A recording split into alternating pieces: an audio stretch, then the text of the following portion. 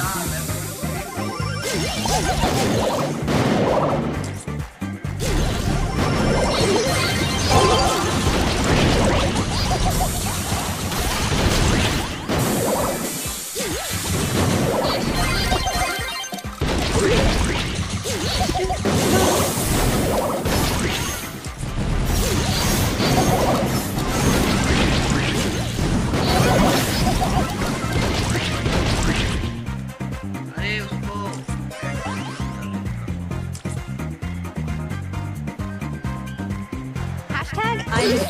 gonna win.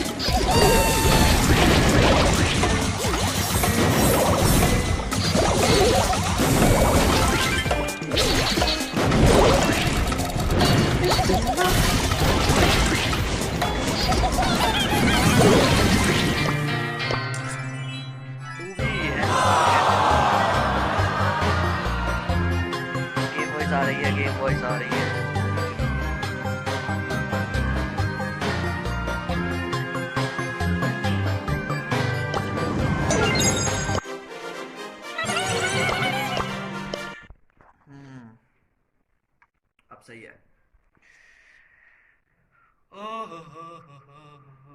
अबे quality तुम बढ़ाओ ना भाई, क्वालिटी फुल उस पे चल रही है, 720 पे जा रही है भाई स्ट्रीम। अपने स्ट्रीम का जो अपने यूट्यूब से बढ़ाओ उसको, क्वालिटी को ऑटो से हटा के।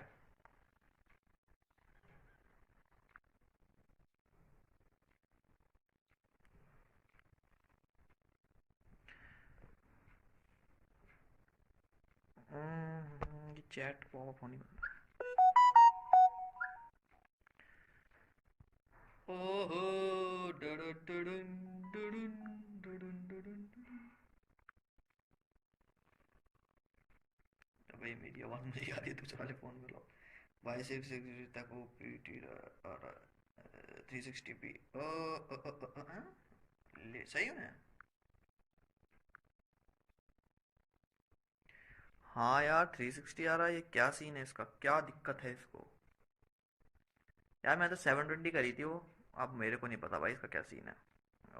अब चेंज कैसे करते हैं, किसी को कुछ आइडिया तो बता दो मुझे टर्निप का।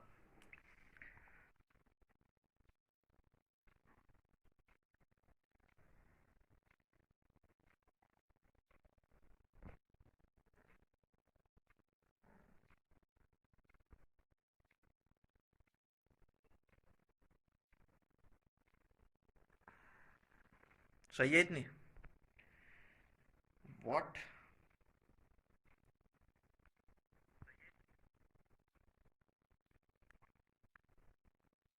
लॉल भाई। ओहो रुको जरा। अबे अब ये बताओ मेरे को, ये सब बातें बाद में भाई, ये बताओ कि साइट पे जाके देखना है मैच या फिर लाइव देखना है।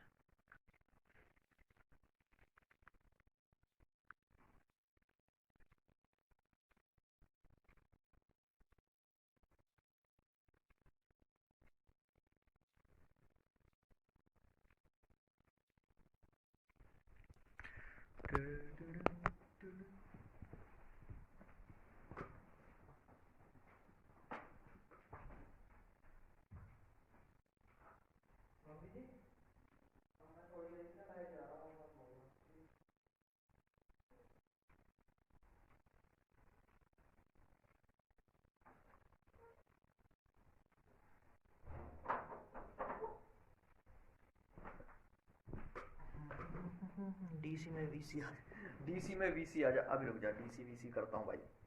अरे डीसी क्यों, टर्निप है तेरे पास, टर्निप में आ जाते हैं यार। टर्निप में किसी को पता है कैसे आते हैं? मेरी रेड क्लब की ट्रॉफीज देखना। रेड क्लब तू है online? Online online.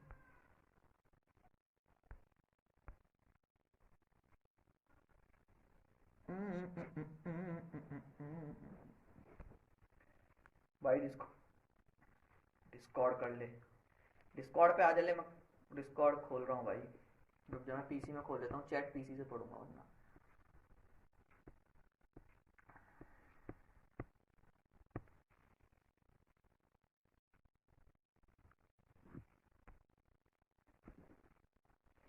Big boss, big boss big boss क्या, बिग बॉक्स भी खोल लेते हैं बाबा।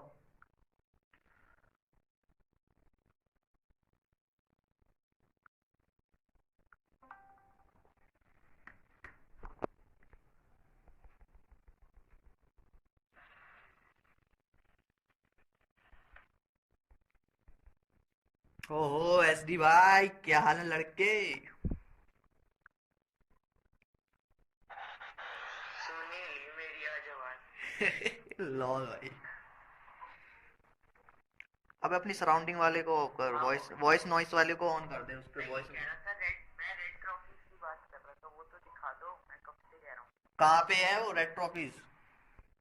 अरे जो हमारे क्लब में जब हम टिकट्स के साथ खेलते हैं जो मिलती है वो ट्रॉफी, मेरी तो 400 होने वाली। तेरी 400 होने वाली हैं? यहाँ तो मैच वापस से स्टार्ट हो गए हैं। लॉल भाई, आज तो क्लब भी है, क्लब में भी थोड़ी मस्ती करनी है। हाँ भाई, अपने क्लब में जाके कर लेना, बस मैं अपने लोगों के साथ खेलता हूँ। भाई तुमने क्लब चेंज क्यों कर दिया? तुम हमारे क्लब में क्यों नहीं आए वैसे? वो मेरा क्लब है, 2 साल से बना हुआ है। अच्छा। पहले 100 लोग थे और जब पता चला कि 30 लोग होने वाले, सब डिलीट कर दिए। लॉल भाई। क्यों, ऐसा क्यों? अरे डुओ में क्यों चला गया? डुओ में तो फिर वो आ ही नहीं पाएगा लॉल भाई।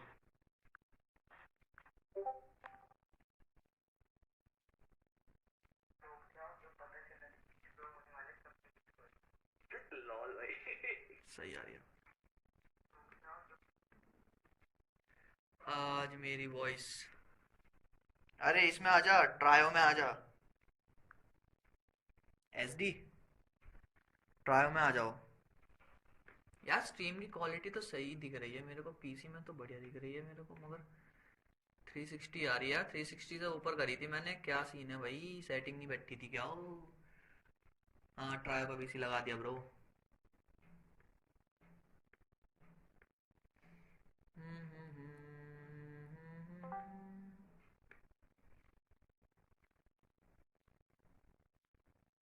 ठीक है आवाज। हाँ आ गई। अरे इसमें से ही कर ले भाई, इवेंट डॉट ब्रॉल स्टार से ही करा स्ट्रीम, उधर ही तेरे को रिवॉर्ड्स मिलेगा, नहीं तो भाई भूल जा फिर जैसे को। तो डरा रहा है, आते ही डरा रहा है मेरे को। अरे यहाँ पे लिखा है watch and interact with the brawl star world finals year. Okay okay जानी, चलो चलते हैं तो सीधा भाई। तो अभी तक शुरू तो नहीं हुआ भाई मैचेस। अभी इंट्रो मैचेस चल शुरू रहा नहीं, है, अभी तो स्टार्टिंग है। इंट्रो ही तगड़ा है। हाँ अभी तो इंट्रो ही चल रहा है, रुक जा मैं देख लेता हूँ। तगड़ा है भाई। इंट्रो देख रहा है तू? और क्या देखो भाई, तू बता। अबे भाई रिमाइंड मी लेटर, पहले अपडेट भाई, ऐपों को पहले अपडेट जरूर करो। कौन सा है? भाई अरे फर्स्ट मैच ही तगड़ी है भाई। हाँ फर्स्ट मैचिंग, अबे दिखेगा कहाँ से? दिखेगा कहाँ से? आ गया भाई, वो लाइव आ गया। कौन बोल रहा लाइव आ गया? भाई ये तो बता दिखेगा कहाँ से? अभी फिलहाल यूट्यूब से देख, फिर बाद में अपने आप थोड़ी देर में चेक करेगा ना, तो इससे गूगल अपना इवेंट डॉट ब्रॉल स्टार से तब हो जाएगा वो लाइव। आई थिंक जब मैच चालू होगा ना तब होगा वो। तू कुछ पागल है क्या भाई? मैं तुझसे जब से क्या बोल रहा हूँ? तू थोड़ा सा वो है क्या? थोड़ा सा वो है क्या तू? हाँ वो थोड़ा सा। थोड़ा भाई सा वो भाई। क्या बोल रहा है? कोई कुछ नहीं बोल रहा भाई। अब जरा मैं वंडर लाइव आ रखा था, उसे लाइक मारा है और ये रहा। That in just a moment. Yeah, we are going to be kicking things off with such a bang. This is what the players have been all leading up to all year long. All that preparation, all those scrims are going to come full circle. So much is on the line. Everything is on the line today. Absolutely. So मैं live देख रहा हूँ सीधा। players as well getting to scrim against teams that they usually don't scrim against. So absolutely amazing to see. तो stream पे देखे voice तैयार है here, but I mean the fun is just starting. तेरी मेरी और ये today, जिंदों की ये सब and मतलब that is इस quite टीम की something. सब चीज तैयार है। It really is. And look at this. This is going to be our brackets coming in today. देखना तो एक बार। SA Gaming against Stripe Gaming NA. Bunkerog following that later today against INTZ Queen Nai as well. Facing off against Trick of China in the lower, this is the top half of the bracket in large form there for you guys to see. This is going to be day one. So Queen Nai against Trick of China later and Tribe Gaming EU up against Navi. We also got some sweet matches tomorrow to finish up that round of 16. That is going to be TIG Origin versus Reply Total. favorite Live one. SM Esports against Team Flash. AC Milan Clash against Nova Esports. And last but not least, Affiliate Esports versus Zeta Division. Honestly, doing the draw was a nervous thing, but nowhere near I'm sure the players will be feeling in terms of nerves today. Again, it all comes down to this. We're here in person, so the lights, the glitz, the glam, all that comes into play. If they want to take home that big fat stack of cash. Yeah, there's so much more that the players have to get used to here, right? Wait a second. सुन सुन सुन चुप चुप चुप चुप चुप Wait a second. हाँ सुन सुन सुन चुप चुप चुप चुप चुप रुक फिर Wait a second. और ये रहा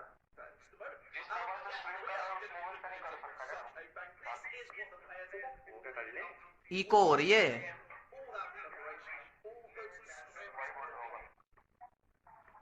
हाँ वो डिस्कॉर्ड की वजह से हो रही है शायद से मैं डिस्कॉर्ड की आवाज की वजह से हो रही है वो समझ गया मैं It's a setting that plays.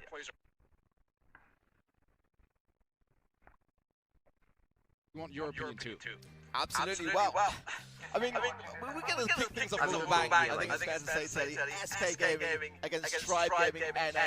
I mean, I don't know how this is going to go. I remember the draw very, very specifically in my mind, and I can quite believe it myself. Event का I mean, side this पे is हो a जाए matchup that we couldn't even dream of before, right? Jumps पे Absolutely incredible. We have two teams that both dominated through their region, first seed of their region.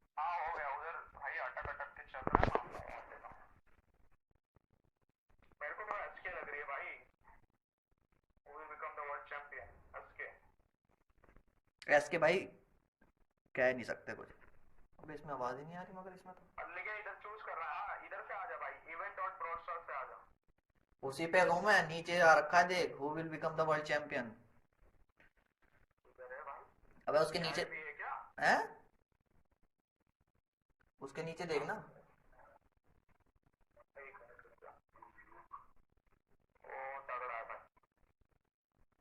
समझा वो पूछ रहा है मेरे को अभी who will become the world champion तो अभी मैं क्या करूं मैं जब आता हूं तूने किसको वोट करा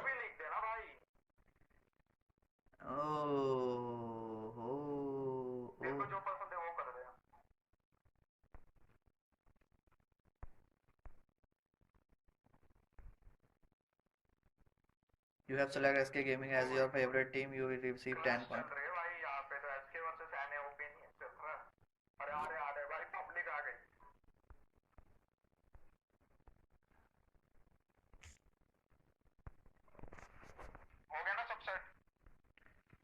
सेट तो हो गया बट साइड पे मेरे को आवाज नहीं आ रही उसमें It's यार ये a क्या clash voice of titans here already in the first match of the day. This is a grand final.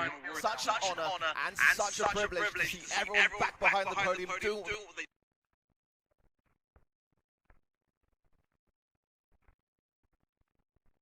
behind the podium doing what they do best. Absolutely surreal to just get to see everyone and those teams that we don't associate together anymore because it's been so long.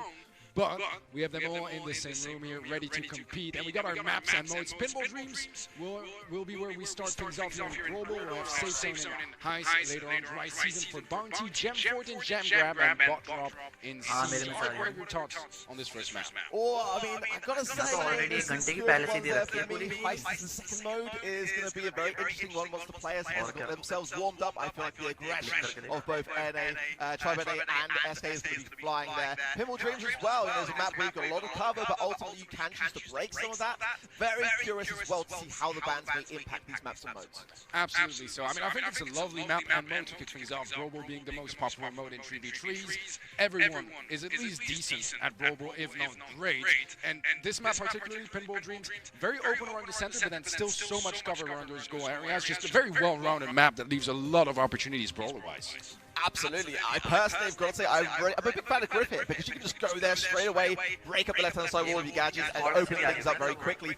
Curious to see whether that will be a strategy potentially that either of these two teams be going in for. And Lola is playable as well. We got to mention that. We haven't seen any of Lola being played in the competitive sets in the BFC yet. So if players don't ban that particular brawler, I've got to say, Teddy, I've been very hands-on with her, and at the moment she's in a very strong place. Yeah, she's absolutely amazing. Very, very strong. A lot of possibilities. Just a very creative brawler to play with as well. No doubt it's going to be banned a lot, but I'm curious to see what those guys are going to be banning and picking later on. This is it, and in terms of the meta, it's never been in a more balanced place, but here are the bans coming in now. SK Gaming going to be banning Sprout and Leon. Tribe Gaming NA going to be banning Buzz and Mortis. What are your first thoughts? I mean, already from SK, I love it, man. I really do. Banning Sprout and Leon on the LAN event, I mean, at the World Finals, I think that's very, very strong, very confident. We know them for that, right? SK, typically, they don't ban the best brawlers, they ban the brawlers that they don't plan on using and that they just don't want to be playing. I think Buzz and Mortis is very interesting as well. They're two very good brawlers, two brawlers that synergize very well together as well. You see very often together with something like a Poco or Byron and Bounty and Brawlable. So it's interesting to see them both getting banned, just eradicating that whole very aggressive playstyle, try to get things a bit more simplified. Absolutely. I mean, this is exactly this. These are two of the most aggressive teams in the world. So getting rid of Buzz and Mortis, I think, is a really smart decision. We know what Corey loves to do with the Sprout pick as well, so I think that SK Gaming have really done well to kind of eradicate that idea. But you know what it means? Lola's going to be available. Yeah, we mentioned it earlier, right? This is very interesting. I mean, no doubt we're going to see plenty of Lola in this first match. It's just such a well-rounded brawler, and I think it fits in so many different game modes. I expect to see quite a bit. Any other brawlers that particularly shine in the maps we've seen so far? I still think Griff, combine that with Lola in overtime, it'll be, you're going to be having a great time. But I'm really curious to see what the predictions are going to be for everyone watching at home. Again, events.brawlstars.com to get involved on that side of things. We're going to be keeping you up to date with what the audience at home have to say in regards to what their thoughts are as to who's going to be taking home this first win. Again, it's a knockout, so one of these two teams is going to be going home after getting this best of 5 A single elimination bracket, man. It's brutal, but it is going to make things very exciting for sure. As you said, one of the two teams is going home after this one match. It is going to be tough, but it just raises the stakes even more, and I think was that the excitement as well. It really does. It puts the pressure on everyone to bring the fire home. Here we go. Predictions are coming in. Big advantage, maybe, if SK are watching the screen right now, to have the viewers' voices behind them. 74% of you at home. Do you feel like they are going to be able to take this one? 26% for Tribe Gaming NA. What do you think? I think I agree with the idea. I do think that the percentage is maybe a little exaggerated. I would say it's probably like 60-40, something along those lines. I feel like anyone can take this one. Absolutely. I think it's going to be a lot closer than what that said. Yeah, exactly. But having said that, we did place our own predictions, Teddy. We got to put our money where our mouth is, so we're going to show that as well to see what we thought as well. Again, biased casters. We're from Europe, right? We got it. We got it. I think for this one time we're allowed to be a little bit biased. But again, I've got to reiterate this in terms of the meta and our location in the Brawl House today. anything goes, and everything is both wide open, as you mentioned a little bit earlier on today regarding the scrims that the players have been doing. Going up against comps they would not normally be going up against, and finding problems along the way means that you've got to be constantly adapting. And I do think we're going to see a lot more of a versatile choosing and drafting process. Yeah, I think so too. I think taking big risks at the World Finals, you got to be confident. You definitely got to be confident if you're going to go for some wild comps. I'm expecting some slightly more standard stuff comp-wise, especially for the first match. I mean, the nerves are going to be even higher than for other teams, right? So, got to try to be as familiar as you can, and that means playing comfort picks, going for the brawlers that you typically associate with some of those players, and that's specifically what SK tried to hurt as well, banning something like a Sprout. We know Corey loves Sprout. Whenever there's doubt, go Sprout, and that is just not an option, and a way to even injure your opponents furthermore. Absolutely that. I mean, again, we've seen some patterns along the course of this year, and that's exactly what all the teams competing are going to want to keep as unpredictable as possible. So experimenting a lot along the way to try to find a little bit of a hidden gem along the way that no one is going to see coming. I've seen some really wild and wacky things, I've got to say, in the scrims, and I'm sure a couple of fortunate viewers at home have been able to get a little bit of a sneak peek on the spectator.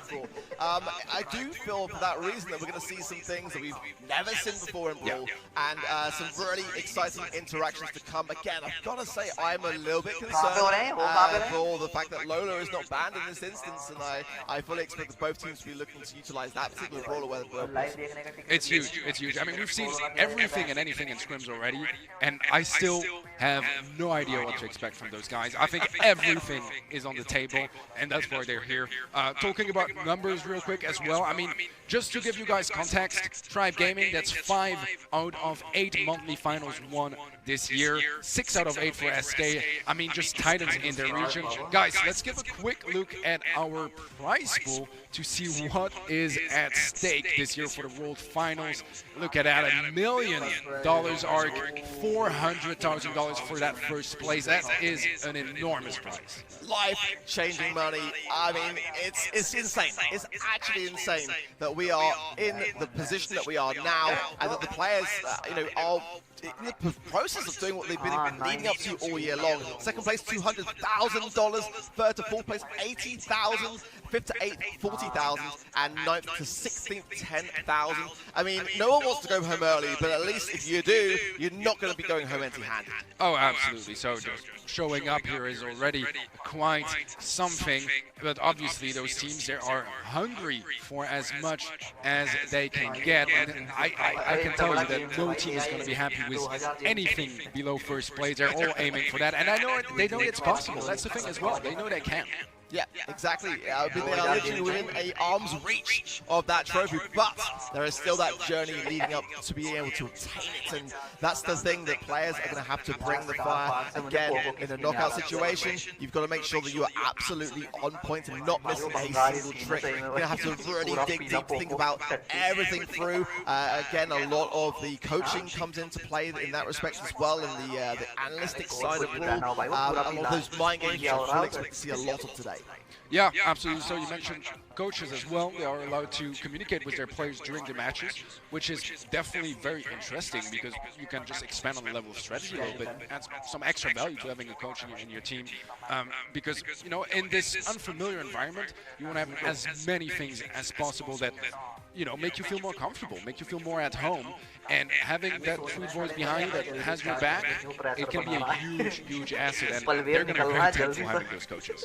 Oh yeah, that all comes around to play, and if you are just joining the stream, good for you. You haven't missed much just yet, so we're going to take a look now at today's format and fill you guys in on exactly how things are going to be going over the course of these 3 days. So it's going to be a best of 5, best of 3. And again, it is a knockout situation as well. We'll be doing the upper bracket today on day 1, the lower bracket tomorrow under the same format on day 2. Day 3 is where things get fun, right? That's where it's all going to come down to, and we're going to be having a best of 7 sets in the grand final. So we're going to be going the whole hog, Teddy.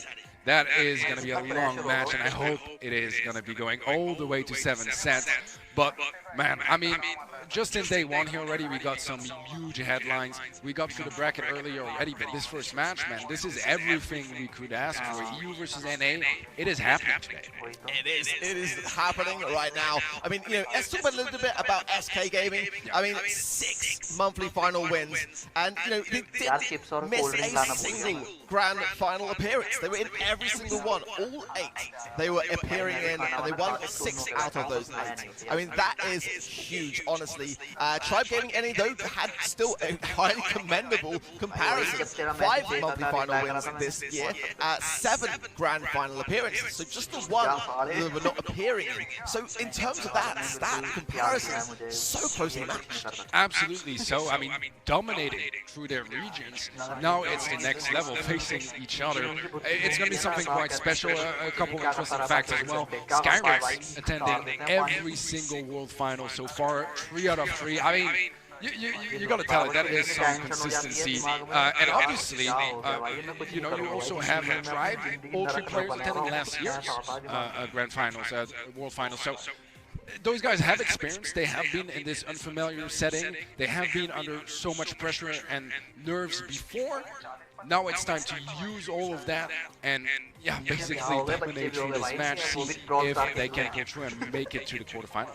Yeah, you mentioned Skyrax. He was nominated for the esports for Mobile Player of the Year. So, I mean, you know, very few in the entirety of the Brawl esports scene have been through as much as that man right there.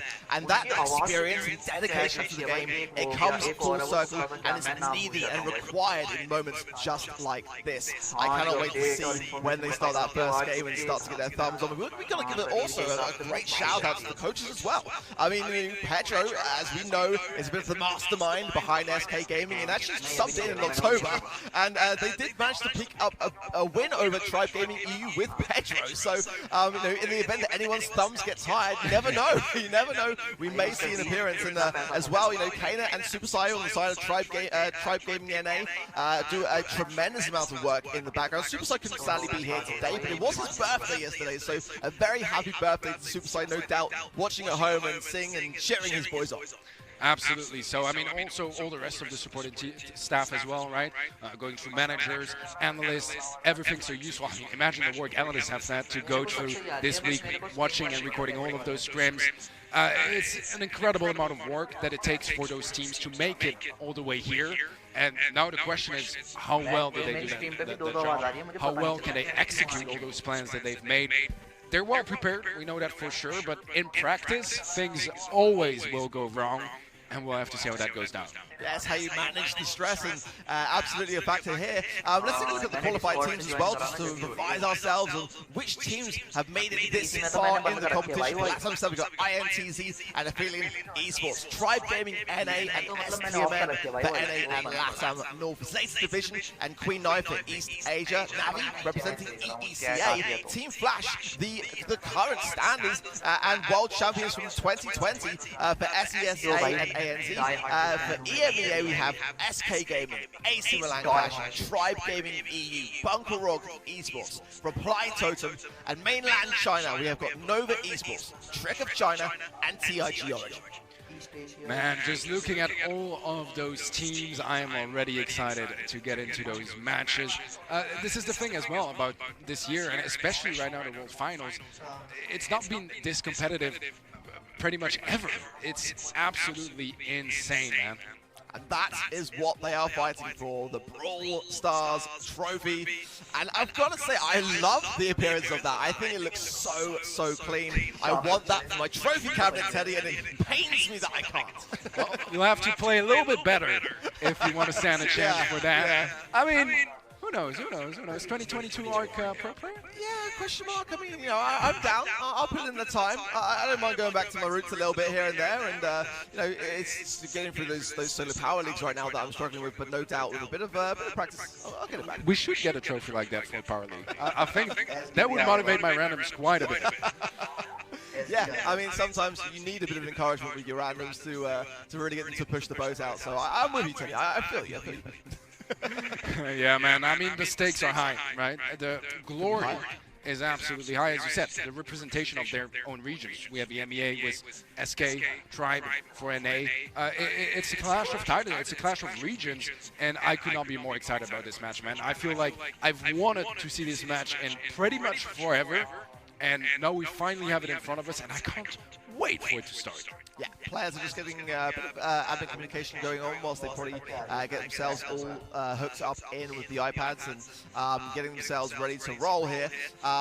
But no doubt, be soon on our way here again. Our first map was Pinball Dreams with Brawl Ball, and that can be a game mode in itself that can be over very, very quickly as well. So we're going to be rolling through those games very shortly. Talk us through a bit about Pinball Dreams as a map and the kind of relative brawlers that we can expect to see in the comps. Again, as I said earlier, I think it's a little bit up in the air today. I think going back to some of the monthly finals, for example, we were kind of always very much on the comps. I think that today, with the mind games that are at play and the unpredictability coming in, then I think we're going to be relatively surprised. But traditionally speaking, kind of what would you kind of be thinking on Pinball Dreams? I mean, once again, I feel like in the mid area, you can go for some longer range brawlers. There are a lot of options over there. On the lanes, it's very interesting. There were moments where we would see a lot of throwers because of that big wall and how strong it is near that goal area. But other moments, destruction is key, opening your way up there. So there's honestly a ton of options in scrims. We've seen, honestly, everything and anything. It's been absolutely wild. And I'm so curious to see how risk-averse the players are going to be comp-wise, if they really want to go for something special or are going to remain a bit more comfortable and go for some more traditional picks. I think the options are there, and there's only going to be one way to find out. Yeah, absolutely. I think that the Sprout ban in play. I think that there's definitely going to be an element of taking something which would have provided a great deal of control. I think Stu is another brawler which could definitely be a factor here because ultimately we know what Semantic can do with that particular brawler. And I think Barley would be a great thing, but again, that risk of bringing in something like a group which can immediately break that left-hand side lane. Throw is a bit of a dangerous call. I think that the range is definitely an idea as well, but Rico especially, if you do have that wall break, will be able to get a really good early game, but not necessarily so in the late game. So that's the thing with Brawl. You've got to be going in fully prepared. If you're finding yourself in overtime, maybe tanks aren't the best idea to be thinking. Yeah, I completely agree. I mean, it's one of those maps as well where a brawler like B can absolutely shine mid, and you might even see it, or even Bell, get any tanks in the way, right? It's very dangerous. Coming in with a Mortis and Buzz ban, I feel like the pros might be a bit safer. Actually, you don't have to worry about a Mortis or a Buzz just dashing into your face. You also don't have to worry too much about countering those tanks, because Buzz and Mortis are some of the most dangerous tankier brawlers that you can face, so maybe you don't need a B in your comp, and those bans are going to have such a huge influence in how those comps are going to be designed. I'm really curious to see what they come up with. Yeah, for me, I fully agree. I've got to say, I think having that mid long-ranged approach with second lines of a B or a Bell will definitely be a great thing to have in the back pocket. Absolutely so. And we've seen again throughout the course of this year so much aggression specifically from both of these two teams. So I think that they are the perfect bans in my opinion, and it's about adapting as well. I think that once we finally see the two teams clash here, we're going to get a bit of an idea as to what they've been thinking and preparing in the background, because again, no doubt both sides have been watching each other's scrims, but I don't necessarily want to say they haven't scrimmed, but normally I kind of advise that you probably don't want to be playing the team in your practice process. You want to be able to keep those cards close to your chest. Yeah, exactly. I mean, you're going to be revealing a lot of secrets if you're scrimming against them. Not that they can't find them out anyways, right? But dude, there's a whole year of preparation behind this match. Those teams, they've been prepping for what seems to be forever, and the stakes are going to be enormous. They want to make sure their comps are on point. They want to make sure everything is flawless and perfect getting into this first match. Well, again, players are just getting themselves ready. Again, if you're just joining the stream, be sure to head over to events.brawlstars.com. That is where you can place your predictions for today, and everything counts towards earning, towards getting and claiming that elusive cat burglar Jesse's skin. I constantly get inundated on Twitter with everyone asking how they can get it. That is where you need to go.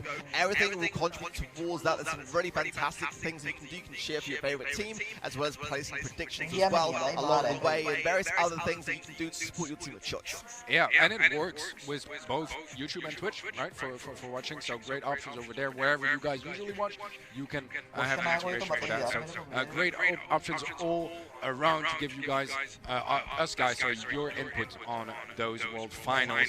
Man, I can't wait to get into this first match. I'm excited, dude. I'm absolutely thrilled. I mean, this is the moment to be excited by, isn't it? I mean, this is what everything's been leading up to all year long, and again, all that hard work from the players, it comes into play right now.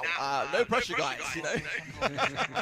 But absolutely so. I mean, I can't wait to see the players get involved and get things going. They're just getting into the game at the minute as we speak, trying to get them in. So we'll keep you guys updated on that as we go. But again, you know, our predictions were edging towards SK, as again, you know, we're a bit biased since we've been watching them closely all year long, and we are from well, I say we're going to be from Europe, but I mean, that's down to you today. But you know, in terms of the Tribe Gaming NA style of play, kind of how do you envision this one going? Because, you know, they are so similar in play style, as we mentioned before, and the viewers were rated SK 74% in their favor. But I think it's fair to say that we feel like it's going to be a much closer affair. Yeah, I said 60-40, it could be 55-45, it could be 50-50, to be completely honest.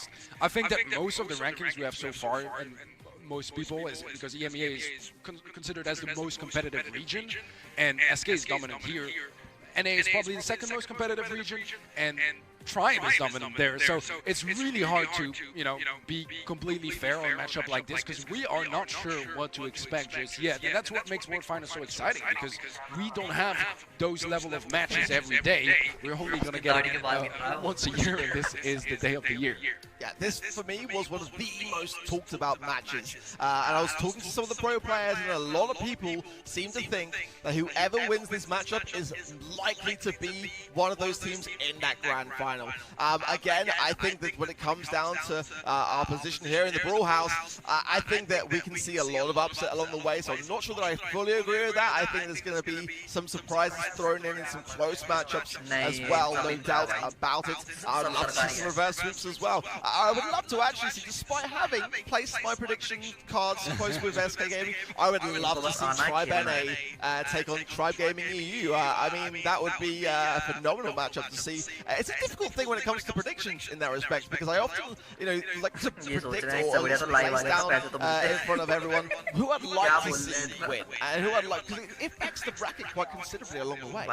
Absolutely so. I mean, overall, you know, we are at a point right now where any team could beat any team. They have the level for it. They are definitely going to be favorites, better teams than others, but it depends on how they show up today, the level of play they are able to bring in those important matches, and that's about it, man. Honestly, we could see any of those 16 teams wins, and we talked about it earlier, Ark, but everything is possible.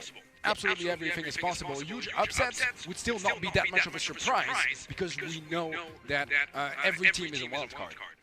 Absolutely. I mean, everyone is dangerous. Everyone has to be taken seriously. No time for error or mistakes. Again, the knockout is brutal. It's absolutely brutal. The players are still looking to join the game, so we're going to take a quick break, but don't worry, we'll be right back after this. Break? भाई break भी आ गया.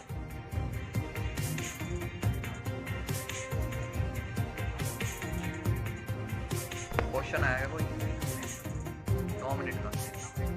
हाँ 10 minute game में आ जाते हैं भाई.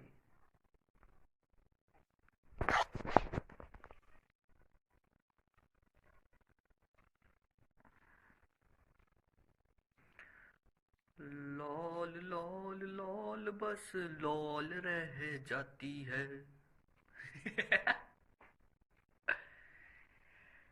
यार क्या हो रहा है भाई, ये क्या हो रहा है?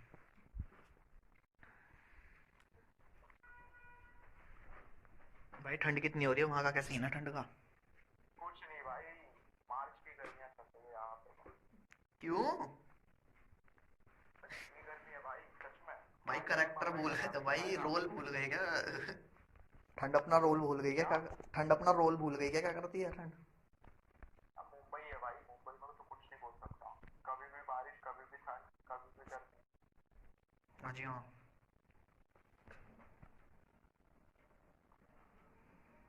भाई अभी सच में आइसक्रीम मंगाया मैंने ठंडी की चीज. अरे यहाँ कुछ दिनों में भाई साहब टोपो में घूमूंगा मैं.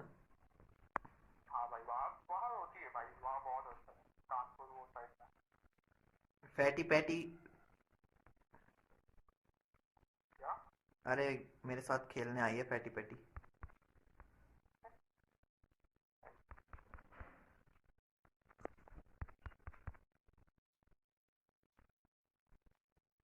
क्या हो गया? when we are playing CL?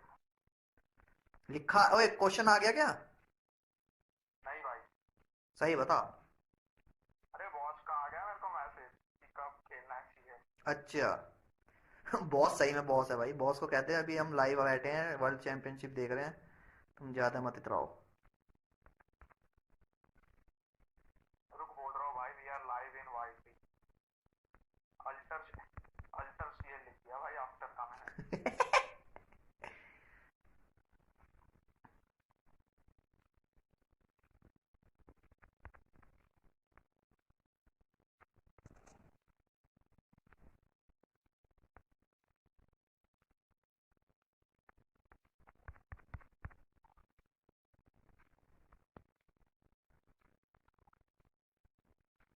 अरे लेवल 9 का बॉट आ गया इनको। 20K की वॉचिंग से। क्या तो भाई पबजी थोड़ी है, मॉडल थोड़ी खेल रहा है भाई। इन्हें पता है, इन्हें ये ब्रॉल स्टार वालों को हिंदी में भी कमेंट्री वाला कोई रखना चाहिए था, ब्रॉल स्टार इंडिया वाले उस पर। है ना वो स्काई स्पोर्ट्स वाले ऑर्गेनाइज करते हैं। अबे तो वो थोड़ी नहीं आ रहे ना, अब थोड़ी नहीं आ रहे ना वो। अरे नॉर्मल अपन जैसे कमेंट्री कर रहे हैं ना वैसे करते हैं वो। लाइव नहीं आते, मतलब वो स्टेज पे नहीं आते। अपन कैसे कर रहे हैं वैसे ही करते हैं वो। सही। देखेगा वो।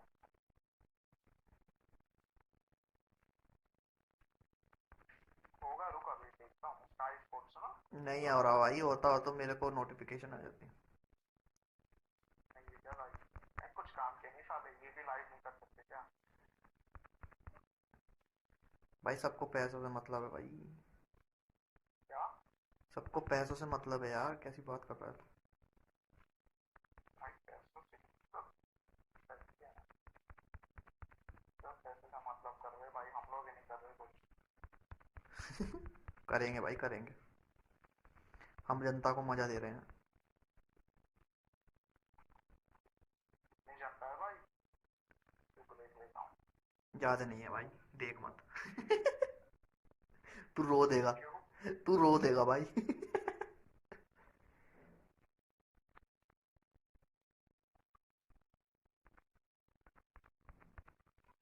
वन की वॉचिंग है भाई, सही है। अरे लेटेंसी है भाई वहाँ पे बहुत, स्ट्रीम पे लेटेंसी है बहुत।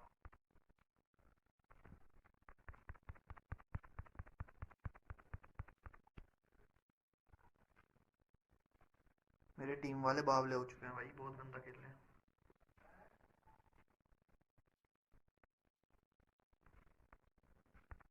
अरे मेरा आवाज ही नहीं आ रहा है भाई, स्ट्रीम सही है। तेरी आ रही होगी, कम आ रही होगी या नहीं आ रही? आ ही नहीं रही भाई, देख तो स्ट्रीम पे। अबे आ रही होगी यार। अब वॉल्यूम बढ़ाई है मैंने, अब देख, बोल कुछ। हेलो। हाँ बोल रहा हूँ रुक। हाँ ठीक है अभी ठीक है, नॉर्मल आई है आवाज अभी।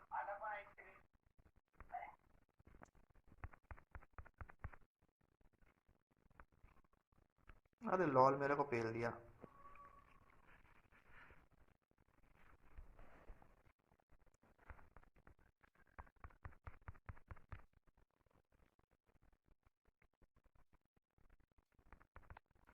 बादशाह ओ बादशाह, बादशाह ओ बादशाह।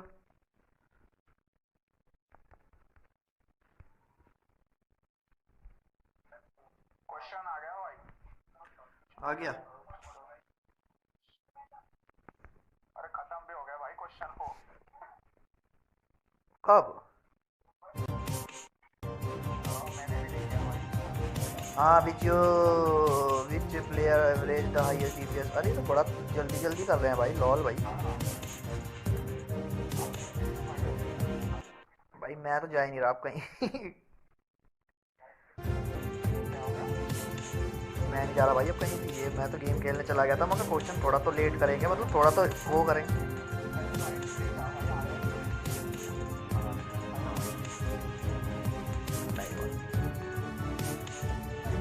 नहीं भाई तुम खाओ आइसक्रीम, यहाँ ठंड हो रही है।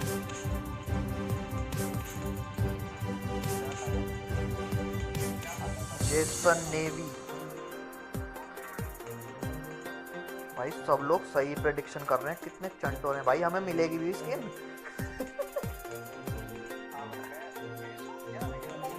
हाँ जेसन नावी, ये बता तू भाई, जेसी की स्किन मिल भी जाएगी हमको?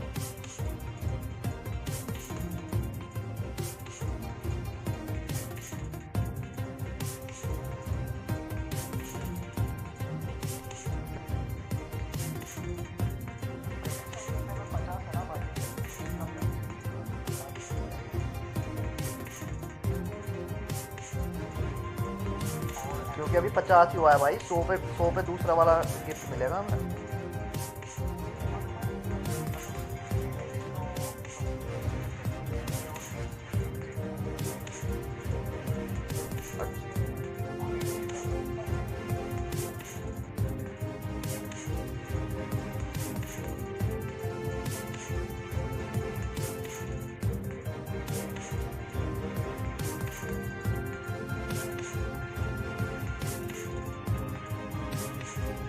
आने वाला है भाई।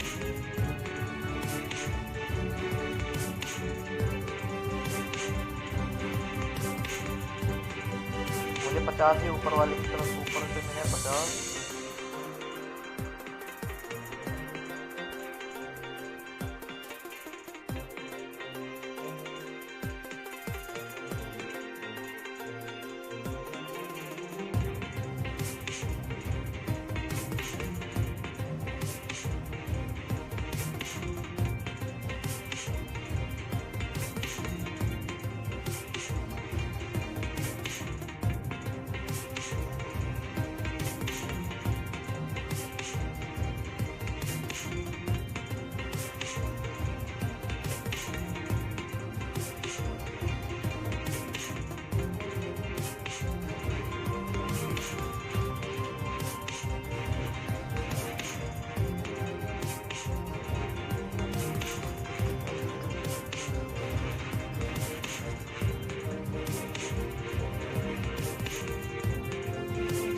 अपने इंडिया की तरफ से कौन जाता अगर भाई इंडिया की तरफ से होता तो?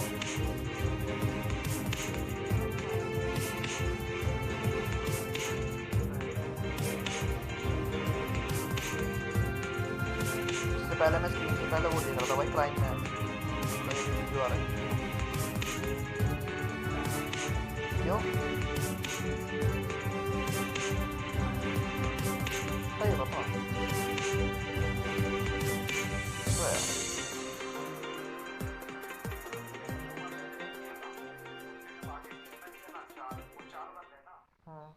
Welcome back everybody to the Brawl Stars World Finals. The players are now in, and we are surely going to be seeing quite the matchup. It's SK Gaming versus Tribe Gaming NA.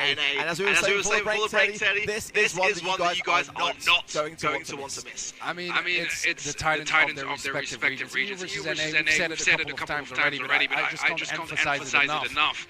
There is a lot of honor and glory just on this match. Everything else aside, those guys want to win this one really badly. Yeah, I mean, again, it's a knockout, so one of these two teams will be going home after this matchup, and it's a brutal thing, but it keeps everyone giving their all, and I wouldn't be at all surprised if we see a lot of back and forth, maybe some gets an early lead, but then some fights back as again, this is the one chance you just gotta seize the moment for. I mean, if you had told me before the bracket announcement that either SK or Tribe would be going home first round, I would not have believed you. But now there's no other choice. One of them will be going. I mean, they're not actually going home today, but you get what I mean, right? So the stakes are as high as ever been on both sides. So much to win, but there's also so much to lose. The nerves are going to be as high as they've ever been for those players, and all the experience, everything they have is going to be super helpful because we are ready to start with the World Finals SK Gaming. versus Stripe Gaming in. Here we go. We mirror matchup straight away. The Byron's in the mid, the Barley on the lane side as well. Load up coming out for both sides. We rightly predicted it would. And this is where the map both now looking to get those early supers in and the star power to get there. Displayed on the screen for everyone to see. Yeah, Barley coming in on both sides as well. Usually that avoidance advantage makes it a bit safer for the throwers to shine. It's powerful positions they have on those lanes to hold on and just deter anyone from getting close. The Byron matchup so far rather safe. Both teams don't want to take too many risks just yet. One kill would be a huge opening at this level play, so they want to make sure they're as safe as they can for now until they have more supers available. कैसे hold करके रखा है भाई Everyone not be so important, not be so super in because that could be the very thing that you need to be able to take back control of the mid here as Matic running some shots there onto Corey as well, keep that suppression there to allow Jeff to push forward. So far no one is making the first, everyone playing a very cautious game so far with 1 minute before overtime. Yeah, it's all about trying to spot a mistake, and both teams are not willing to let any of those mistakes happen. 1 minute left on the clock, and so far no one extending just yet. Semantic with Barley getting a lot of control. This is the moment for SK to push forward. They created some space, but here is the first kill of the Tyrant Star to pick up that first elimination. I've got to say how I feel right now. Semantic and hear him say go! It's a fantastic feeling. Sat here to hear the players in their live communication fashion. SK though brought back a little bit away from the momentum here as they started to recollect themselves, try with a decent defense under pressurized circumstances. 20 seconds until overtime, and that's where we've got to see things go towards the goal. Play out again. Right, 10 seconds left until the map is going to be blown wide open. All those bushes out of the way. We'll definitely be getting to overtime. Those Barleys a little bit. They do love that cover quite a bit. It's out of the way now, and a chance for maybe trying to engage. Nice get to try to heal up a little bit, but so far. It's still very even. Clearly still on the line. Have that healing tonic. Final moments here now. Potential push for SK. Jensen just gave his superheroes in a pretty much commanding position, but a lot of pressure coming back to drive, forcing back the flow of action here. Jensen has the super still to hand, potentially healing himself or his teammates. But look at Tribe, pushing forward, Teddy.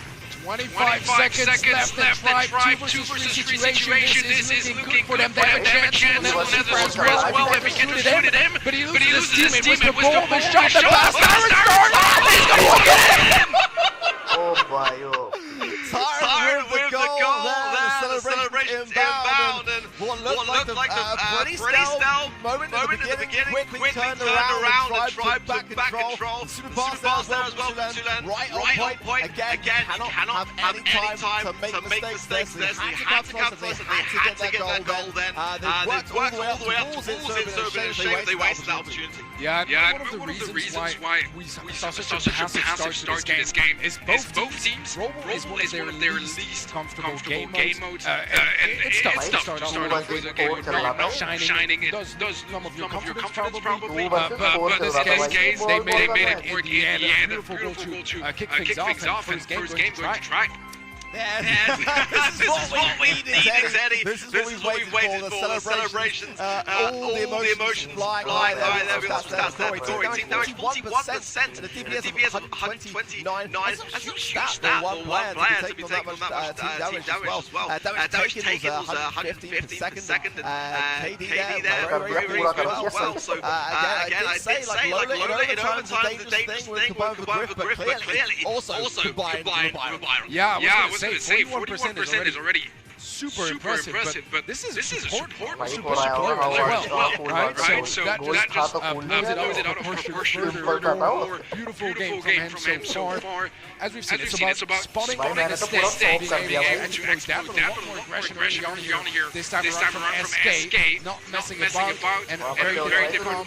We're back to Sandy. Max and Meta feels like we are going back a couple months ago. Yeah, time machine, it works! and Tribe Gaming are going to be sticking with what they had the previous round with Barn on the left-hand side lane, the Lola on the right-hand side, Byron in the mid. They felt like it worked last time. They're hoping it's going to work this time as well. That max speed is going to be a big factor here. Once the man also gets that standstill, that's going to be a huge factor. Also, the unpredictability of the sand coming to play could well be the thing that SK Gaming need to push back Tribe Gaming in.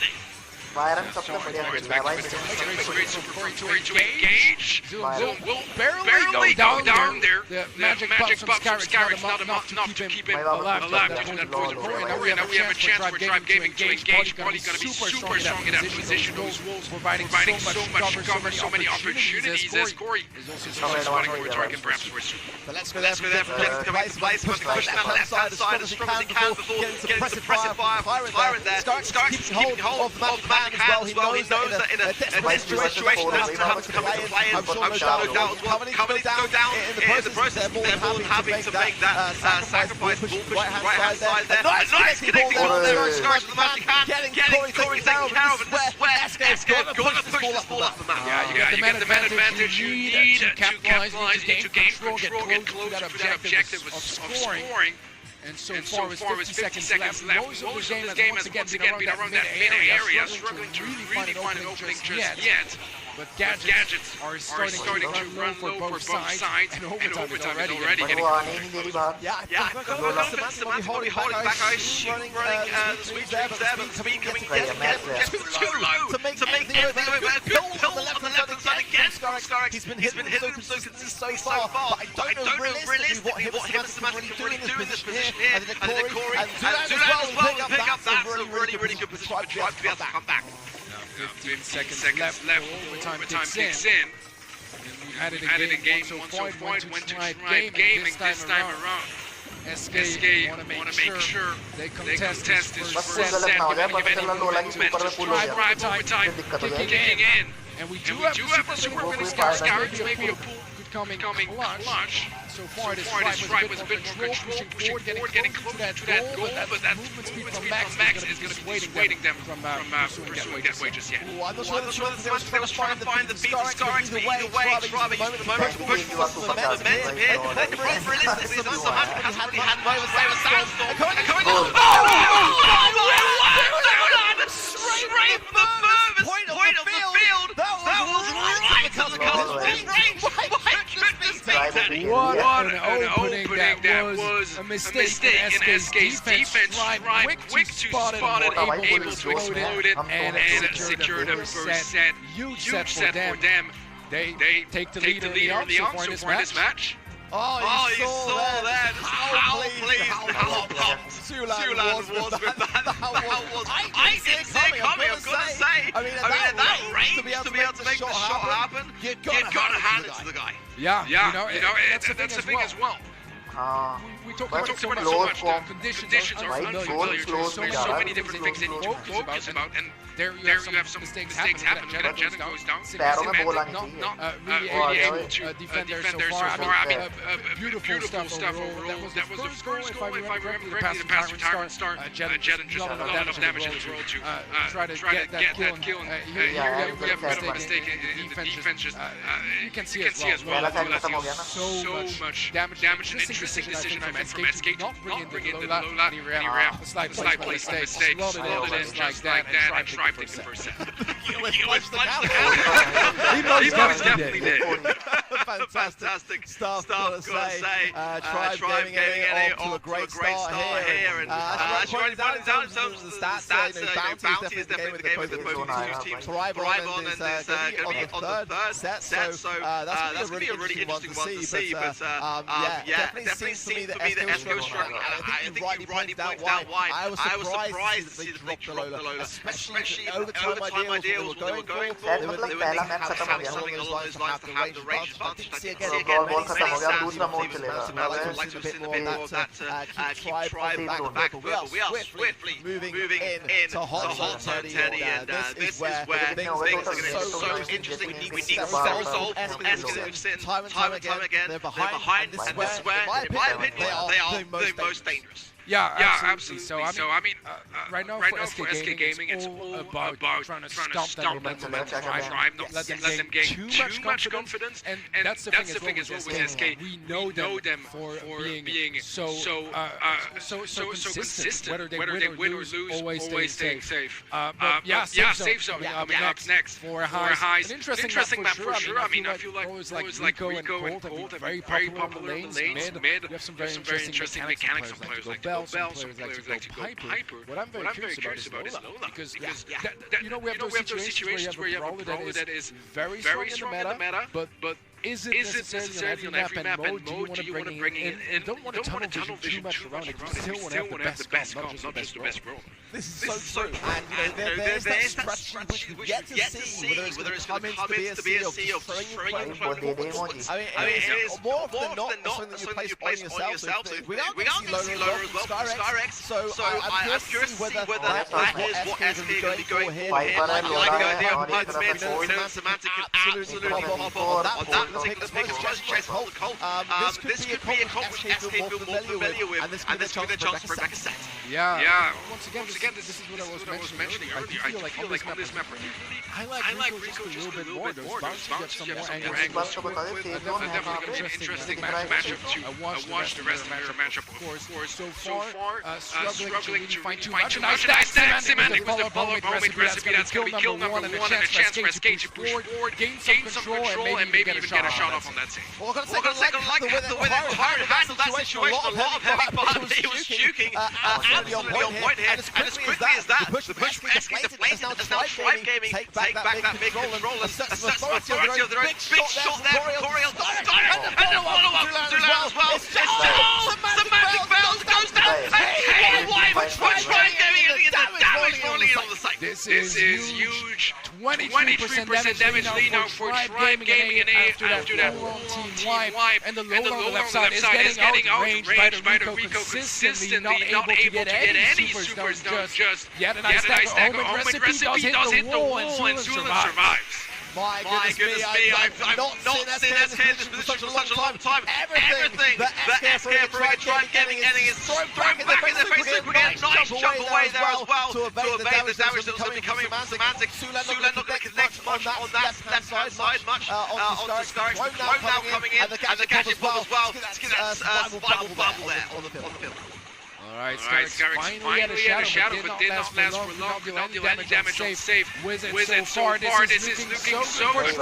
Two kills, it's a team wipe once more, and damage keeps pouring down on that safe. Oh my word, SK are in a world of trouble right now. They've got to play back so much damage, they haven't even got a single percentage of damage onto the safe. And it's now another 15 seconds away. A big tap from Zulan just to keep Skyrex. There's the press on the right hand side, targeting the pick up with the Jets as well. This is the moment that SK's got to get damage, Teddy. Yeah, but they can't do that.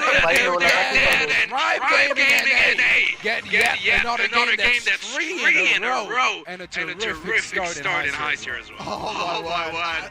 Honestly, the sensation in the studio is electric. We can hear the players like celebrating and congratulating the players as they go. Not even just at the end, but during the game. It's so electrifying, I've got to say. But like you rightly point out, Teddy, Stripe on a roll. SK Game have got to put a stop to this, and they've got to put a stop to it now. Yeah, that's the thing. This year, there's one word I have said countless amount of times, that's momentum. But here in real life, all together in the same room, it's even more important. Because when your opponents are celebrating, yelling, shouting, and just being so happy about each victory, it hurts. And you gotta make sure that you stay ice cold and that you are able to keep the morale, to keep going, keep fighting, and take back that momentum. Yeah, I was literally having this discussion the other day, and we haven't even seen any taunting come out yet.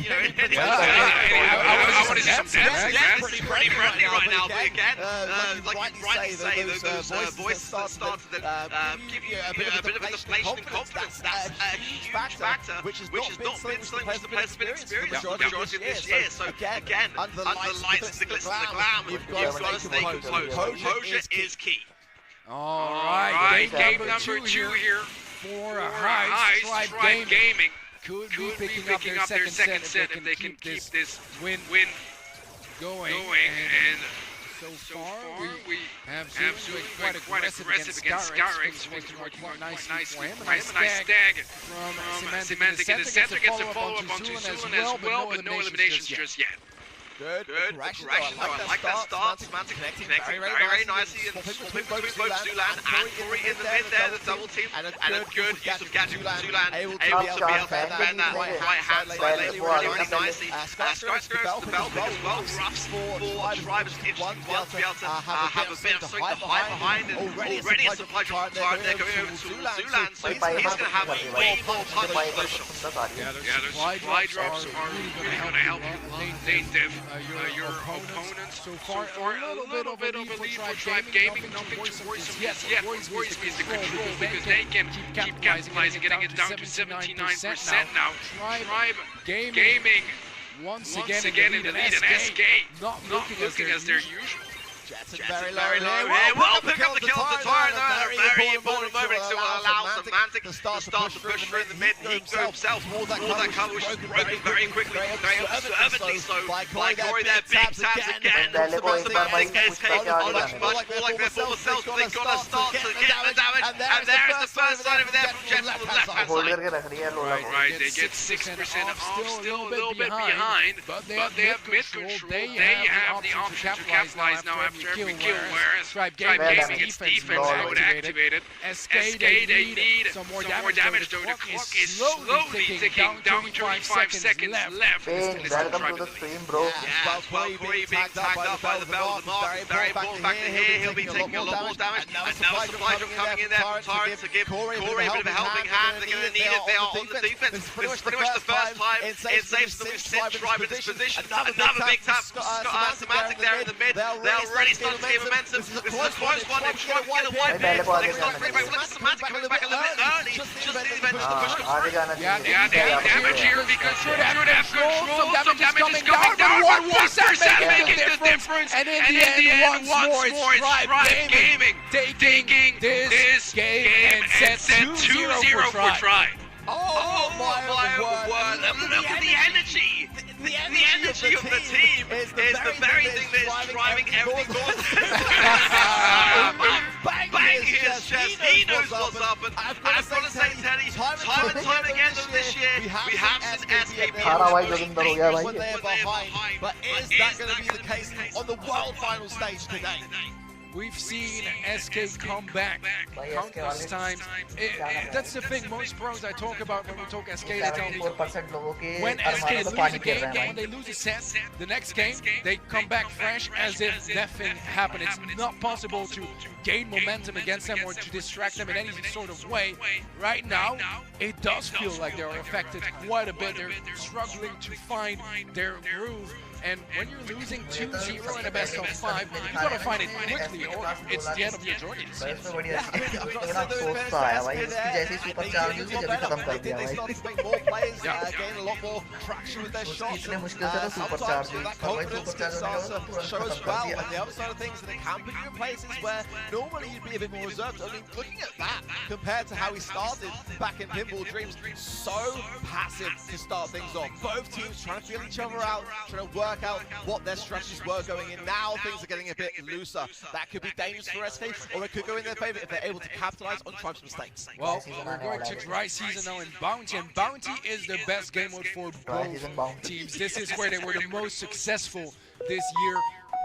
Tribe and NA, and obviously for the EMEA region for SK Gaming. And here's the thing, I mean, at least we get to see that bounty set, right? It is really important to see those teams in their best element as well. So far, Heist was kind of in the middle of their favorite and least favorite game mode.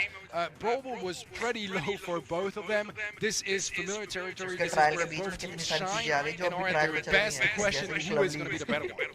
Both teams have got the same number of wins this season. We've got 20 wins on both sides, but it is an 87% win rate for SK Gaming. Just the 3 losses to the 6 losses of Tribe Gaming NA, but that's still such a shallow difference, realistically speaking. And again, with the momentum that is currently behind Tribe Gaming NA, the energy levels are so high. Everyone really knows how close they are to getting through this stage and setting SK packing.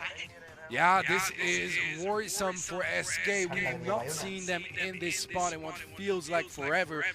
We've talked about it earlier, but they won 6 out of 8 monthly finals in EMEA, and they were in 8 out of 8 grand finals this year.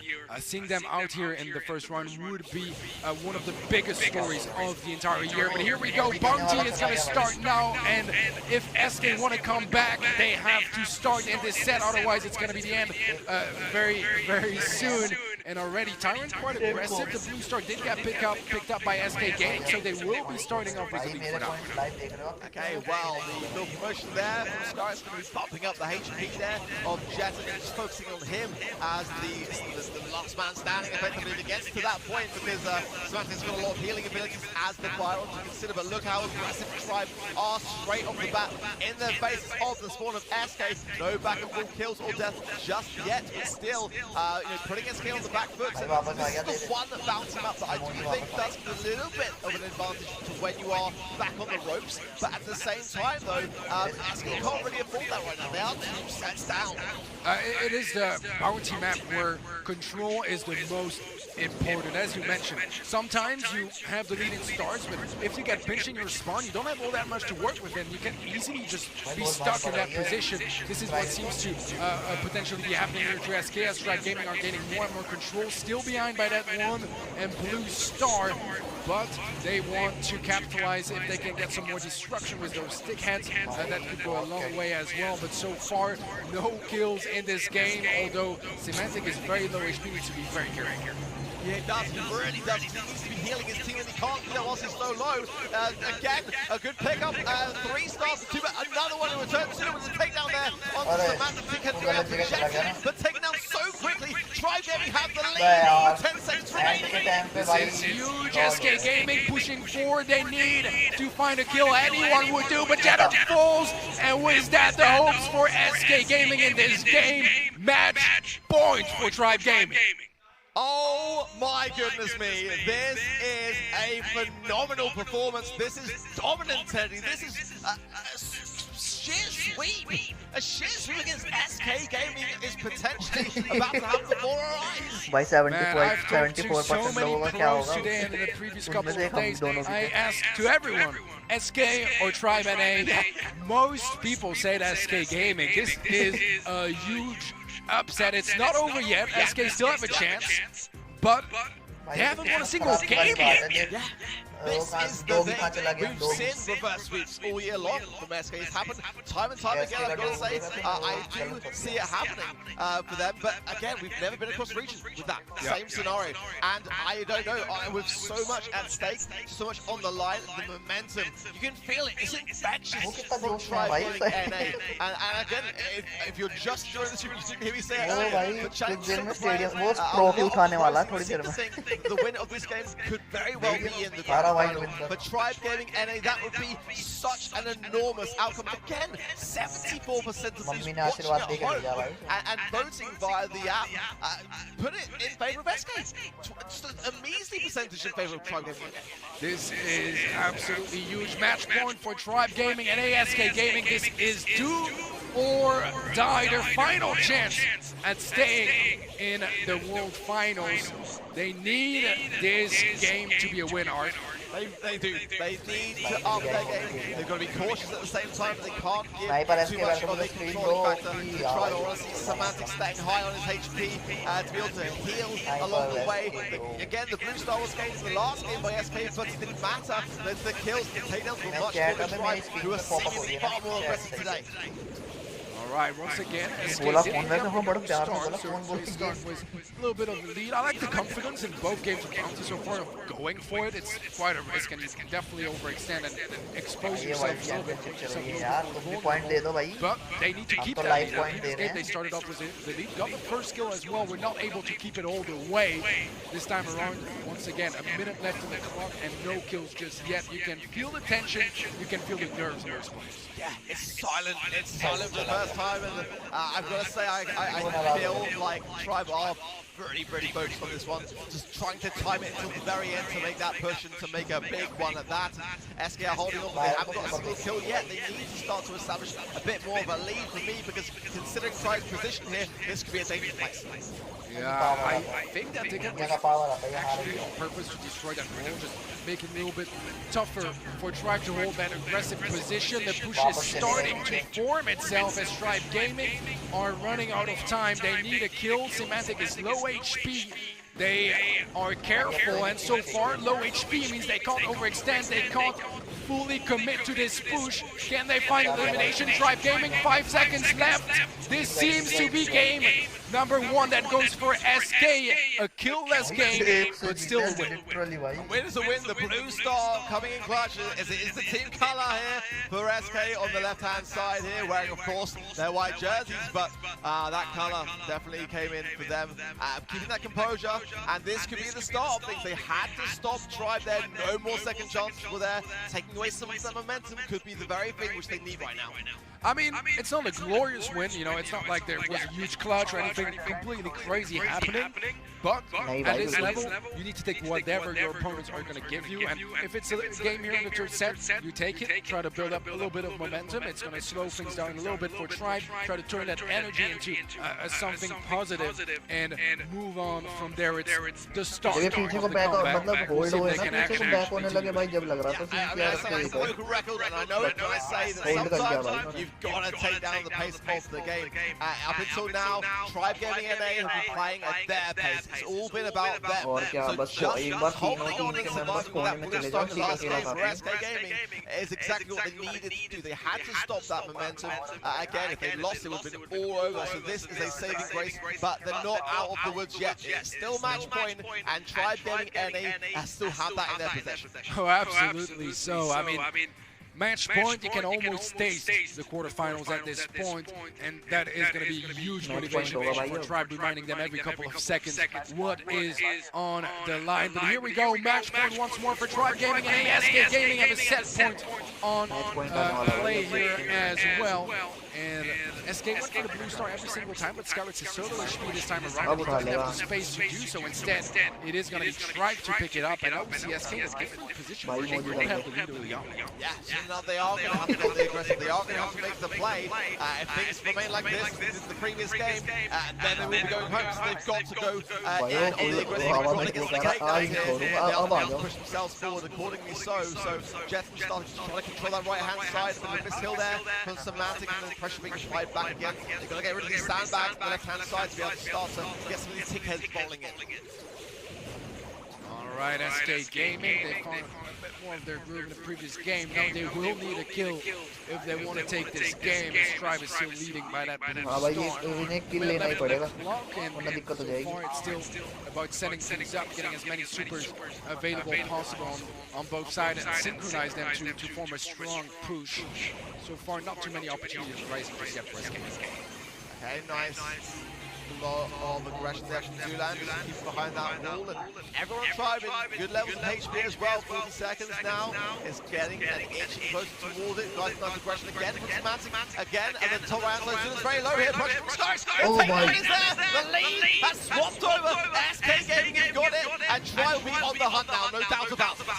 Huge elimination here for SK Gaming as they take the lead. 20 seconds left from taking this set. Tribe Gaming, they want to contest it, they want to end things here, they want to go straight to the quarterfinals. One kill would do, but they need to find the opportunity. Corey gets tagged up quite a bit. That's the elimination of Zulan. 5 seconds left. Tyrant goes down as well. That's going to be SK pushing things to set 4. They keep themselves alive. They have to do so at the perfect time for them. That will be a scary prospect for Tribe. They were so close to ending this on an entire sweep of things, but now SK Gaming with some resolve, they take back a set.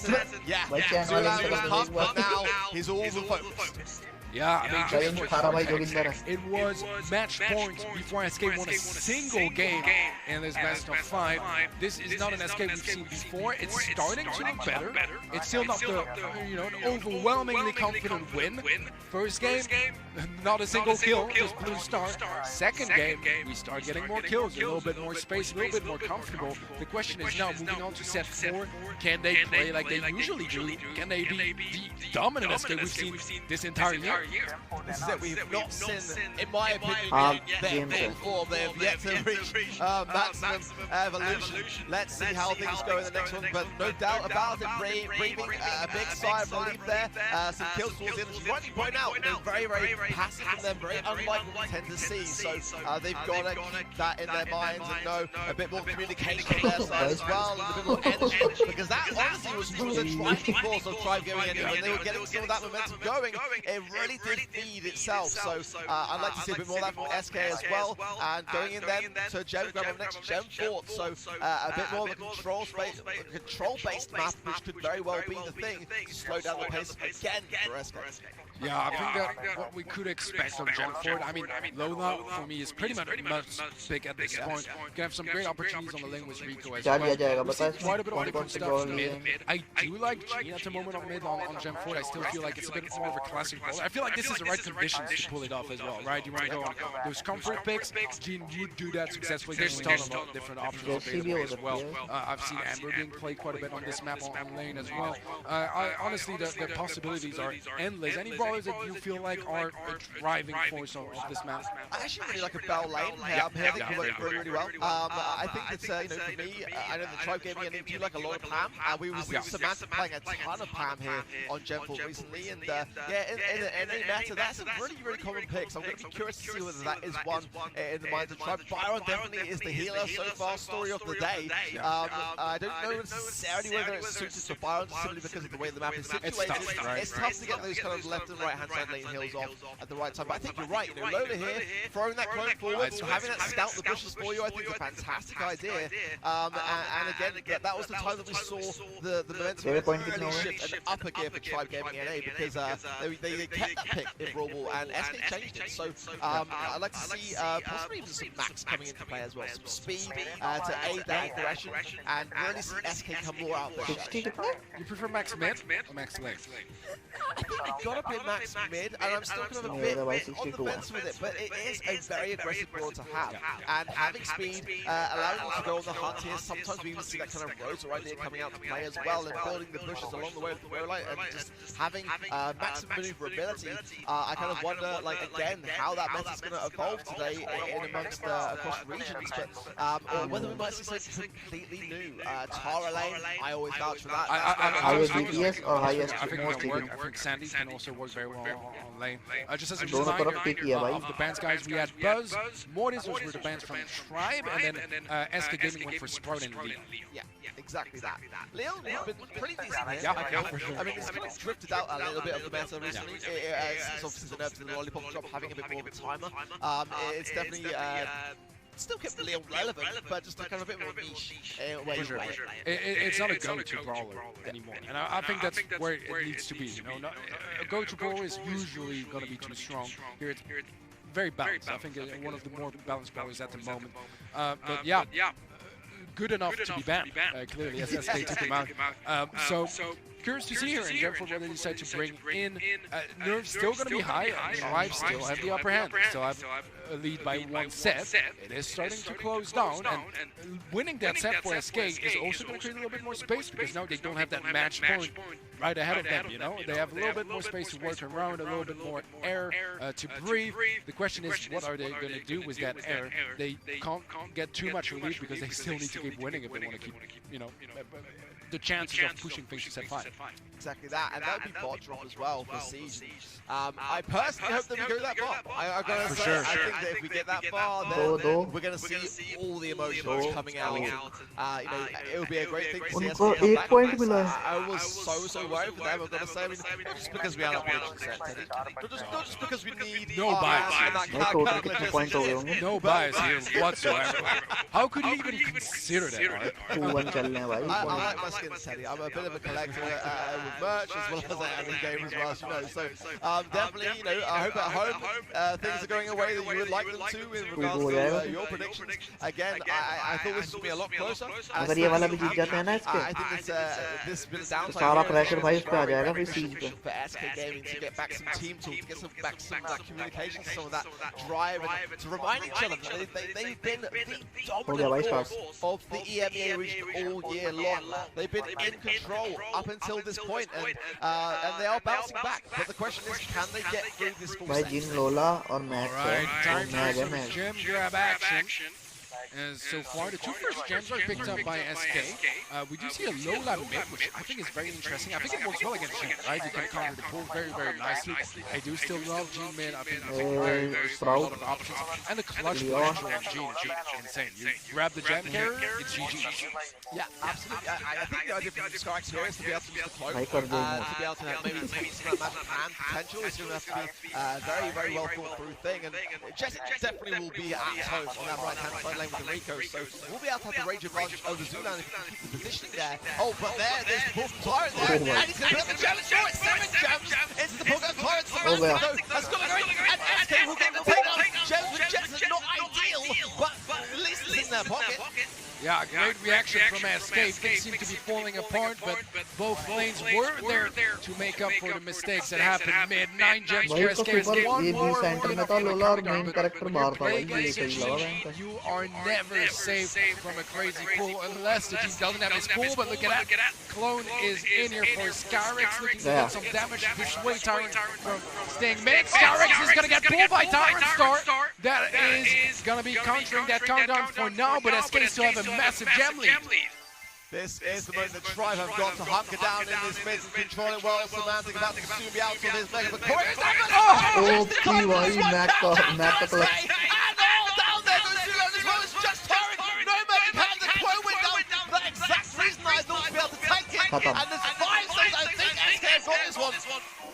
5 seconds left in SK Gaming. They make it 3 games in a row, looking to make it much more comfortable this time around. I mean, this was a fairly dominant SK. This looked like a confident SK. I feel like until now we haven't seen it. Yeah, absolutely. They took back control and they picked up the gem. Again, it wasn't with the gem carriers, so they had to kind of improvise for the most part, but some smiles finally forming back on the face of the SK Gaming squad. In a while since we've seen it, so definitely starting to gain some momentum here. I want to look back at the replay. I think towards the end there was split gems. Someone still, I kind of thought there could have been a reset, but I was a bit keen to miss it moment, so I'd have to say again to say for sure. But ultimately, again, the confidence that was being displayed by Tribe Gaming NA was so passionate, so strong before some of that changing up of sets, and now there's nowhere to be seen. Yeah, absolutely so. I mean, it looks completely different, the dynamic of this game so far. It started off being so dominant from Tribe Gaming, and it felt like SK had not joined the server yet. Once we got to Bounty and a match point in favor of Tribe, slowly things started to get rolling for SK. More and more confident, starting to get more and more kills here and there, and in this game looking formidable, absolutely formidable. I think so there, the team 2 of entered the game, right? And it does feel like SK getting that back under their thumbs, but if they get this next game, that is a phenomenal position for them to find themselves in. And they can equalize the sets, considering that they face against 2 match points.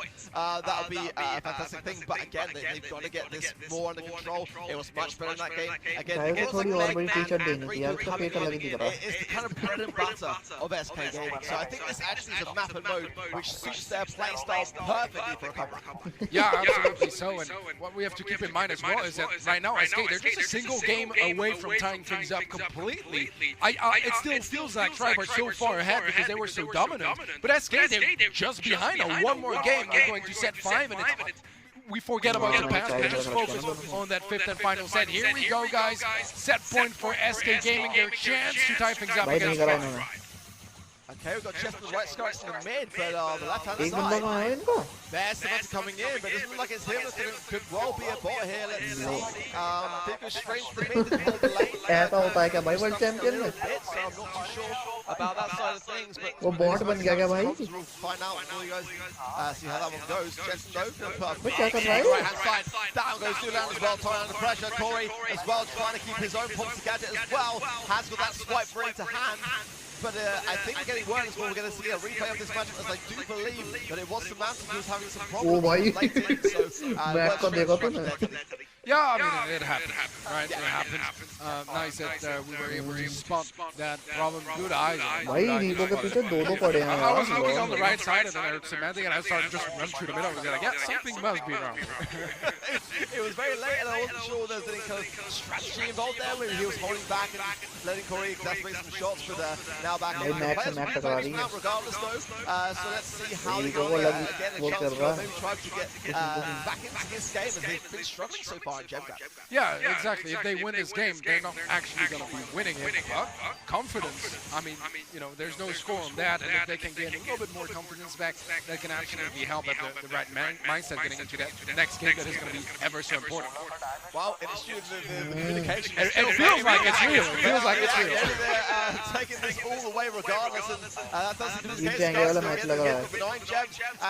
even if it's not going to be a victory, we can हाँ count the जिन्हें वो score. Super बचाई इसलिए रख रखी है There's इनके going to लिए. be counting in terms of their emotional value for this one as well. So every moment counts for them. They've got क्या to हो make sure गया? to keep दिखाओ those ना. emotions running high and that team essence, that team chemistry just shining through in this unit. Yeah, I think if you're in Tribe Truth, you got to go back to the screaming. We haven't heard them nearly as much as we have in the first 5 games that they won in a row. We need to hear them screaming again. They need to, you know, show off dominance and confidence because it's intimidating, so intimidating.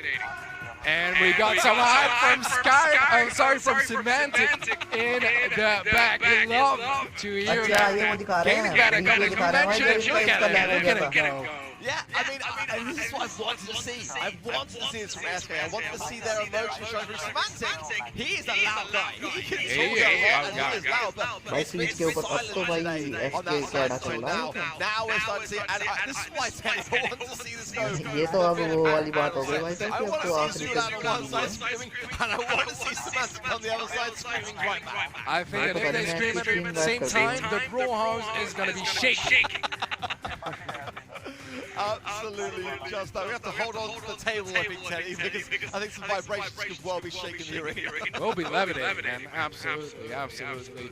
Man, I mean, still, SK just a game away from pushing things to that 5th set, and I can't help but feel like if you're losing and there's a match point for your opponents, you haven't won a single game yet, and then you win 4 in a row to push things to a 5th set, you come in with a bit of an advantage. I mean, that's how most reversers Reset क्या हो गया? It's honestly incredible to see. Again, this year long, we've seen SK do it time and time again, and it's starting to develop and form and become real. And I've got to say, Teddy, earlier when we saw that match point situation happening twice, But भाई SK वाली तो हुए थे at the एक same time, SK have done a wonderful job of slowing down the pace. In bouncing, they didn't need to kill, they just needed that blue star. They just kept throwing their shots. Tribe कह रहा SK वाला AFK हो गया था तो वापस से rematch करो और एसके वाले कह रहे हैं अब तो हम जीत गए अब नहीं कर रहे.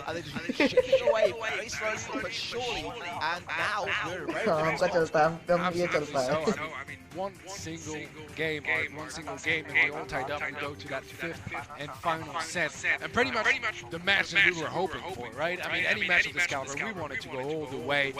This is no exception for sure. And SK Gaming, they are so close to making it. You have to keep in mind, try they just won one game, then suddenly it's a match point against their favor. That cannot be forgotten by any means at all. That pressure can very quickly shift. A single Tara pull here or there, or pull or sucker home. I think that's a bit of a Twitter poll for later. I've always been kind of, I always think Tara suck, but a lot of people say, this is the great thing about being here in person, by the way, because you get to have those discussions with the players, and you get some very passionate sides from both ends of things to be able to have an opinion on these things. But again, like you say, yeah, one game for Tribe, and all of a sudden SK are under the heat.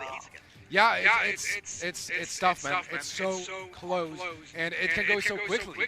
We've seen, I mean, look at that momentum switch we've had, right? We see 5 games in a row for Tribe, and now 3 in a row for SK. It just goes like that, and it's important to try to stack it up, keep it up, and hold on to it as long as you can. SK yet to be shut down since they started going. Let's see if they can keep it up like that.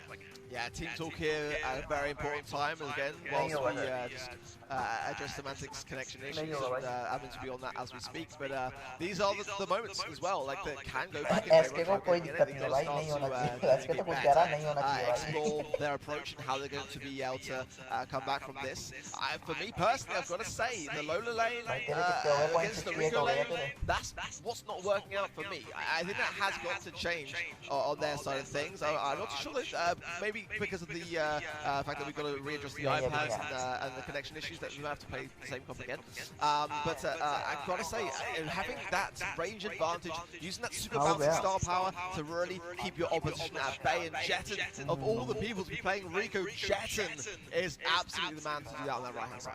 Yeah, we saw it on SafeZone as well, right? We had a Lola versus Rico situation. Was very dominant in favor of the Rico, and I've no doubt in most game modes it is going to be a similar situation. It is tough, and that's the thing as well. When you have those very shiny boys like Lola that you can expect to see on pretty much any game mode or map, you can also expect to see counters. Yeah, absolutely. I mean, you know, the same story though in the mid, the Gene versus Lola, every time is working in SK Gaming's favor. So I think Tribe Gaming here have got to realistically look back at this and think, you know, where are the problems lying? For me, it seems like, but as we know, you know, Semantica was also a fantastic brawler, which SK Gaming have brought out the woodworks time and time again. It seems, and it really feels as though they've been focusing a lot in perfecting the art of Meg. We didn't see that much of her. She came into the game very late into the way of things recently, so now players have had all that hands-on time with her and learning how to use her best. So again, I do think that a lot of the brawlers that SK Gaming are using are the ones which they love to. And here we have the players as well in the back, in the Brawl House, cheering everyone on. Again, it's a fantastic sight to see everyone in the same place at the same time. You love to see it, Teddy. Yeah, man, this is absolutely exceptional. In a way, I can't wait to be off stream, you know, to just hang out with them and just be a part of the family, man. Super excited to hang in that Brawl Lounge.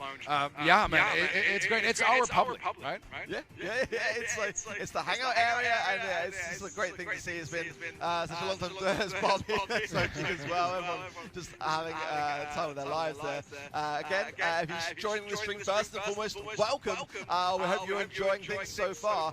We're currently in the full set of SK Gaming versus Tribe Gaming NA, and we had to do a little bit of a readjustment with Semantic and his connection, so we'll be getting into the next game very shortly. We're on Gem Grab and Gem Fort, and it was Tribe Gaming NA which had a phenomenal start, Teddy, taking the first set very convincingly so, very quickly so, into the second set, again, similar story, and then we saw the match point occur, and everyone here, I'm sure, had their heart in their mouths. I know that we did, I could see it in you, Teddy. We're thinking, our predictions. Oh no! My skin! But yeah, again, having some downtime as well can be the very thing that you need to rethink for your strategy. I mean, it's a way to cool things off, right? You have a little bit more space, more time. You can have a bit of a momentum break in a way, create a little bit more space to think and discuss and get ready for the next game. One thing I wanted to discuss as well, is if it weren't for SK being SK, when we had a match point for any team, I would have said we haven't seen enough for me to believe in a comeback. You need some signs of life. You need to feel like it is possible.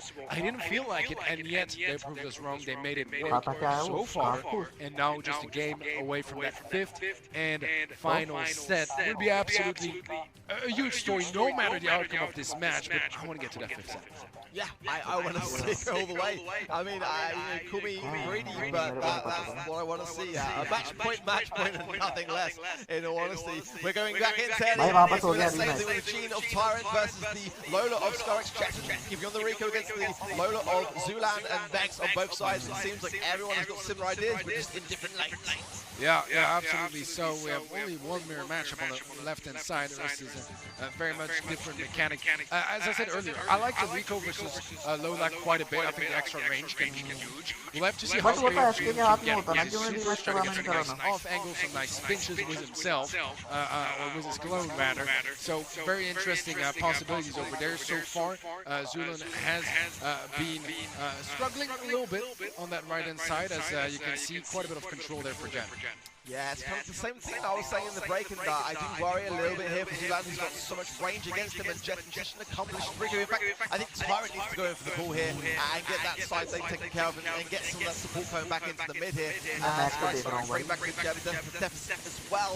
Thrown out there for some protected cover and fire as well. The mech's going on the left-hand side here. Semantic missing his swipe though, and that's an advantage for Corey. Man, Tyrant almost got that pull up to Skyrex, just barely manages to outrange it. A pinch trying to come in, but it gets defended well as Jedon comes in, takes the kill. Semantic clears up the left side. Tyrant Star is 1 HP as well on the top, and SK Gaming on 8 gems already. My goodness me, the controlling factor here of SK and the amount of areas play as well from Skyrex is पता लोला का super तो मैं देख के ले रहा पता एकदम आगे मत डालो साइड में डालो भाई thing to have, and coming into the mid now, not the worst of course to have the Gen G, the Corey is there in the next spot to hand Semantic as well. Surely you're going to go for this one, he gets Corey taken out of the mecha, and the country fire there as well from Skyrex. SK Gaming are surely about to tie up the set, Teddy. We are going to set number 5 as the reverse sweep is coming through so far. We're all tied up. Now everything that happened before, the players need to calm down. I mean, SK don't. They want to keep it up like this, keep the vibes and momentum, everything you want.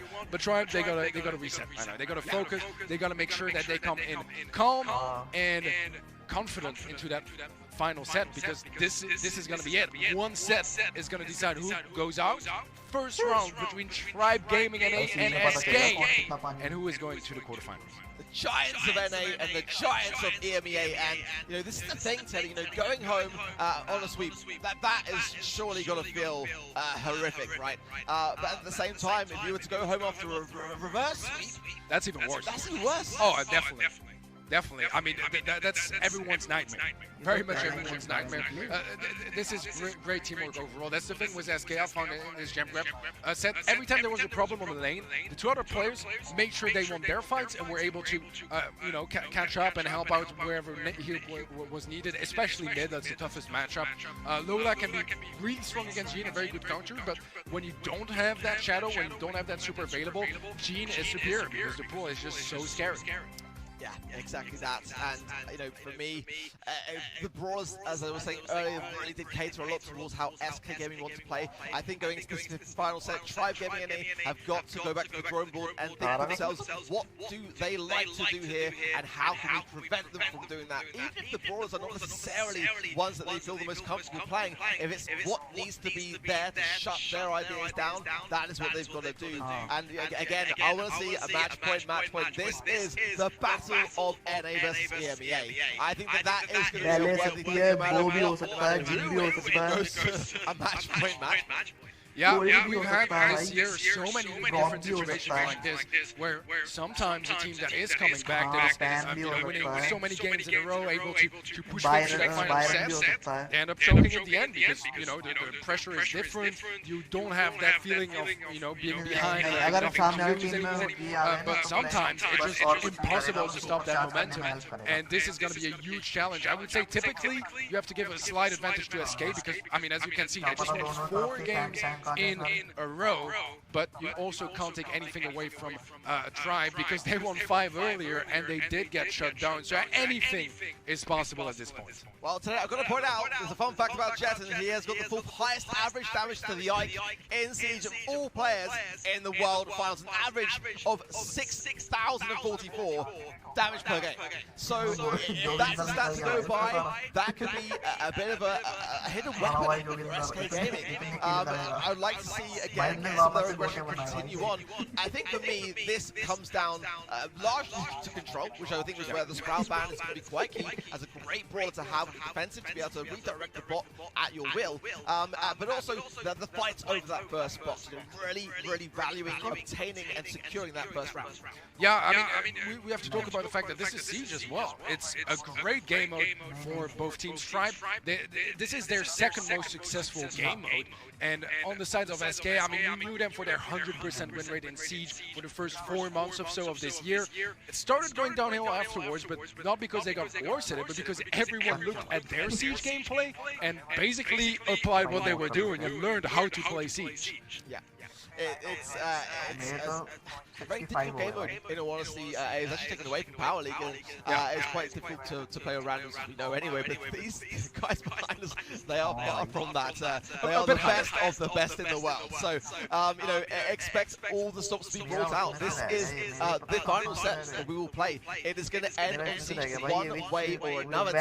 Who's it going to be? Well, there's only one way to find out. And here we go, 5th set between SK Gaming and Tribe Gaming, and a early gadget from Turnip. Want to keep everyone alive early on, try to secure those first couple of bolts. 2 kills from Tribe, and that's a huge opening for the NA team, as surely this should be securing the first spot. No, it's going to be a tie.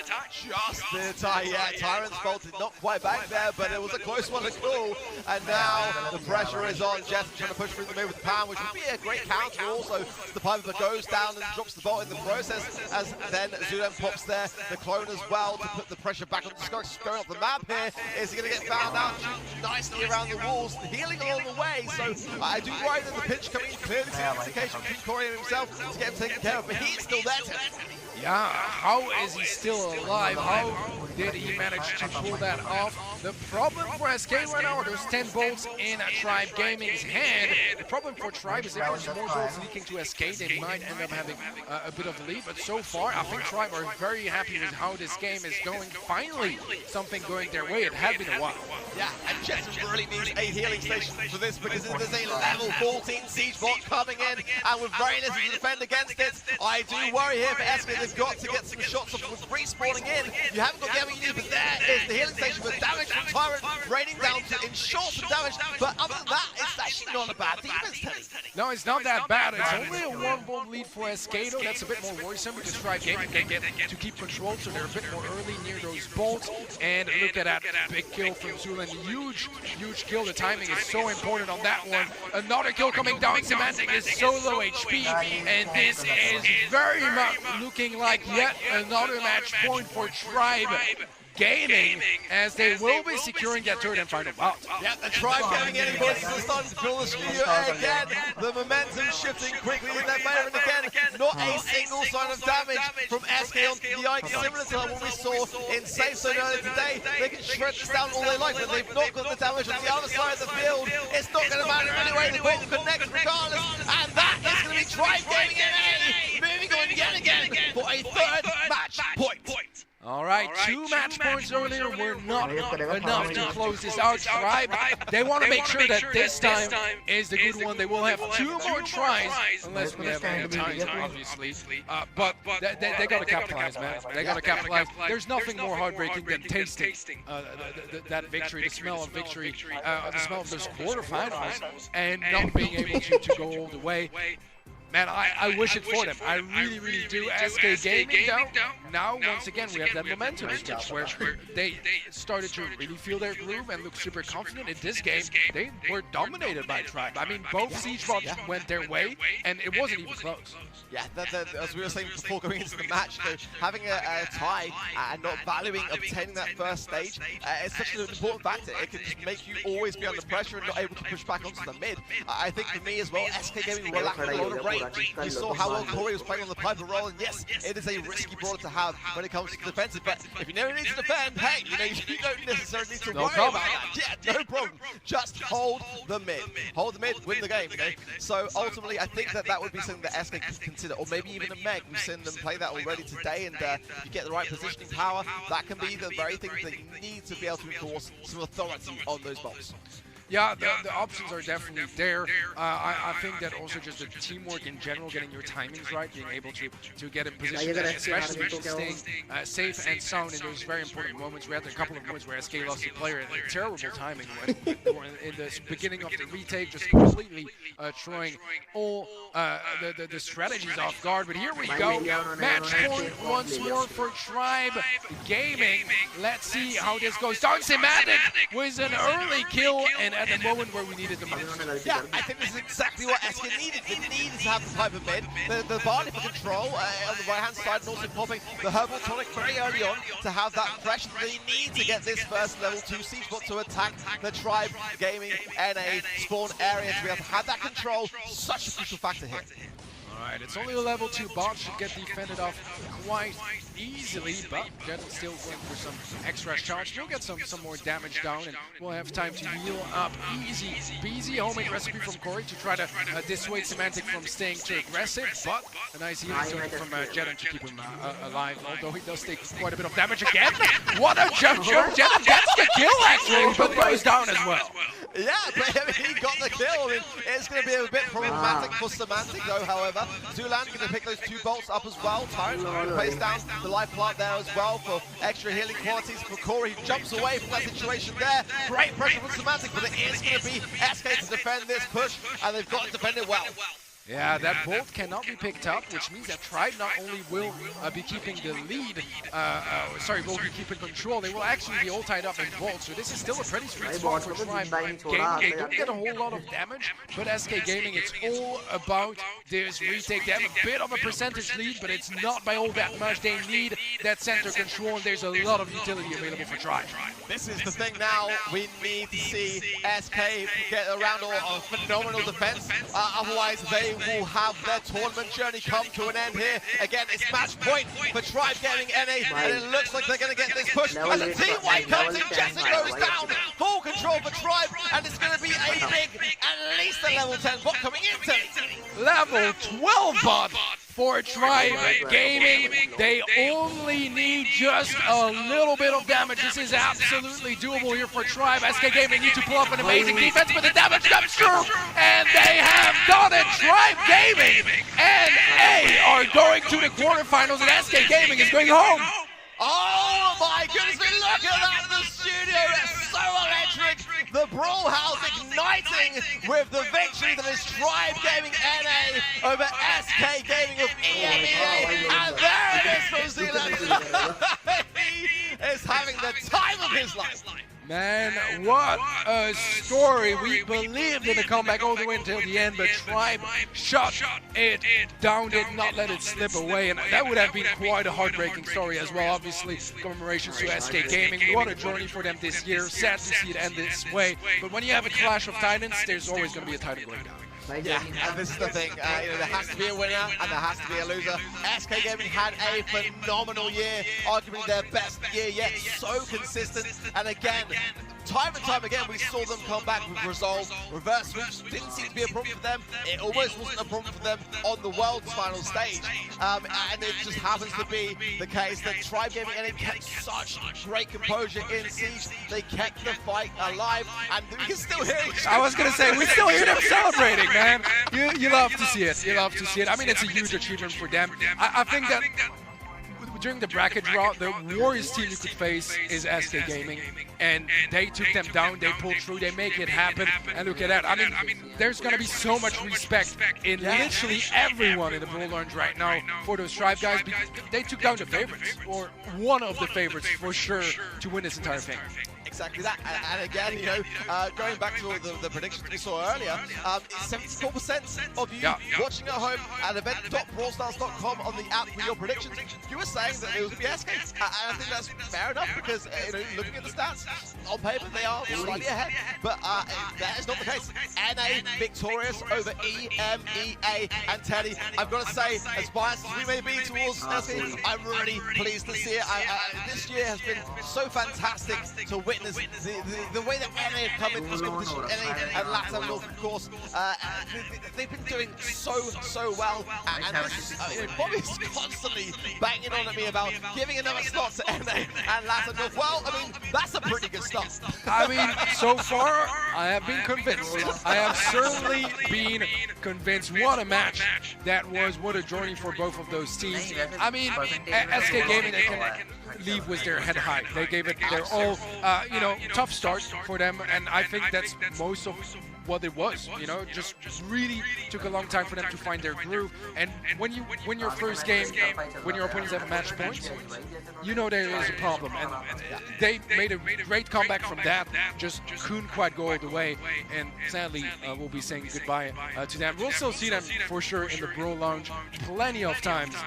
But yeah, man, it's tough. An entire year of work, right? But Tribe Gaming, what a story, what a journey for them. I think they can be immensely proud of their performance today. I could not agree more, honestly. It was such an exciting match. And yes, it starts a bit slow, but we got some stats here on the screen. Team damage at 40%, the DPS 174, damage taken per second 105, and the kill-death ratio very strong in his favor. I would say we need to slot an additional stat there for the loudest player in the Brawl House as well. Absolutely. And we heard him so much. Semantic started yelling at some point, but man, for the entire first 5 games, Zulin was just shouting and yelling louder than we were. Yeah, I mean, give that man a casting job, right? But again, such a great performance from SK Gaming all year round. And Zulan is actually going to be our MVP of that matchup. And I've got to say, I fully agree. Absolutely. So, I mean, obviously for you guys, this is new. You guys can vote at home at events.brawlstars.com. You guys vote for the MVP, and I could not agree more. I think that not only gameplay-wise, getting your boys hyped up, it's a part of the job. And he nailed it 100%. Yeah, honestly, that electric energy, you've got to have that. You've got to have a lot of back and forth. When teams get quiet, that's when you don't start worrying. Yeah, absolutely. So I mean, that's the first red flag, right? When communication is starting to get floppy or silent, you know that they have nothing to talk about. And that was SK for a big part of this match. It got better after some time, but a little too late, unfortunately, for them. Tribe always lost. Always. Even when they were losing, they were getting a kill. You can hear that. Yeah, absolutely that. And massive congratulations to Tribe Gaming NA. We'll see more of them. Commiserations to SK Gaming. We're going to be right back right after this. Want to send your championship rivals to an early grave? Come on down and get yourself one of my customized tombstones.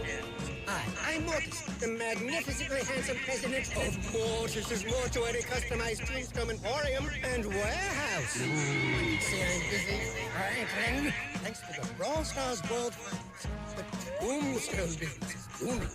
And I, Mortis, am swinging the savings onto you. Choose from common, rare, super rare, mythic, or chromatic. Bury your rivals at Mortis's Mortuary, Star Park, just off of Highway 1.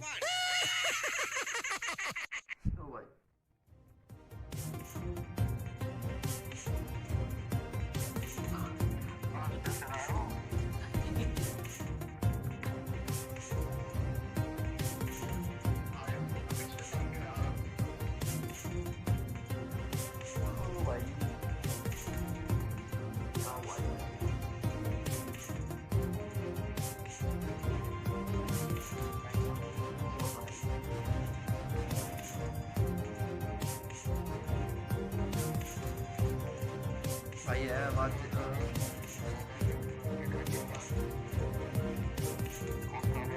Sprout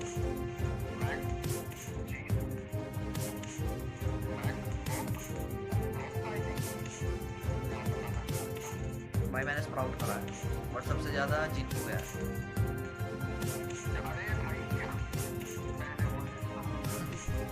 but sprout के Sprout क्या है green tea का है. Hello, what's good and welcome back to the Brawl House, baby. My first time on set and I'm feeling good, man. Mark, how you doing? Oh, I'm doing good, dude. I'm so pleased to be here with you and I mean, what do you think of the Brawl House?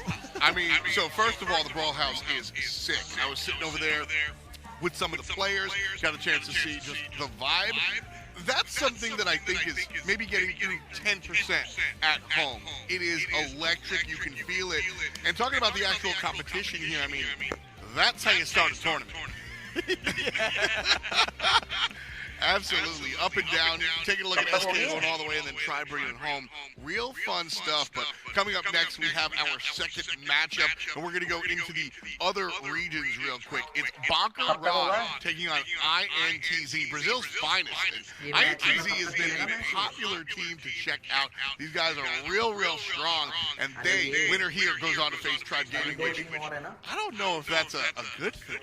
I think you're right. I mean, watching and seeing, as you rightly put, the energy, the electrifyingness of the Brawl House right now, I think that they've set an enormous precedent to start things off. But INTZ came second last year. They just came so close to gaining that trophy for themselves. Bunker Rock have had a bit of a slow start, but they gained some fantastic momentum towards the end of the season. Yeah, absolutely. Look at what the guys from Bunker have been able to do.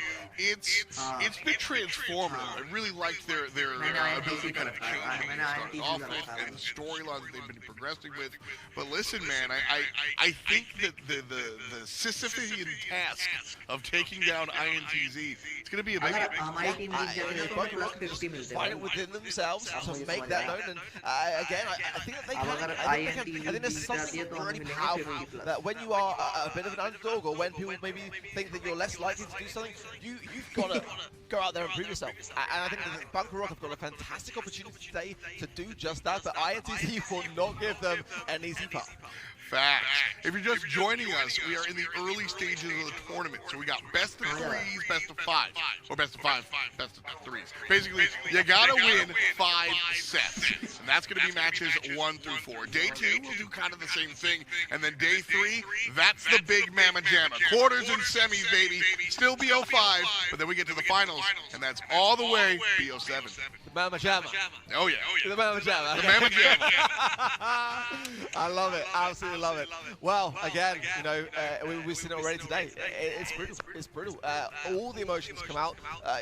The explosions of joy and the commiserations and sadness and tears. It's Brawl Esports at its finest, and I'm just glad to share it with you. I think one of the cool things watching the first competition is how different the gameplay is than we might have expected. That's something that we get used to month by month. The meta drastically changes, but this time around, a lot different because we're not just seeing the regions within themselves, we're seeing the shared competition, and so everybody's pulling out all the stops. Yeah, you've got to do just that and be as unpredictable as you can, but also place your strengths as well. We saw SK doing that in the previous matchups, and it does work out well, especially if that kind of idea combines with the weaknesses of your opposition. And no doubt every single player in this room today has been analysing and looking through the patterns that are occurring. Bans are obviously a crucial part of all of that process, getting things right on the day, because again, you get that first shot, you're going to make it count. So much on the line here, over $1 million worth of prizing, thanks to you guys, basically. 400 thou wow for first place, so everybody trying to get there. But I mean, look, even if you wind up scrubbing out early, you're still taking home 10 G's. That is not a small chunk of change. Absolutely that. I mean, it can go a very, very long way. And again, a lot of these players are having phenomenal careers on YouTube and Twitch, streaming content. I always say that all that stuff is a fantastic self-investment. That's been the coolest thing, actually, seeing Brawl grow seeing individual players be able to take a chance with their platform, shoot it to the moon. We're looking at players on YouTube channels jumping. The streams have been killing it. I mean, it's fun to. I remember a couple of years ago, I'll be the boomer here that have been here since the jump, and I remember sitting there and just 1 or 2 Brawl Stars streams. Now, I mean, there's always something to watch with respect to Brawl. There's always somebody, your favorite personality out there doing it, and now we have the big show. So it really all just gets tied together. Yeah, and there's always something for the viewers at home to follow as well, and it's been amazing to see how things have evolved with such interactivity. And you go to event.brawlstars.com right now, place that prediction, and you can earn back rewards along the way to earn that Jesse Capberger skin. Let's jump right into it then. Bonker Rog is going to take the stage here against INTZ. Bonker Rog has been an interesting team. You talked about their success building up, whereas INTZ, they already started here, baby. The Brazilian squad, the black and white, one of my favorite teams to watch, and for good reason. I've got to say, as well, that it's going to be a fantastic battle of metas, because Latin Tough has got a very, very interesting style. I mean, I haven't seen many teams bring out Mr. P this year, but Latin Tough, we saw a lot of that. Some of the most exciting games that we've seen all year, in my opinion, honestly. And, Bunkerog, as we mentioned earlier, did have a bit of a slow start. They've been very consistent, but haven't necessarily reached those later stages of the competition. Towards the end of the year, they had to really prove themselves. They took out a huge contender for the World Finals of EXO Free Agents. I mean, that's really the crazy thing for me. And looking at, you got INTZ, the full Brazilian squad, and then BK Rock, having the one Italian with the two French. I like seeing a little bit of the mix and match there on the side of Bunker. At the end of the day, it's going to be a fun matchup to watch. You heard enough from us. Let's take a look at what this matchup looks like. Big picture. Oh, bhai. Bunker Rug Esports have just qualified. ITZ just demolished. I'm really happy to face them because, in my opinion, and in the opinion of my team, they are not the best team we could face. So we think that we are lucky. No way! E para as equipes, a gente veio mostrar o que sabe jogar. E para a BK Rug, a gente veio mostrar o verdadeiro Brawl Stars. The service shot, the goal! भाई इनकी तो भाषा भी अलग है. Ooh, that's a face. That's a face of competition. And boom, dia. INTZ walking on stage, waving the flag.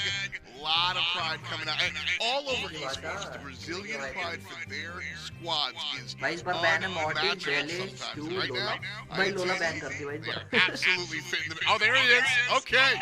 Lay it down, boy. Do it. I was wondering when someone was going to bring something with them, and what a great thing to bring as well. Being loud and proud, I think about where you come from is so important in esports. And INTZ claim their place, and they start to get themselves set up against Bunkerog. And yeah, this one's going to be, in my opinion, again, another explosive game.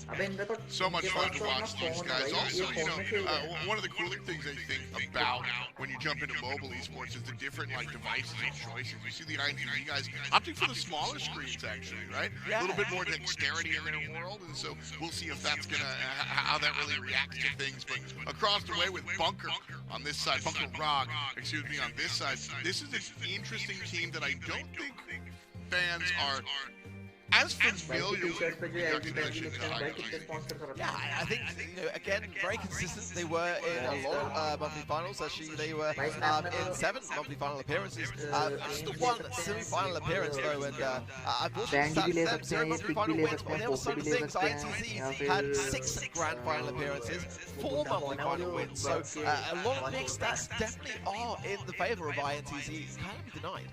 Yeah, absolutely. And, as we said, their experience and their victories last year coming so close to taking home the big one. That really has to weigh on you as a team. You just barely miss it, and then you have to go through the entire year one more time, even though, if you ask them, they had already proven they worth. They got to come in again, and then they do it. So you're here again. You think they want to go home early? Oh, who wants to go home early? You come all this way and all that time preparing, no one wants to go home early. We saw earlier today when SK Gaming left, just how torn up they were about that. Everyone is here to win and to bring their A game, and yeah, I fully expect that we'll see that on both sides today. Well, I think we're ready to start the action. You ready, Arnie? Oh, dude, I was born ready. You know that. Oh, man. I was not born ready, but I woke up ready today. And the band's right at you here. So the Mortis, over and over again. We won't see Lola this time. Yeah. Okay. All right. God. I think so. Yeah, I think so. Get out of here. But so dueling beetles is where we're going to be going on first. You know what they call dueling beetles? Oh man, tell me, why are they calling it dueling beetles? Because it looks like beetles that are dueling. Dude, that's blown my mind. I'm very excited to get the sneaky fields later as well. Hot potato and hard rock mine. If need it. But so when it comes down to hot zone, this is going to be an interesting one because none of the bands here really speak to Hot Zone. Maybe Mortis a little bit. Mortis is just always annoying in general, but I think that's going to be an interesting map number one because this is going to be all on the table. Yeah, I think maybe some Mortis in Factory Rush, but again, Hot Potato, nah, never really happened. Yeah. Sometimes in Hard Rock Mode, but not really necessarily too much. And, the majority of bands will be always looking towards that earlier stage because, again, if you get into the fifth and final set, well, your band might not be relevant anyway, right? Because you won't be able to tie things up before then. But the Bell as well being banned, I think is pretty smart for Jimmy Beach, got to be honest. And the Stew as well, I do see a lot in that particular map and mode. And again, a very aggressive brawler. We're seeing a lot of that so far today. We're seeing a lot of these aggressive ideas of Buzz. Mortis, Buzz was actually early today because SK Gaming and Tribe Gaming NA. So Buzz will be available here. So that could be an interesting one to consider with the Mortis ban in play. Yeah, that's true. Buzz, the opposite pole, right? The I'm coming to you type of thing. So, a little bit of fun stuff here. Curious to see, because that's the thing. You always come in with an idea of what's going to be acceptable and what you're going to see, and then you just throw the cards out because like the players have got something tricky up their sleeve. That's what we've been seeing so far. Yeah, I mean, you've got to come prepared. And ultimately, Bunker Rock, it's fair to say, got a slightly smaller team in terms of the staffing, and the INC have got a ton of that going on in the background. So a lot of the players will be vigilant, got to be looking at themselves and trying to figure out where do those cracks lie and stuff like that. And I've got to say, in terms of momentum, it's so exciting today for me to see the clash of that happening. And no doubt, I'm sure Bunker Rock making their notes on that along the way. But this first set, so important. As we saw previously, some momentum in this environment, it is dangerous. Yes, and also with respect to the meta, that's also dangerous because we were talking about how the meta for each region is there. Well, y'all saw the Brawl House, right? Y'all saw how everybody's just chilling with everybody, right? Well, that's what scrims have looked like this week as well. Don't forget, these players are they're still Brawl Stars players, so they're still chilling, playing the game against all these different regions. You're getting some NA players learning from the Brazilians. You're getting the Brazilians learning from the EMEA guys. All this, shake it up. Throw the Yahtzee dice and see what happens. That's what we're winding up here at the Brawl Stars World Finals 2021.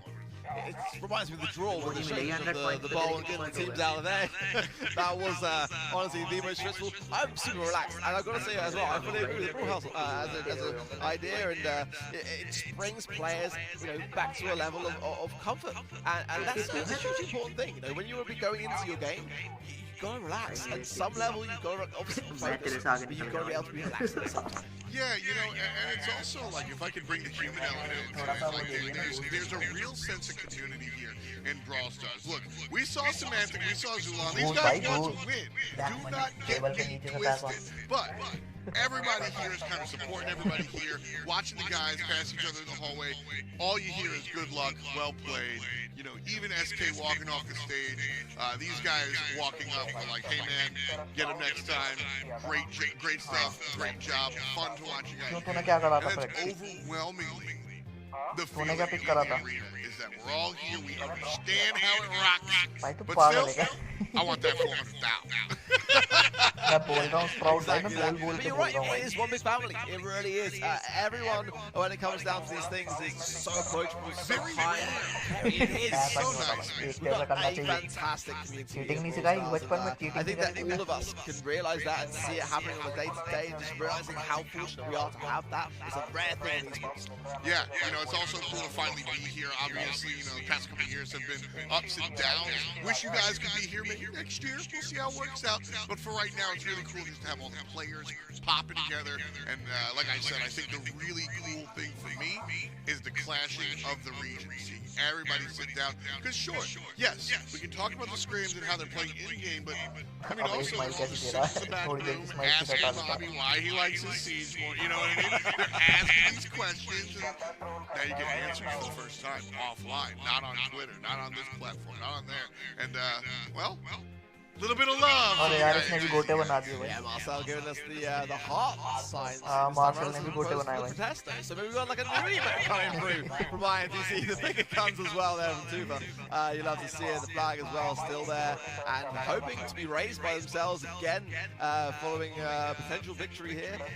We saw a Shielders prize there on the side of Bunker Rock, and again a man with a ton of experience. His third appearance at the World Finals in 2019. It was with SSG, and they went out in the quarterfinal stages to the Three Bears back then. 2020 as well, repping for SK Gaming, lost in the semi-finals to PSG Esports, who went on to become the world champs. The former PSG Esports, now Team Flash, of course. You've got to have something like that on your team. Experience in this environment and an ability to say to your team, like under pressure, guys, I've been here before and I know how this goes. We're going to go back to the drawing board, think things through, take it slow, but this is comebackable. And it's about that balance, you know, Dark. I got a chance to talk to him earlier. He's much more collected. And right now, we're about to collect game one. BK Rod, bottom side of the UI in the blue trunks. Rocket out on the top. Welcome to Hot Zone, folks. He who owns the middle. Let's see how it works out right now. A little bit in the side of INGZ, but I am not convinced. Well, the lollipop drop now. It's that switch from Mommy Jordan now on the right-hand side. It is going to be early pressure. Marcel did a good job of getting that 12% on the side of INTZ, and no mechas yet, but Dark about to say it. Pops in. That's going to be a great way to push it. And on the same side, you have Mommy popping the super. Trying to eat Sean up, and there it is. One shutdown for Leon, and INTZ is watching their hot zone walk away, but Fire Throw pop into the mecha and takes it right back. Yeah, as quickly as that, INTZ retook their place there, and again, you can see how much that mecha comes into play and has that swaying of the action here. Darkin going in again, who will be respawning back in with the mecha and full health, but got straight very, very quickly there by Tufa, who pops the index. Tufa not going for the kill on Darku. Mistake or no? I mean, if he did, he would show himself to the world. So ultimately, you know, keeping the invisibility of the star power rolling there on the invisible heal, such an important thing to have. It keeps him rolling into the healing and able to then continue the aggression. Right now, we're turning back to it. 38-48, climbing for the red team. Fire Throw still pushing forward. Bobby Jordan behind the line. Scratch that. He's gone. And Darkoom, big feel, but not enough to stay present. 67, INTZ are passing, and they are continuing to ascend forward. But a good kill by a shield. And Squishy Sono as well coming through as well. What a great time to use that. This is where Bunker's got to hunker down. They were already there behind, but this can be done. There's not much in it now. Just over 20% less than needed, but Marcel actually going in.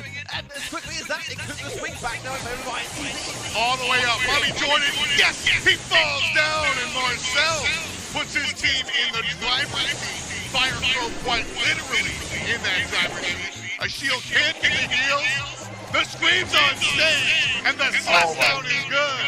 INTZ was game one. But it was close. It was very close. I wouldn't have been at all surprised if Bunker Rock then were able to keep their composure, but no, INTZ with some great cycling of their timings there, getting those mechas in the mid, and you know, Fire Throw, honestly, this year as a player for me as well, it's been so aggressive with those big tanky brutes. Absolutely. Listen, I know they were on the wrong side of things, but a Shield's Poco play was really impressive. Not just, a lot of times you see these Poco players kind of just like, okay, I'm the healer. But no, Poco was aggressive, he was getting the kills, but not too much. A Shield knew the role. I wouldn't even mind just coming back to the same comp and doing it again. Yeah, I think that's not a bad shout. I didn't think the comp was particularly bad. We saw some great plays from everyone on the side of Bunker Rock and making what they had work. So in this moment here, realistically, you know, this could have been a great turning point if they'd just been able to get a team wipe. You can get some good spawn shots in hot zone. So coming back to spawn is a very vulnerable position. But there's the comparison there between Bobby Jordan and Marcel. 2 kills apiece, and not much difference in terms of DPS either. Pretty much identical. And I think for me, that's a pretty clear cut sort of how things could continue on today. Very, very close between these two teams. Yeah, 2-3 slash line for the Assassins. Really, really not a concern. Usually we want to say that you want to stay alive a little bit more than you want to fight. But if you're the Assassin, you're all in. That's the gameplay style. And so you've got to look out for that.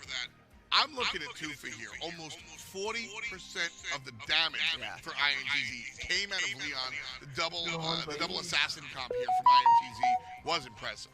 Yeah, I thought the pro was an interesting pick as well. I felt like that was utilized really, really well by Marcel, and you know, it's a brawler to have that can just really assassinate your opposition when they're most vulnerable. And in a map like Dueling Beetles, it's a very important thing to be able to close that gap quickly. Obviously, a lot of brawlers like Leon, having that invis and getting up into people's faces in close quarters and taking them by surprise, that seems to be the kind of strategy we're seeing here by INTZ. It's all about surprise. Looks like we are getting ready to jump into game number 2 here. So that's exactly what we're going to do. Frank! हो गया भाई, start हो गया. A Frank! Frank ले लिया. That's fun. When it comes down to Hot Zone, getting a chance to see some of the oddball characters, I think is very, very cool. But you all know me, Sprout family. Sorry. Already we see it working out here. Locking Frank in the back. This is the thing. It's great to have all that HP, but with nowhere to go. What are you going to do with it? I mean, I think the Sprout pick here is a great thing to have. Tufa's got to get his super rolling in. He's got to be able to break some of this a little bit to have some maneuverability. And Mommy Jordan coming in with the B pick, I think is a great time to have it. Right now, control here. Being tossed back to red, but lightly. In fact, Mommy's just going to walk towards Marcel and get on out of here. Big stun out of Tufa. And Mommy Jordan once was. No longer is. Fire Crow and Tufa they just walked in and took over. No questions asked. And INTZ pretty handedly have this lockdown. Big stun, but he gets bit back. And Dark Moon with a long-range shot. Fire Crow and Marcel combined for the kill. Oh, I see why Parker was the last man alive and staying on the zone. The Mecha is continuing down now, but I did love a little bit of that noise cancellation gadget. Tufa's running there to be able to eradicate the stun of Mommy Jordan and continue that aggression. And there's the stun that he needs to get. Connecting so well with the Shill here, and Shill's so weak. He pulls in the mid, but Tufa coming back down into the mid with some aggression again. Yeah, Frank over here, the sandwich artist, with the thumbs down, baby! 90% and climbing, but wait, scratch that, no. It's Bunker that have taken and are the ones climbing. Dark Moon, the only one with full HP, jumps up into the mech, shield from the left-hand side, takes down Tufa. That's it! INTZ game set 1. It didn't take long for the Protesto to come out. It's the second game in already. I think it wouldn't be INTZ at the Brawl Stars World Finals without a Protesto pin. Oh yeah, they made it famous. Oh yeah, I mean that's what it is, baby. And you can see INTZ already amped up. They are looking to jam up Bunker, and right now they are doing just that. Bunker, though, you know, for what's worth, that first game, but I'm not convinced that they're slipping. I just think that's the way it goes. Yeah, I think that there's some great promise from Bunker, more so, as you rightly say, in that first round. Taking a little bit more pressure as INTZ gravitate to some more big, tankier options. And I think the fact that they were running the B anyway, which is a great counter for them, they're going to have to reconsider a little bit about maybe pairing that with something like a Sprout. Shield from the left-hand side, takes down Tufa. That's it! INTZ game set 1.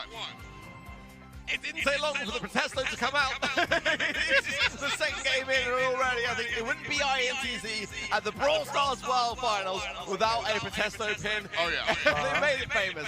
Oh yeah, I mean that's what it is, baby. And you can see INTZ already amped up. They are looking to jam up Bunker, and right now they are doing just that. Bunker, though, you know, for what it's worth, that first game was a little closer than game number 2. But I'm not convinced that they're slipping. I just think that's the way it goes. Yeah, I think that there's some great promise from Bunker, more so, as you rightly say, in that first round. Taking a little bit more pressure as INTZ kind of gravitating to some more big, tankier options. And I think the fact that they were running the B anyway, which is a great counter for them, they're going to have to reconsider a little bit about maybe pairing that with something like a Sprout in future, just because you really want to have a bit more doubling down on that side of things. And yeah, INTZ looking very, very good, taking the first set very comfortably so. The scariest thing about this INTZ win, game number 1, 2 assassins. Game number 2, Frank. Like 2 opposite strategies. And when you can show me that wide breadth of gameplay options, Sheesh. That's when I get a little scared. Tufa coming out लोग here. Ready prank 20% में बाजी team मार damage देते score. हैं That's all 3 well and damage good. But you know what he does? It wind up 20% on the DPS score they 100 DMG they Stun second per impact. second. Yeah, absolutely.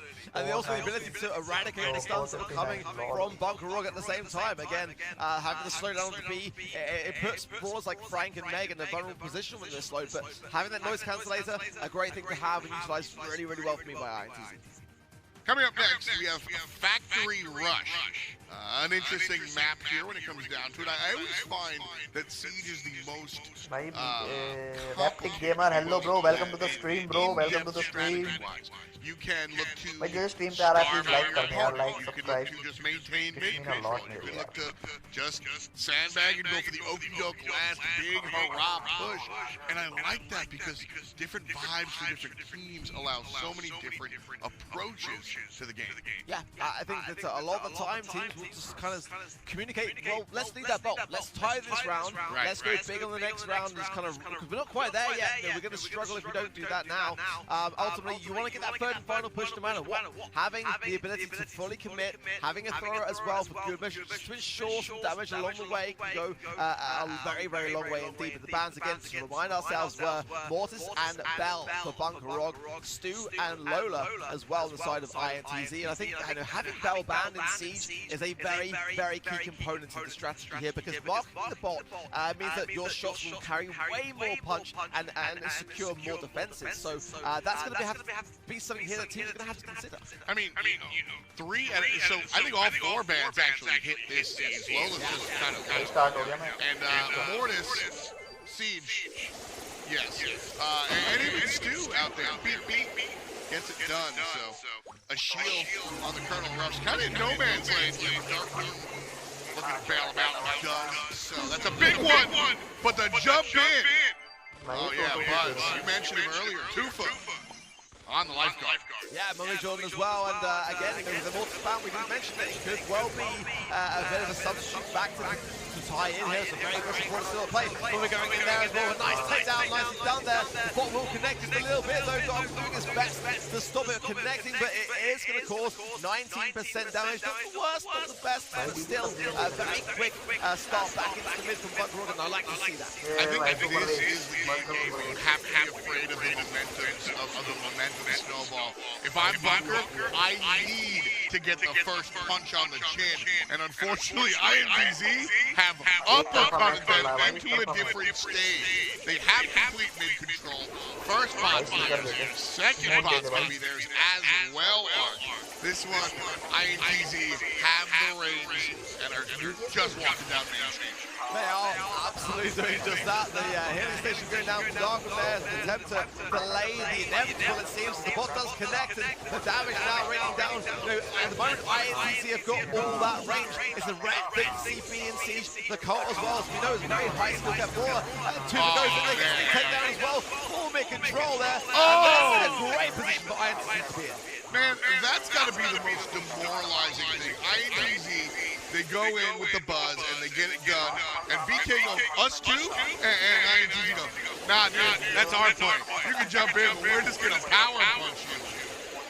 1/3 left here. Final bots here. That's it. There's another defense. At the moment, there's not even the biggest यार dive in the world. जबरदस्ती लेकर आए हैं हमको. Do that much damage, and INTZ know it. They're going to seal the deal very quickly and take this first round of Siege. Listen. We got to talk a little bit about the BM here, and I just want to I want to send a message home that I love it. I want to see the spins. I want to see the pins. I want to see the barking, because like that's what I want to see, baby. Because like I said, at the end of the जिसने game, अभी तक like नहीं करा है please यार like कर दो. everybody loves everybody. But on this stage, I hope you lose. That's what I'm saying, right? And so भाई 13 लाइक हो गए हैं. seeing that sort of like braggadocious behavior, like I'm all the way here. Look at Fire. 20 likes चाहिए मैं भाई 20 likes करा दो फटाक से. I'm sorry if you're mad at chat. Just kidding. I'm not sorry. I'm with you, dude. I'm with you. I mean, it's a strat in itself. You know, BM is a strat, and ultimately, you know, you're not doing anything that's not inside the game already. Getting inside the one of your opposition is a very key factor to adding to these stats. Team damage 54%. Bro, it's a one-man band. if I'm Firecrumb, I'm asking for these guys to buy me dinner. I did half the game for y'all 5 ago. What's up? Man, Firecrumb, you mentioned him in the first set, rocking on the Meg for the most part, and here around, yeah, that's the smile I want to see, homie. Like here around in set number 2, absolutely lights out from this guy. Can he do it again?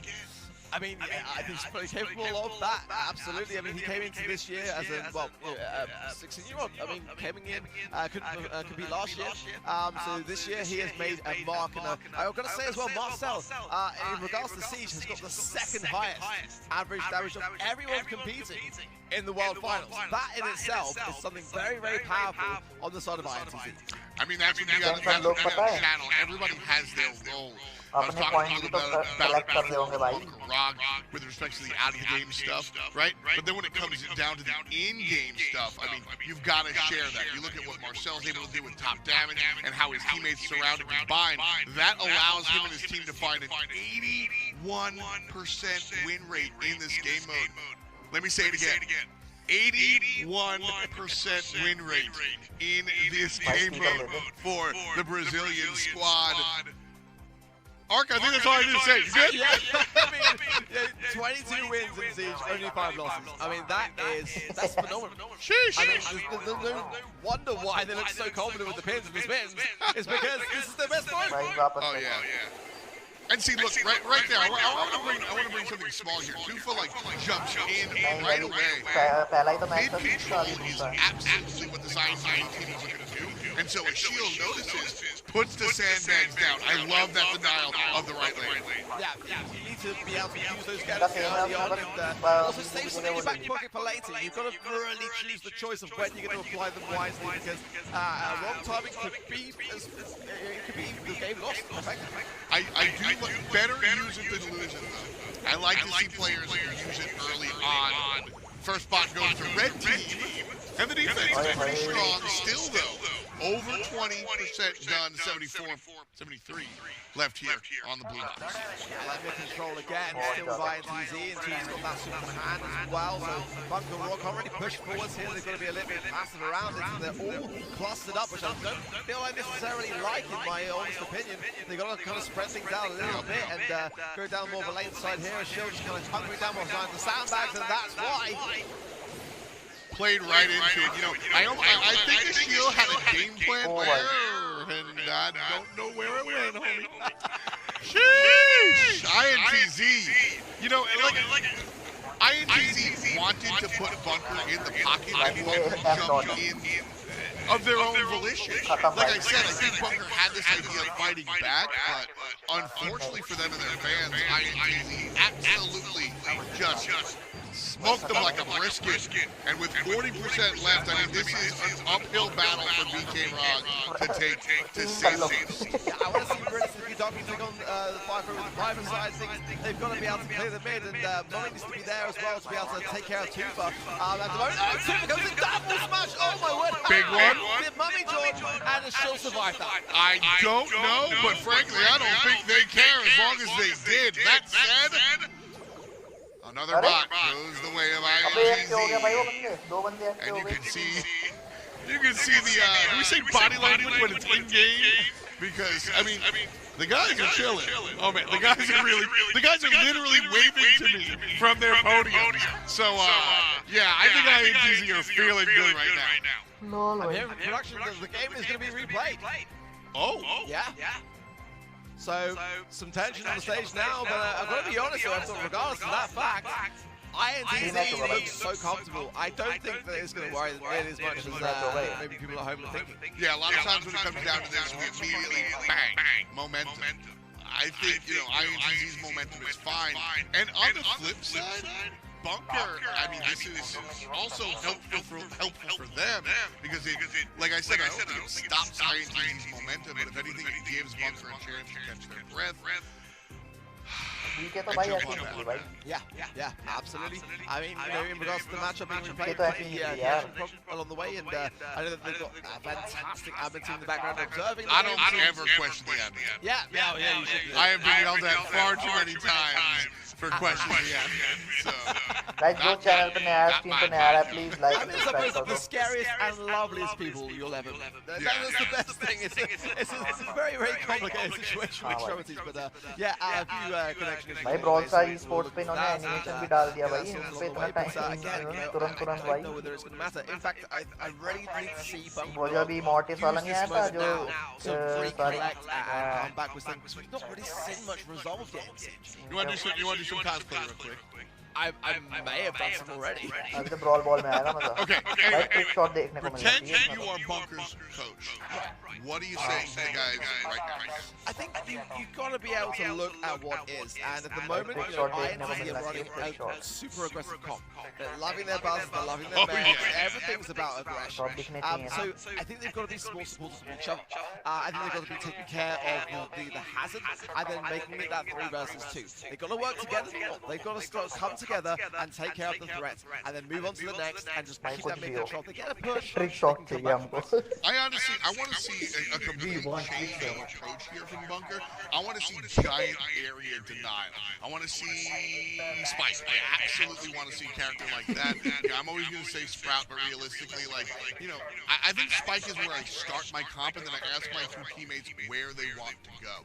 Any chance that I can just get a large area that I say is mine, I think that's a key point to dealing with INTZ, because like you said, they're all in, and they are not giving Bunker a chance to breathe. So if you can kind of say, all inning me is a bad deal, then I think that might be the jump. Yeah, I absolutely agree with that. And at the moment, you know, INTZ, they're loving this. They're absolutely loving it. I mean, we saw the pins and the BM coming out because they're comfortable. So you've got to shake them up with something. You've got to make them uncomfortable and then start to shout back, as we saw earlier today. No noise, whereas at the moment, all the noise is coming from that side of the stage. That's INTZ. Yeah, like a lot of that noise is coming from, like I said, yeah, we're going to replay the last one for sure, but the boys were yelling at me. They were waving. I turned around to look, and they were like, we're hanging out, man. We're just chilling. And so, coming to this one, I think INTZ still have all the momentum in the world. Obviously, some hiccups here, but I don't think it really negatively affects either team. If anything, it gives us an opportunity to maybe see a little bit of that Bunker ROG reach for the stars. Jumping right back in, and it's Bunker that strikes first, but again, they're squashed in the corner. Yeah, Mummy John on the right-hand side, they will collect a bot for his troubles there, and that could well be enough to give Bunker Rock this first push. Darkham as well, going to collect another, and Mummy John does it already. This is a great start, very much different to what we've seen in the previous games. Oh yeah, and Bunker out there feeling it. Pins coming out from them this time around. And our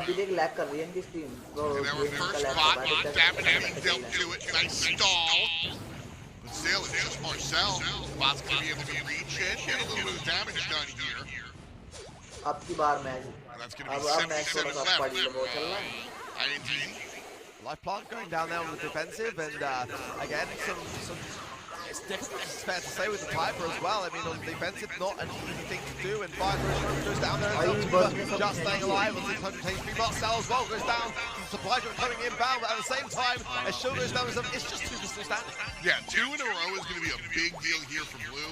BK Rock fighting their way back into it, a tie, which is an excellent look for INTZ. Yeah, and potentially Bunker keep keeping control. This could be the third final push to seal the deal for them as well to tie up this set. It's going to come down to this 3-volt lead then for Bunker Rock, but INTZ are starting to collect themselves to banking a lot on this right-hand side as well. So goes in there, Mummy John, very much aggression. Viper jumps up, just able to survive, but tapping back now. Man, what a beautiful, beautiful play. Tufa's looking to recover it, gets one, can't find the second, and the jump in from Darkman is great. Bunker played that perfectly. They noticed that a shield was starting to move to the left-hand side. No, it was Darkman on the path, starting to move to the left-hand side. Mommy jumps in, comes with a sucker punch, and that protected the squad. mod, Bunker, level 17 mod. That's big. That is no doubt about it. Coming in thick and fast. That is going to be Bunker taking the first win of this matchup, and such an important one. If they can continue on this path, they can absolutely tie up the sets. They do not want to let INTZ get 2 sets ahead now. Really big fan of what we just saw here out of Bunker Rock. So they did something different. I proposed the idea of countering what their opponent was giving them. I was like, listen, if you know INTZ is just going to jump on the bed over and over again, fill the bed with Jello and make sure that they do not want to jump on that bed. Instead, they fought fire with fire, and they said, okay, INTZ, you want to run into us? What if we ran into you instead? And taking that first step, absolutely, I mean, you know, I know the Brazilians are playing on the other side, but that was a jiu-jitsu move, a complete redirection of the momentum and the energy, and it was great stuff. I think it was exactly what Bunker needed to take the dub. Yeah, it really was. You know, INTZ are such a charismatic, confident team that they love to make a big show of things along the way, and I think you've got to dampen some of that along the way if you're Bunker Rock, and let them be reminded that, you know, you're still a world-class team yourselves, and that you have watched and studied their style, and you know how to use those in terms of counters as well. I think you're right, we saw a lot more teamwork being displayed by Bunker Rock, a lot more communication along the way to ensure that they were taking those lanes taken care of. That was what gave them the win, and one that I think could potentially continue, but they got to stay competitive. So we are going to have to replay that one again. A little bit of tech difficulties here, but I'm going to stick to it. This is one that I think, honestly, this one might affect INTZ a little bit more than Bunker. Because Bunker, the win doesn't count on the scoreboard, but it does in here. And when we talk about the momentum, that's what you got to look towards. And I think Bunker, there's something to be said about watching the gods bleed. You know, you got 2-0, you kind of got 2-0 again, and now you get the not quite win, but you've seen what you do. And you got to have that faith in yourself, and after you see that you're actually capable of it, I think that's going to be a big turnaround here for Bunker. I want to see them do the same thing. Yeah, I mean, that's a really interesting thing, because Bunker Rock have to do that same thing again just to be in a position to tie the set into the next potential game. But INTZ, you know, are in a fantastic spot now then with the reset, because if they win this time round, all of a sudden we're going to the third set. So this is going to be a huge difference. INTZ on the other side. And look at the INTZ on the other side. I feel like they know that they let one slip, and so now I expect them to push it into the next gear. First spot's gonna go to BK, and Bunker aren't gonna be able to get any damage. Oh, nope, scratch that. 2%. Got it. Just like the milk. 2%. INTZ though, 4 bolts in the pocket here, and fighting for mid control. I've got all eyes on Mommy Jordan. Yeah, I mean, that's is a really important brawler to have on that left-hand side lane. He struggles with Marcel as he goes close to the gap. There's the life block going down, but not enough. Mommy will pick up that left-hand side lane. Huge play for Bunker Rock. Not just Mommy Jordan, but a shield at the same time. That's communication. That is absolutely by design that it happens, but doesn't matter. INTZ have the bot. Look at the damage. It absolutely does matter. Bot's gonna fall down. This time I don't have to check myself. 0 damage dealt. Now you've got 30 seconds to get 7 bolts. I don't know, man. This is the thing. So many bolts were banked by Bunker Rock. There's one dog from there, and if one being picked, if he banks that, then I think INTZ have got a big problem as well, because it won't time the set, but it will give Bunker Rock again more confidence going in. 9, potentially 10 as well. No way that surely INTZ can come back. They can go for a dive, sure, but Bunker Rock can fully commit behind their goal. That's going to be coming. Count it down. Yeah, and a shield with the cleanup here. Man. A shield all of a sudden is shifting into like the next gear and really bringing us to a game. Now we're in second set. So a nice look from the Bunker guys, who honestly were looking a long way up, and now all of a sudden the unrealistic seems very, very possible. I couldn't put it better myself, honestly. I mean, this is definitely a great sign for Bunker considering the reset that we had, you know, that is a potentially really strong thing. But I don't know. I mean, INTZ are definitely showing signs of struggle, it seems. The momentum is absolutely shifting a little bit here in the studio, got to be said. Players right now having a discussion with the admin to see how this next game is going. Arc and F. One more time. This is our second match of the day. We have 4 all told, so we will get a chance to see some more high-profile matchups in just a little bit. This one, though, right in the midst of set number 2. I always get confused game, set, match, but set number 2, C, as we already have one in the pocket. INTZ are up 1-0 so far. We're trying to find out who's taking our second set. Yeah, this is a key moment in this matchup, it really is, and a possibility of INTZ going 2 sets up, or Bunker tying things up. मैं कह रहा हूँ कि जो ये है ना scene, ये लिंक होगा, उस पे जाके क्लिक करो और क्लिक करने के बाद अपनी आईडी लॉगिन करो और आईडी लॉगिन करने के बाद अपना देखो लाइव स्ट्रीम और नीचे कमेंट्स आ रहे हैं उन पे करते रहो prediction. And what I start to think about when we get deeper and deeper into the sets is how many, different compositions do we get to see right now. और ये सारी में स्टिकर भी देना भाई, स्टिकर से एक point मिल रहा है, एक पॉइंट भी जरूरी है. What we're going to do over and over again, which I don't mind. Pure aggression works. और लाइक भी करो, स्ट्रीम को मेरी And we've स्ट्रीम seen को लाइक करो both भाई, teams succeed with उससे भी मिलेगी. strat. And so, as we get more shots, I don't even know if I would opt to change what I'm doing if I was on the team. I mean, having said that, though, INTZ have been running the same kind of combat and it's not working. It's struggling. So they've got to make a choice. They've got to make a choice at this point in time. It's going to be, are we going to keep it and play it better, or are we going to take a bit more of a risk and hope that it pays off as well? They're going to change. So where do you go then? Like, I think you've got to keep the bars. But the Piper is a kind of question mark, really, because sometimes it can thrive, but Pam, she's pretty tanky. And she's got the healing station too. There's a lot of nice mid-cover as well on Rush. So I think that it's definitely probably more of a question on the mid than it is Sarah.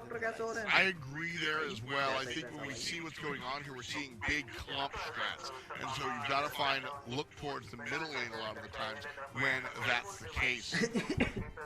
Bunker here discussing a little bit about what's going on. One thing I like about them, listen, like I said, I am a fan of the loud and the proud, but I do gotta respect the they win and they're just like, okay, very, very business. Absolutely. Ashil as well is a pretty quiet guy. I mean, he's very, very modest. One of the nicest people I'm going to say in the entire Brawl community on the player side. So definitely, modesty is very, very key. And it's just kind of interesting when you see the different characters in the Brawl world. INTZ very loud, proud. Bring out all the memes and the loud on the sides, and then Bunker Rock just quiet, composed. I think both structures work, and again, his personality is strengthened to see finally in person. All right, one more time, we jump into Siege. INTZ on set point. We have seen Bunker look strong in some of our other attempts. But right now, INTZ still on the back foot. The first spot goes to Blue. A lot of attention being dealt to this right side of the shield and Darku. Arok and 2 players on the right lane. Now INTZ riding the defense. Firecrow won't be able to be there. Marcel punching. But it's still 10% plus from that first spot, 14 to be precise. For production, the communication on the side of the players did result in another replay. With that last win, we'll have to do that again. They're going to have to play so many rounds of Siege to get this set. They are being made to work so hard for it. At the moment, though, I got to say I like the positioning of Zuka and Firecrow in the mid. Marcel pushed back quite a long way on the left-hand side, but a lot of bolts being banked by Bunker Rock at the level 7 coming in. All right. Bunker really feeling themselves so far. Sticking with the buzz, and like you said, the Pam has been a big showing here. I mean, yeah, Fireco's struggling, and I normally tend to see him playing a lot of these big, flanky balls. He was such an incredible El Primo for the course of this year, and that's a shot that's Clash, Acing that Clash, experimenting a lot recently with the Gen. I'm surprised he didn't kind of opt for something more up close and personal, as it definitely seems to be the reason why INTZ are struggling. Alright, so INTZ here, chase down on the Fire Crow, and the step back is good! Woo! Tufa comes through and grabs another, and so 5-7, that's a bolt lead for INTZ. How much damage can they get? Can they win here? They need to bring Bunker down 52% or more. Spot walking in. Damage on the left-hand side. The shield is low. Counted down from 10. 85%. Punch it on through. They're yelling on the stage. That's going to be it. INTZ up 2-0. Oh my word, that was a huge final push. The celebrations back in the arena here in the Brawl House, and that is what we were hoping to hear more of. INTZ letting it all out at a time when so crucially so, getting ahead here at a very, very important time, getting out of siege, and again, a game which they are so successful in. My goodness.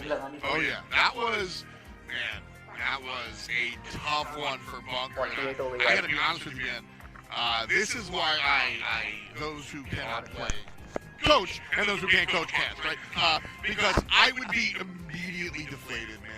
Yeah, that would take it all out of me. I really look at what these and listen. Jordan right there does not look thrilled. Yeah, I feel for Bunker Rogue right now. They played a lot of games there in Siege, and how much do they have to do to be able to equalize the set? Not even just the first game to equalize, it would be like 4 games for them, and INTZ 2 sets up. That's a big dominating scoreline. So let's roll back the clock here. Game number 1. INTZ took this one pretty handily, where our second one, a little bit different. I think I saw BK kind of step forward, but INTZ really downloaded what Bunker was doing in the past couple of games, jumped on in, and that was the play. Fire Crow got a turnaround kill in the right lane, and immediately yelled to Tufa, go, go, go, buzz in, buzz down. And that, I mean, watch it, folks. Yeah, says it all. I mean, again, INTZ came second last year in the World Finals. They've been here before. They know what it's like to perform under pressure, and they're doing just that yet again. 2 sets to nothing is a huge thing for them now. I think you just nailed it. They know how to perform under pressure. Yeah. When you're standing on this stage, the hot lights, big headset that you're not used to, environment you're not used to, the idea that all your homies are in the next room screaming and yelling, you got casters in front of you, tens of thousands of people watching it. Like, that's a lot going on. And to be able to deal with, remakes and stuff like that, INTZ were like, word, no doubt. Been there, done that, got a t-shirt. In fact, we got second place last time, dog. So I think that was a big, big deal for them. Shifting gears, Sneaky Fields, Brawl Ball this time around. I really like Brawl Ball as the great equalizer. I think sometimes when you're in a hole trying to dig yourself out, Brawl Ball can kind of bring you back to old reliable. Yeah, it's such a fast-paced mode. It genuinely can lead to a game being over within like 30 seconds, 20 seconds sometimes even. So you've got to keep your guard up. You've got to get your brawler choices right. I think for me, Max is a great thing to have in Sneaky Fields for that speed and sometimes some tankier options as well. But I think Bunker Rogue right now have got to remember what they did to get here in this place. They did so well to qualify for the World Finals, but right now they're looking to place it. And they need to show INTZ that it ain't over until it's over. Absolutely. I do not hear anyone singing, and that is what you've got to remember. Bunker Rogue, absolutely. Listen, I think that's the biggest deal to really drive home.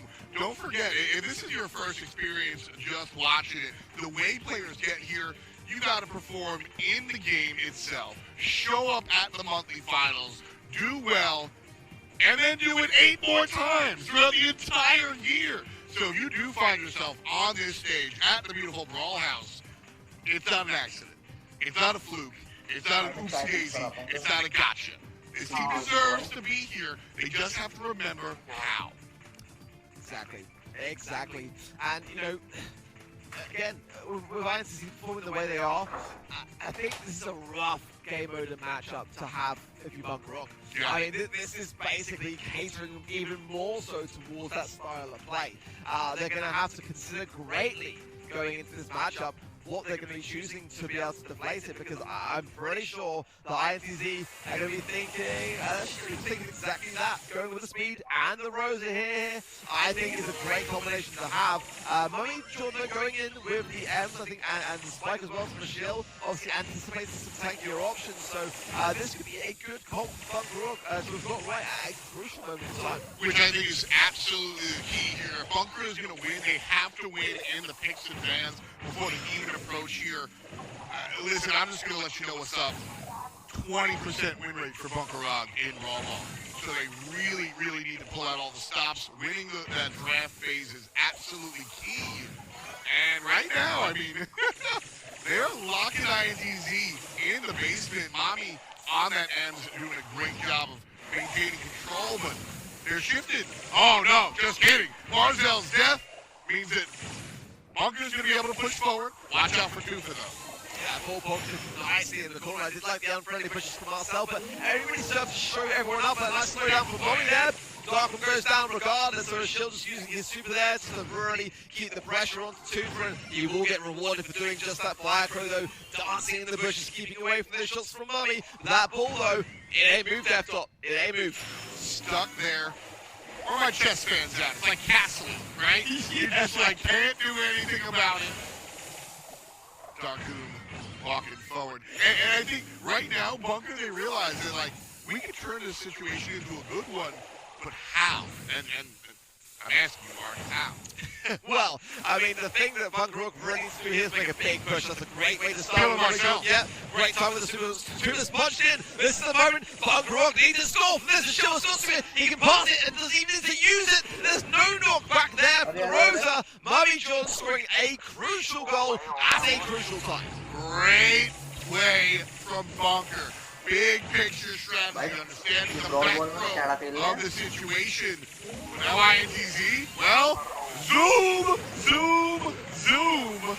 As Darkoon says, no way. I thought they were gonna do it. I thought INTZ were just gonna walk it in, baby. But instead, it's Bunker Rock. They have the defensive stop, and they're the first strike in Brawl Ball. And I've got to say, Bunker Rock are silent. They are silent at the moment. Despite that being a huge win, they are so focused on keeping it. I mentioned it before, and that scared me. I like when these teams are loud, but when you win after being down 0-2, and you take an emphatic dub like that, and your response is, it's scarier. It is even more scary. Like, this is what I mean, is like, it was not easy. It absolutely wasn't easy, but it was surgical. As Bunker, they did make a shot that got denied by INTZ, but then their secondary jump in, they secured. And then when INTZ came for their own push, Bunker was successfully able to stop it. And I am looking at Mommy Jordan. The play from this guy was out of this world. 4-1, 234 DPS. The 4-1 is really impressive. And the ability to just lock down that area was gigantic and arguably game-winning. I mean, it's the same brawler, but the stats couldn't be further apart. That is a huge, huge difference in something that INTZ are going to have to take into serious consideration whether they want to mix it up. I kind of suggest that they keep the M's, because it is such a great brawler to have. You saw then how well it was utilized by Mummy to initiate the push that led to Bunker Rock Esports' goal. So I don't think they can afford to get rid of it, in all honesty. They've just got to get better with it and match them, match it up and make sure that they are able to win those battles more often than not. 100% agreed. Hi, Marcel. How's it going, buddy? I 100% agree with you over there. I think the M's is real powerful. Trying to fight back into it. I mean, where do you go? Because I don't think that you want to look to counter it. Yeah, this is the thing. I think the timing, your aggression, very important to consider when it comes to that. And just trying to exacerbate a lot of the gadgets early on. I think that's it. Especially if you've got that friend zone of gadgets, and it's such a powerful thing to have. You know, it can be the difference between winning and losing a game even. So trying to get and force those out of your opposition 15 like हो गए, as बस 5 quickly like as possible like means that you've got less to have for the late game. Trying to force out the resources. I mean, that's भाई that's interview when का you talk about उसमें traditional जो हुआ sport, he you're नहीं talking भाई about tiring का out the experience opponent. करना चाहिए You're हमको gonna look at अब every मैं other फ्रेशर game, अब भाई मैं come through fresher and get rid of the resources. And so I think that's a great look, how getting rid of the gadgets early on. Sure. I want to revisit competition. I do agree that the EMS is good, ये but मैं I phone need to पे see a little radio bit more Discord है because मैंने phone पे net से from कराया है INTZ's position, where they are overwhelmingly the favorite in this situation.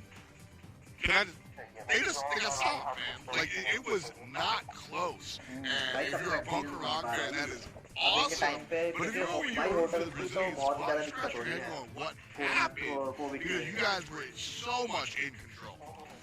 I mean, we mentioned Bunker Rock and quiet. I've got to say, so are INTZ right now. Well, Bunker Rock like to be quiet. INTZ like to be loud. Yeah, listen, when I get quiet, it's a little अभी scary. ये commentary के बाद जाएगा फटाक से भाई I जहाँ think snacks that's the रखे होंगे feeling ना right. स्नैक्स काउंटर पे Yeah, जाके खाएगा I भाई think they're starting to come across resistance, and that's something which they're not used to seeing and feeling. And right now, you know, again, it was quite tough on Bunker Rock. It's a lot of replays, and times when you thought they were going to be able to take ahead, it has to be replayed, and you can see the devastation within that. To come back where they are, to be smiling in Brawl Ball, I think that is a good sign for them. They just got to keep it up. Cool, calm, collected. That's what Bunker needs to do. I think Bunker are a team that really, they need to keep their emotions in check, but it's not hard for them. They you know, like I said, Darkoon, kind of just like cerebral, same deal with a shield, very, not shield, sorry, but very, very calm guys, and like that thought process, right? That's why I love, you know, when it comes to competition, like what INTZ is doing is the opposite of what we see Bunker doing, but that's what each team needs to bring to the table. So right now, Bunker's trying to do this. I say, do the same thing. You're not on match point anymore. You don't have your back against the wall. You just like demolish the competition. This is where you say, I'm gonna do the same thing again. Stop me, bro. That's the thought. Yeah, lay it down. There's the swag as well involved in that. You got it. You gotta lay it down and just like, come at me. Exactly. I mean, because that's the thing. We can talk about being, you know, cool and chill or whatever, but like, you don't want to be passive. You don't want to politely allow the opponent to beat us, please, sir. No, it's just like, listen, I'm going to be quiet about it, but you're going to lose. And like that type of mentality is absolutely key. You know, I say all the time, like you can't win if you're not confident. If you want to be top 5, you got to think you're top 3. If you want to be top 3, you got to think you're number 1. And if you want to be number 1, you got to think you're the greatest of all time. And I see a bunch of goats out here. So I want to see these players pull out all the stops and really do whatever it is they need to do, beating different shows for different teams. But you know, confidence is a curious thing. We saw earlier today, Tribane started so strong, so confident, but then that confidence got a little bit overwhelming, and then the cracks started to form. Now I wonder whether that could well be the case as well with INTZ, who had a phenomenal start. There is Bunker Rock esports that are starting to build up themselves, and they are changing the comp as well. We'll be going in with the El Primo pick, and still going with Sprout, which is a very risky thing to have, especially if there were to be some speed and some big tanky brawls on the other side of things, but that is not the case. Right now, yeah, I too was looking for it. Instead, we get a little something different. Fire Crow starting off, and this is a good change here for INTZ. A much different strategy, which clearly didn't work last time. But man, it might not work this time either. Rosa gets it done, and Darkoon just walks past the defense. Yeah, risky play by Darkoon, but it paid off really nicely. He got some great value along the way, but he made the pass to the ball, and I was thinking, he's getting some shots off, and That's why he's my favorite brawler, baby, man. No other character can do that. Not a single other character. There is a wall where there once was. I got real excited. Sorry, guys. I love never apologize for excitement. And Mommy Jordan getting fancy with it. Oh, that's not nice. Oh, dirty. But I'm hearing this game will be replayed as well, so clearly some issues continuing on for the teams here. I'm not sure which side it was from, but definitely the admins will be investigating and trying to get that cleared up as soon as possible. I got real excited about that. It's Brawl stuff. It was great. It was the perfect utilization of that overthrow. Oh man, INTZ though, back to the drawing board. As you said, so that is a replay. Yeah, I'm All hearing right. it's going to be a replay. So INTZ, a small sigh of relief, but I don't know how big of a set. Okay, so we don't lose the set, but guys, we still don't look good. Like they really, and I said I gave you the numbers before. Bunker Rogue, they only win this 20% of the time. For INTZ to wind up in this position, looking down this hallway is rough stuff to say the least, and something they're not acclimated to. They usually are used to winning this brawl ball very, very handily. Yeah, I mean, it's, again, a game that can be over in 20 seconds, or you can go the whole distance, and it makes it very tough, especially sneaky kills being such a skill app, The position of, to play for overtime is a lot harder to do here, because there's so much more unpredictability, and by the time that you realise that someone is lurking, it could well be too late. So, it limits you in terms of choice. You have to think speed, you have to think tankiness, or countering all of those things. So with that in mind, I mean, going into our game 2, right? I hesitate to really even think where INTZ would go, because as we said, maybe the tank would be the idea. They opt instead for the speed, and that one doesn't work out. We saw them with the traditional AMS composition. That one didn't work out. So I mean, where do you go now? Yeah. Okay, well, comes from the same. Firecrow coming in with the Leon again, and Marcel staying on the M's. Mommy going in with the Primo, and that is a brawler, which I'm going to say, I see Firecrow modeling a lot, so I'm sure INC will know how to go up against it, but right now the pressure really mounting, and Bunker Rock making the most of the opportunity. Firecrow, nice invisible hill there from him, running that, not the smoke trails, no speed additional to that, so just the healing for him. Really good defensive stop here from INTZ. BK, honestly, took a step up and made themselves known. The Rosa play out of Darkoom in the past couple of sequences has been really, really impressive. We call that a caster's curse. As Firecrow takes down a shield after Rosa falls down. Mommy Joy the only one alive, but not going to be a big enough window for INTZ to push forward. That said, they are on their enemy's 10, so to speak. Firecrow and Marcel left-hand side. Tufa, pass to the right side. Good. No wall for the Sprout. I know you hate to see it. I thought you got super excited the last time, but Shield didn't have it. And that was a well-timed push from INC, knowing that was not going to occur, and they capitalized on it. And also, this classic brawl ball strat, is it going left to right, left to right, left to right, last second pass. MJ falling back with the ball here. Shield centers, and both teams looking for the reset. Keep in mind, Bunker Rock did take game number 1 of set number 3 here. And so if INTZ wins, if there's 44 seconds left, it winds up as just a tie. Mommy jumps in, Firecrow takes him down, and now he's off to the races. Firecrow needs to pass the ball, potentially considering his hill, but going back, he's actually doing a really good job of basing there. No one knows where he is. He's going to use the assassination there to get some good value onto Mommy. He's actually going to be in a pretty good spot there. He's going to get a couple more later on to try to get that super back, but he can't be far away, but there's some good value already. There it is, straight away. Easy here. 15 seconds left. Not sure if it's even enough. And I don't think it will be. Mommy gets the kill against Firecrow. With the seconds dwindling down, 6 seconds left here. Marcel cuts him down. And we're tied 1 apiece. Oh my word. This side is having a bit more of a say in things in the studio, and again, match point. Match point for INTZ, last year's 2nd place. Soon, potentially, to be continuing on to the quarterfinals. This is my guy right now. Tufa has been the man with the plan. Listen, I'm not gonna talk about INTZ's failings here, because every time they do succeed, Tufa is front and center.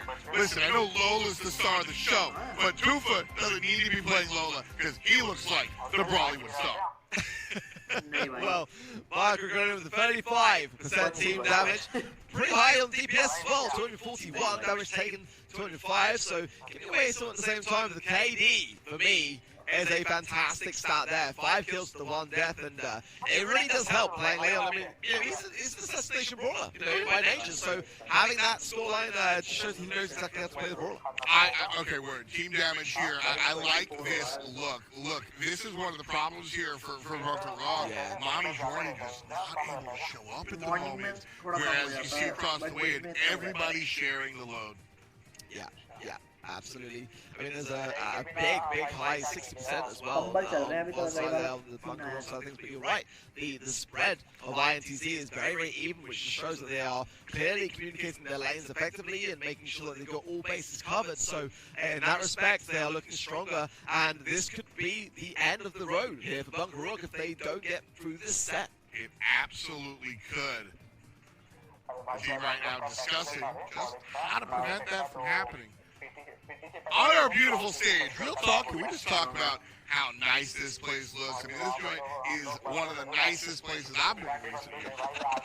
Dude, if I can move into the Brawl House, I mean, sign me up. Sign me up. I'll put down my deposit now. I might have to speak to some of the winners maybe tomorrow. But I'm all for moving in. They got some nice rooms. I mean, there's a great bed. I mean, also fully furnished. Also, the cookies are real. Oh, you know, dude. Oh, I know. I know the cookies are real. I absolutely ate one of the cookies. INTZ Wow. here, going for the cookie here. They are one away from taking it and moving on to the next one. Bunker, though, they have put up some strong, confident strikes. And with Brawl Ball, this is the one, you know, because that's the thing, we've seen a lot of back and forth, some games that haven't really counted. This Brawl Ball map that we've seen, Bunker has won one, INTZ has won one, and this is a nice kind of like rubber match where Bunker is sitting here, and I think they have an equal chance as INTZ. The stats don't say so, looking in the past, but we're in the present now, and that's what matters. Yeah, absolutely. And being in the present is an immensely important thing for the players to consider as well. And you can look back and you can have regrets over something that you did or didn't do. You've got to be in the moment. It's all about the now, especially if you're looking ahead as well. The prospect of a match point is a daunting thing. You can't focus on the future or the past. It's got to be in the present. Yeah, I mean, and that's why, again, easier said than done. I think that's one of the more difficult things, you know. What do they say? Sports is like 90% mental, right? That's really what it comes down to, being able to keep your cool or lose it if you're INTZ. They're the ones that need to blow their stack, absolutely. They need to go nuts in order to win. We know that. But Bunker, on the other hand, we said it before, they got to just woosah a little bit. Keep it going. And I would like to see so. You know, in all honesty, I'm never going to complain about more Brawl Stars. Yeah. I mean, it's such an unpredictable game. I mean, it really is, and you just never know what's going to happen next. It's one of the reasons which drew me in the first place, you know, and just the excitement of that final second. It can all change. Everything change, or you know, going in to see the comp that you didn't want to see as well, and still getting it within yourselves to come through and persevere and actually, you know, beat the counter comp. All those moments is what makes great things and great moments for esports. And we're minutes away from one of those great moments if you're an INTZ fan, or multiple minutes away from one of those great moments if you're a Bunker fan, depending on who winds up getting the dub. We have over $1 million on the line here, teams from all around the world. We're going to be here all weekend. 4 matches today, 4 tomorrow, and then the big show going out on Sunday. So you don't want to miss any of the action at all. And of course, you can jump on events.brawlstars.com, and we have all sorts of fun stuff for you to jump in there, predictions and stuff. Yeah, we got some sharing going on as well. You can spam the tablet or your phone to let us know that you want this to be able to support your predictions. And again, that all contributes towards you know, getting your hands on that Cat Burglar Jesse skin. I'm gonna go out there and say I've had a little bit of it. I mean, it's cool. It surpassed every and all of my expectations. Heck yeah. And that's what you're looking for, right? Somewhere to bring the community in here, whether it's, you know, literally or, like we said, online, looking at what we're able to do on our different platforms and through you call them portals, which makes you feel like a so like, you know, through the portals, so to speak. But players getting ready for our next one. Honestly, Firecrow is chatting it out with the coach. That's also a cool thing. The teams that have coaches here, they're able to chat the entire time. I think it's a big deal. It really brings that next level of strategy out for the teams.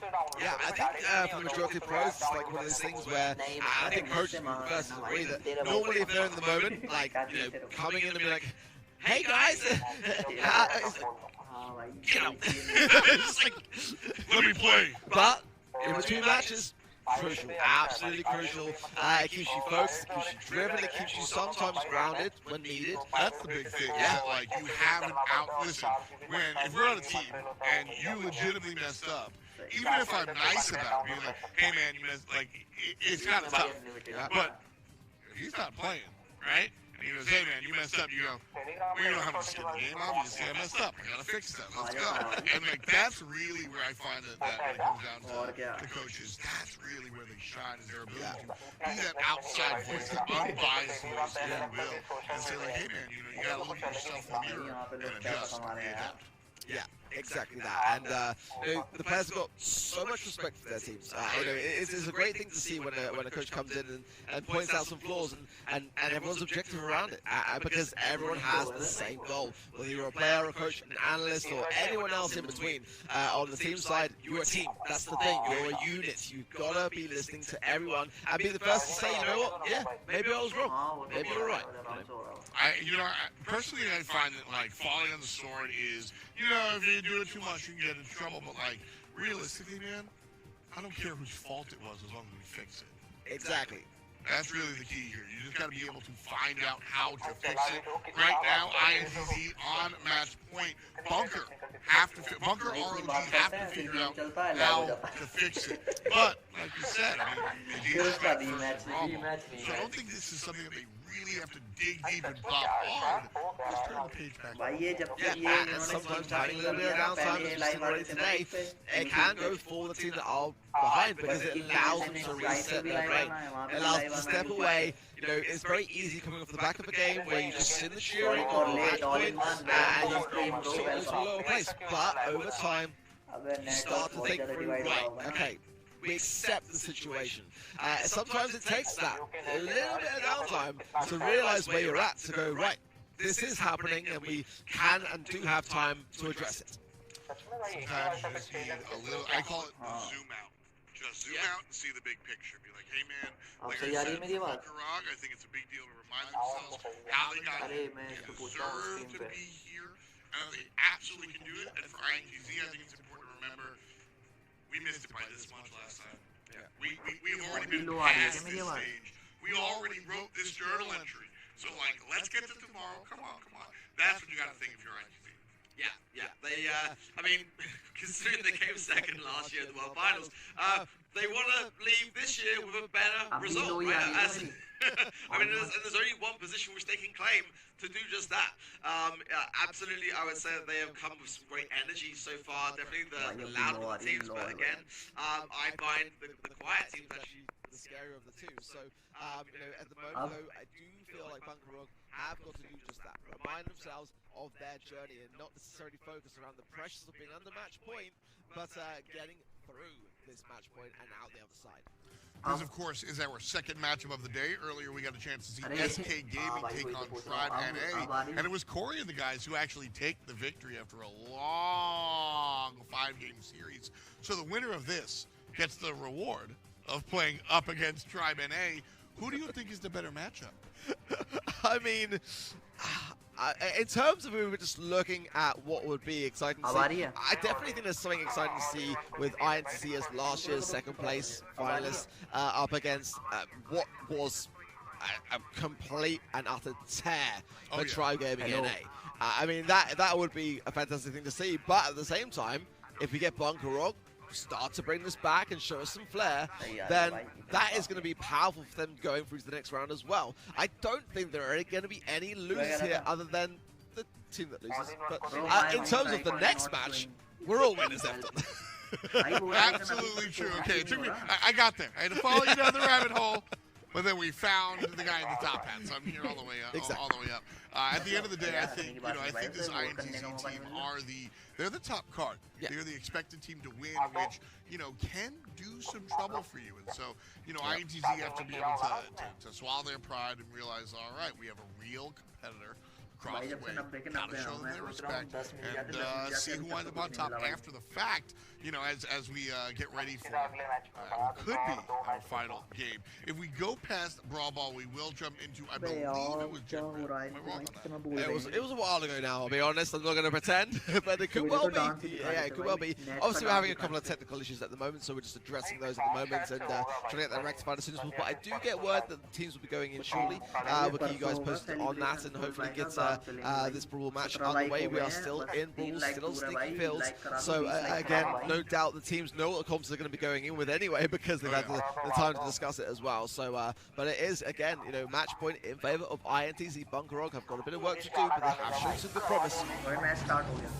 Okay, right, lollipop drop down from Mommy Jordan Darkroom. There taking some very early fire as well, but there's Firecrow, the pass through, a very speedy goal. Shield did not get the pick up there, and I think maybe it looks to me like Bunkerog still standing still, so looks like those situations regarding the technical problems still existing and need to be looked at.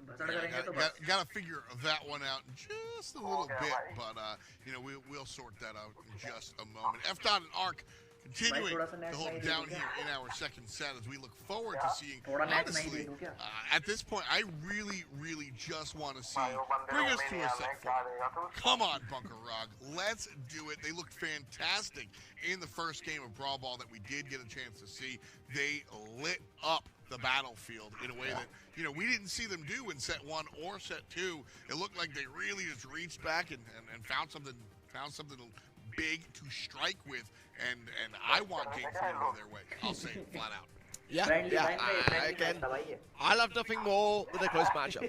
Sometimes, if we didn't have predictions involved, I wouldn't care who wins and loses because, again, I just want to see a close game. I want to see a battle. I want to see something that I will remember for years to come.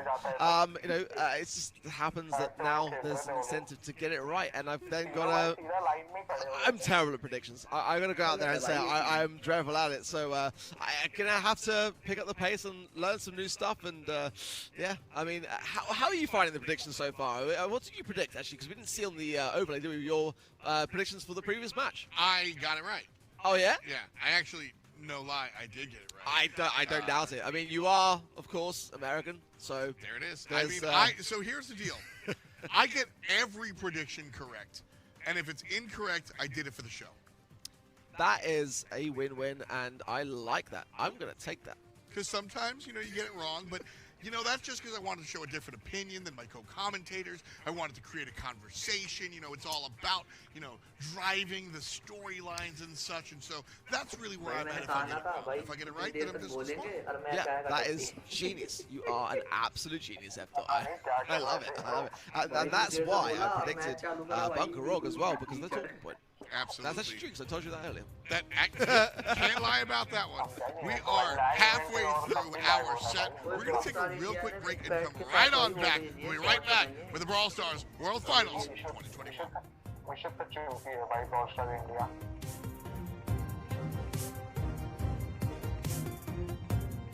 भाई break आ गया 5 minutes का break के बाद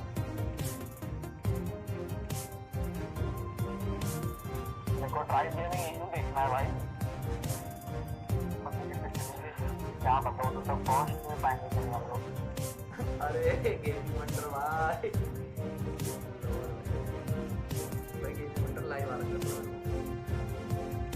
किस चीज के लिए भाई टीम तो मैं वो भी लाइव वर्ल्ड फाइनल और है कौन हो अरे भाई गेम भाई तो मैं नहीं पता मतलब ये स्ट्रीम आ रहा है ब्रॉल स्टार्स भाई बहुत देर भाई मैं तो बोला करता है बहुत लंबी लंबी स्ट्रीम कर रहा भाई 3 घंटे 2 मैं कब बोला वो गंदा है कह रहा भाई वो कौन है तो मैं कौन ही बोला भाई गंदा है थोड़ी बोला ये सही है भाई अच्छा है बंदा प्राइस पूल तो मिल जाएगा मगर ये तो बता दो अरे वो क्या प्राइसफुल इसमें जो आया था वही ना स्पेशल सुपर दिवाली में था वो भी था ना ताड़ा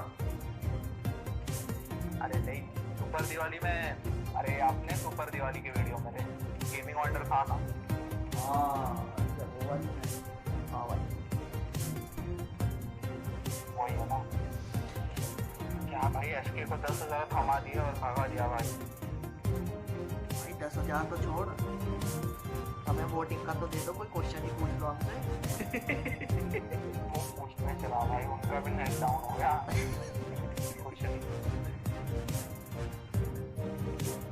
क्वेश्चन भी बचा के रख रहे अगले 2 मैच के लिए भी बचा के रख शायद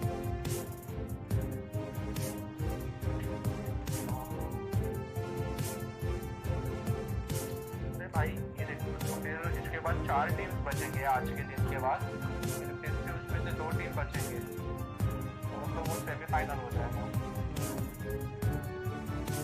अबे आज की टीम अभी कितनी 16 टीम है ना पूरी हाँ पूरी 16 है लेकिन आज 8 जन का होने वाला अभी कितने जन का हो गया 1 2 3 4 यानी 4 टीम और रह रही है हाँ यानी रात के 8 बजे तक चलेगा रे भाई हाँ 7-8 पकड़ के चल भाई अभी तो भाई 6 पता नहीं भाई 6 बजे तो ये वाली शायद से खत्म हो शायद ये तो मुझे लग रहा खत्म ही नहीं होगी कभी भाई बॉल ही चल रहा है पता नहीं इन्होंने ऐड भाई इसलिए रखा है अपने फिक्स करने भाई ठीक है भाई हमने भी INTZ है भाई वो बट हाँ हमने भी उसी को वोट करा है भाई आईडी दिखा रहे थे कुछ अच्छा दिखाऊं नहीं दिखा रहे वो ब्रैकेट से दिखा रहे बेटे वो दिखा दो भाई डांस वांस दिखा दो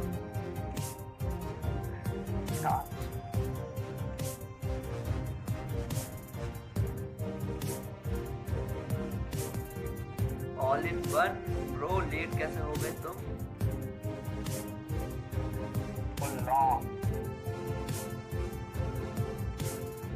ये बात में हमें नहीं था ऑल इन वन बाय मेरे को भाई डे 3 में क्वार्टर सेमीफाइनल भी होंगे और फाइनल भी होंगे भाई वो वोट करने के लिए आएगा विच player is not attend the third world final जल्दी बता दे एक ही पूरी का है सबने वर्ल्ड फाइनल स्काईरेक्स लिख भाई नहीं विच player is not attending the third world final तो सब लोग ही तो है भाई कोरी था कोरी कैसे है भाई अभी तो था सामने ये भाई ओके समझ गया अच्छा पागल हो गए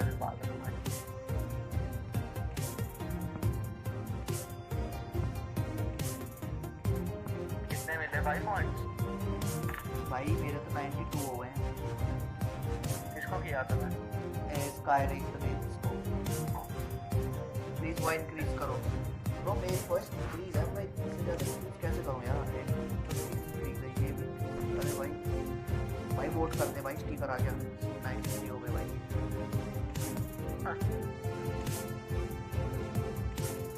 92 हो गए भाई चलो मैच शुरू हो गया भाई सुन यार भाई लिखा हुआ सुन भाई सुन नहीं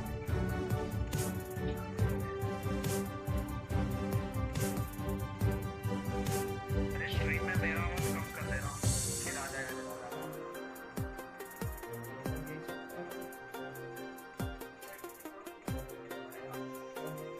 बोलिए कुछ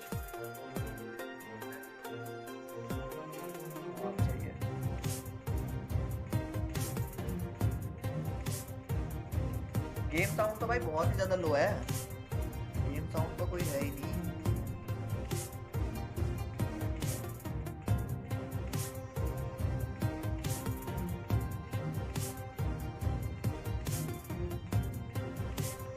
मेरे भाई ने आज भाई ओवरले भी लगा दिया स्टीम पे ओपी भाई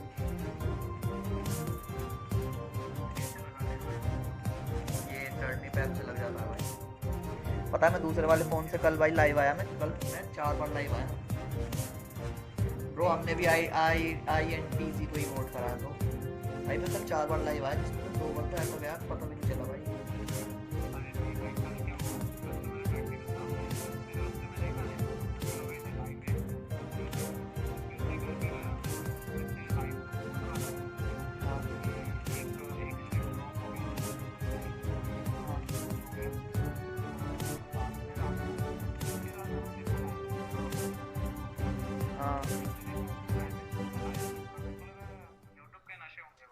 Welcome back, friends, to the Brawl Stars World Finals. It's F. joined here by Ark. We are halfway through our second set of the day, or if INTZ have their way, a little bit more than halfway through. We are in set number 3. INTZ currently lead 2-0, and we're tied as far as Brawl Ball is concerned. And so we are one away from seeing if Bunker can actually bring us to that 4th set, or if the Brazilians just finish it off right here. Yeah, it's such an important round. So, you know, a couple of technical issues that we've been working through in the background, and obviously with so much at stake, you know, it goes without saying that we've got to make sure that the players are in the environment that we want to see. We want to see a competitive setting. We want to make sure that it is fair for absolutely everyone on both sides. So, just working through some of those things. Again, you know, this could potentially be the game which may send Bunker Rock home. So, we've got to make sure that everything is ironed out as far as that's concerned. Absolutely. You know, when it comes down to it, numero uno here. Like, you know, I joke around a lot, but no lies, no jokes here. Want to make sure that the table is set for everybody correctly, and so that's what we're doing. That said, players should be getting about. Oh wow, we're in just like that. Game 3 of set 3, and Darkoom starts us off hot by taking it down 1, but the ball's not going to move from center field. Okay, well, I think it's going to be fertilizer then for both Eshil and Patufa on the right-hand side on the spike. You tend to see curveball, but it makes a lot of sense. Whilst Marcel taking that mid lane with the M's, and you know, Mommy was doing a fantastic job earlier with that, and Marcel, to be fair to say, was struggling at the minute as well. Bunker getting a nice deep footing into the mid, maybe too much so there as Marcel gets the takedown. Big push from the M's, and I like how INTZ are doing this. So the ball hasn't moved, but the area of control absolutely has. INTZ were previously on their 25% of the field. Now, right here in that middle, that 50-yard line, so to speak, sorry, Europeans, right dead in the middle. But Bunker Rock, actually, this is so much fun. The ball hasn't moved at all, and we've seen 3 different momentum pushes. This is the thing, and just everyone just trying to get their sides under control there. Nice takedown from Marmy onto 2. The ball going through, but there's Spyco going down as well. So Marcel is on his own here. Gets taken care of very quickly, but he kept his super there for his return back into the game. The ball be brought up from Darkroom there, but that would be very much needed on the defense. I like Mommy Jordan's idea to just stop. Understanding that if he gets a little too far ahead of himself, that it's all going to be downhill. And so, one more time, we don't quite reset. Bunker Rock actually does take a step forward. And with the kill on the Tufa, now they're going to take 2 steps forward. Fire Crow surrounded, right side, left side. A shield and Mommy Jordan combined for the kill. But still, biding their time like an Onyx. Keeping careful not to go too hard.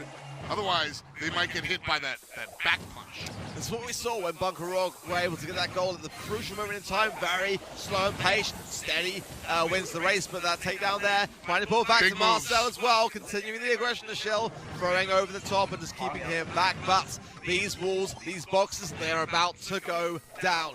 Overtime approaches, and this is the moment that I feel like INTZ have got some momentum going into. Can they make it work? Well, we're counting down from 3. The kick forward, the punch through, that's going to be it. INTZ move on just like that.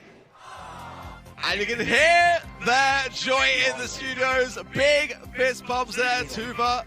Chest bump, you love to see it. The flag on the floor, soon surely to be raised yet again. INTZ moving on to the quarterfinals. That's the guy, Tufa. Like I said, listen, I'll let the statisticians handle all that stuff.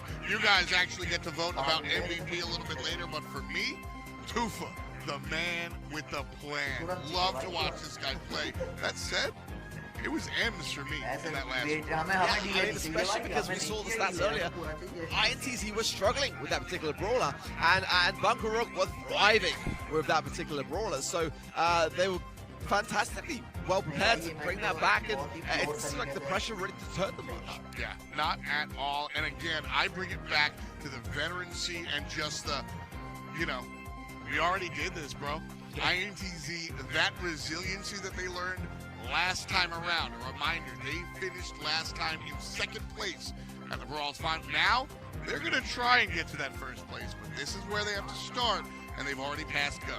Yeah, you got to start at the beginning, and again, coming in today, they did look very confident. We saw that from the get-go, but as Bunker Rock started to get some games under the belt, they got a little quiet, it's fair to say, but it's all about perseverance. It really is, and adapting as well. Sometimes things come up that you were not really expecting to see, and I did feel like INTZ adapted pretty well around a lot of the situations. I mean, that's the thought process, right? You got to be able to stay rock solid. Listen, I'm gonna, you know, talk about what was happening here. We had a lot of delays and some tech difficulties. Sorry, folks, that's part of the game, and when you're up on that stage, that is absolutely a part of the mental aspect of what's going on here. It's hot here. There are your friends yelling in the next room. That's as much of a part of it as anything else. And so you've got to take that whole enchilada and really, really bite down on it. First starting off, INTZ destroyed Siege. Yeah, they really did, and I mean, rightly so, really. I mean, it's one of their best game modes, it's fair to say. But this is the moment that Bunker Rock, beautifully done, as you put it in the cast, surgically done. And that was what we kind of saw, and I did think that towards the end of that last match, it looked very reminiscent of that moment there. But Oh यार, I have a Brawl Star. बाद में लेंगे भाई. मैं बाद में लूँगा भाई.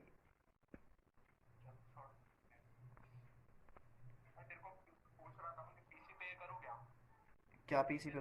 At home night not realize, like, it wasn't an accident that the ball gets shoved, the player gets killed at the same moment. That is a concerted effort from 15 seconds on. They are saying, this is what we're doing. We're hitting 1, 2, 3, and then bop, bop, bop. Gets done, take over. Fire Crow right here, letting them know. 5-1 on the Leon. Love to see that play. Yeah, it's again, very, very catered towards his playstyle, very aggressive, very in your face. 35% team damage, DPS as well, 241. You know, it's been great to watch this guy all year long come out of his shell and just give us something to shout about. Right now, the players, the INTZ, they are having a ball on the stage, soaking it in and enjoying the spotlight. You can see him right behind us as the players again. I told you, on the stage, it is all lights out, hope you lose. As soon as that match is over, a lot of respect, handshake. मैंने तो game खोल लिया भाई. अरे pin लेऊंगा ना. ये वाला भी पिन ओपी है अभी जो मिला वो. अभी देखता हूँ. तुमसे रूठ जा. वाला भी तगड़ा है लास्ट वाला. ओए कोई आ जाए तो मेरे को बताना भाई.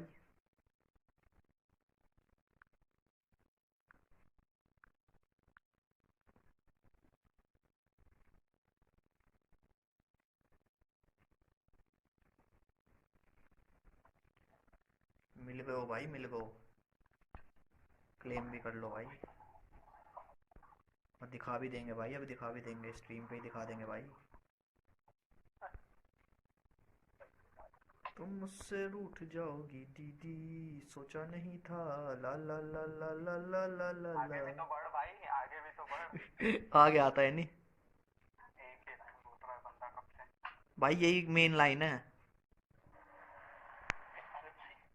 भाई डेस्पेसितो भी मेन ही लाइन है भाई, वही बोलते रहूंगा मैं. हैं भाई? डेस्पेसितो का तो डेस्पेसितो ही बोलेगा ना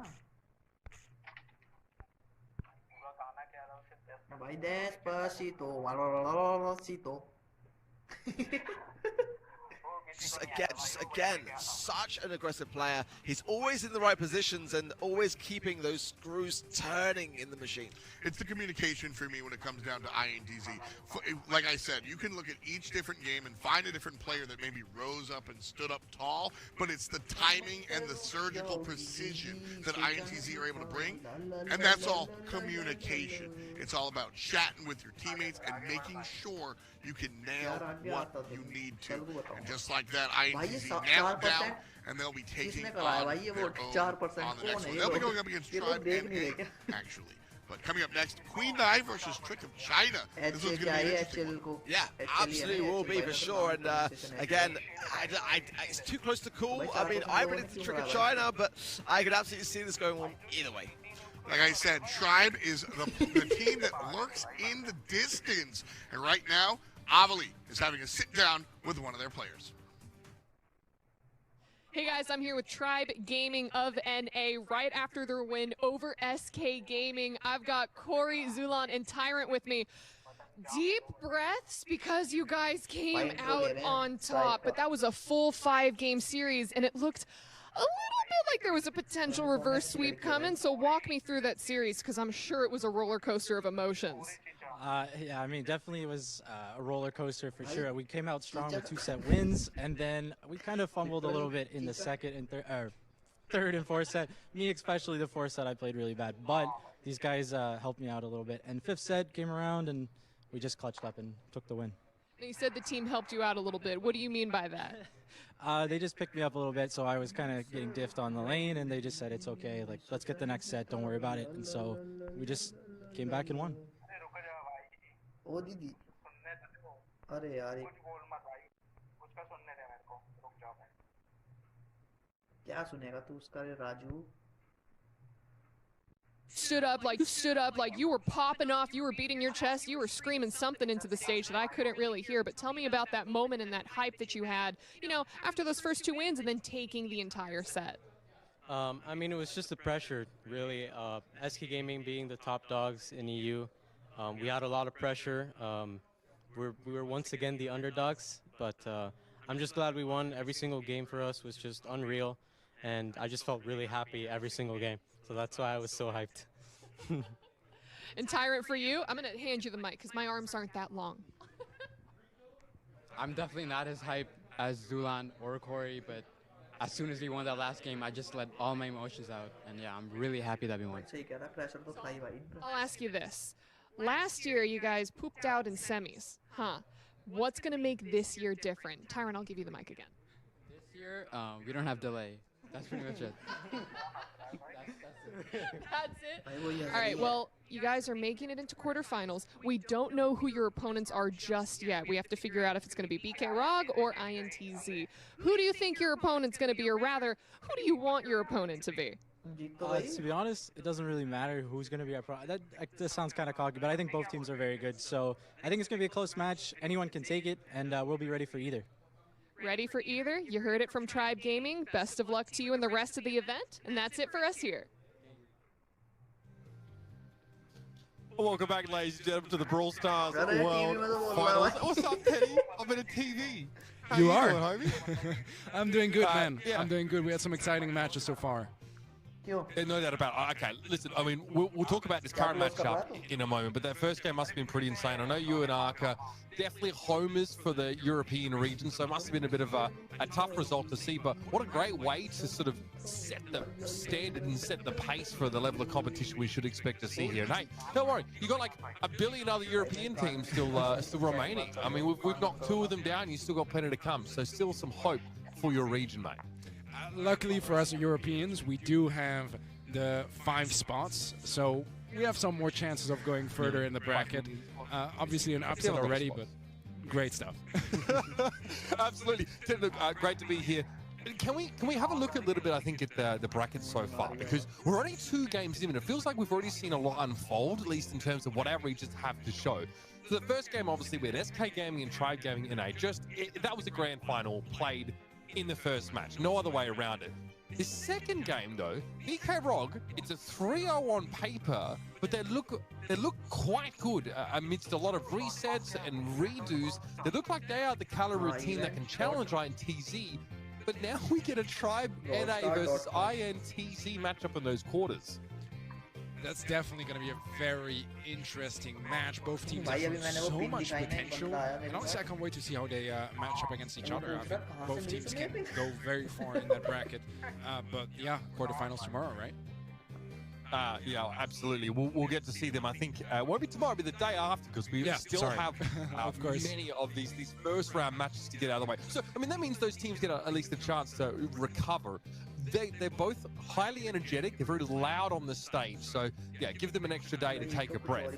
But let's shift our focus to a completely different corner of the world now. We have East Asia versus mainland China regions going head-to-head in this next matchup, Teddy. This is fascinating because it's not the top teams from either region by ranking, but Queen Nai and Trick of China have both been very, very strong. They've been absolute stalwarts in their respective regions. Yeah, absolutely so. They've had a terrific run so far this year. You know, if you look at teams like Trick of China, sure, they haven't really won any monthly finals, but in the mainland China region, there's only one team that has, and that's Nova. So they are in situations where they were kind of behind the shadows of some other teams, but now this is their time to shine, and if there's a time to do it, it's got to be today. I love you have to look at me, Teddy. I love looking at you, man. I'm getting used to the whole TV thing. It caught me off guard a little bit at first, but I'm starting to actually enjoy it. Yeah, it's because I just don't want to breathe the same air as you. No, I'm kidding. I'm kidding. Yeah, of course, unfortunately, I can't be there with everyone here, so I am coming in remotely here on the show, but I'm still getting the vibe. I'm still getting the feel here, and you can see behind us on stage there, our player portraits are starting to populate here a little bit more.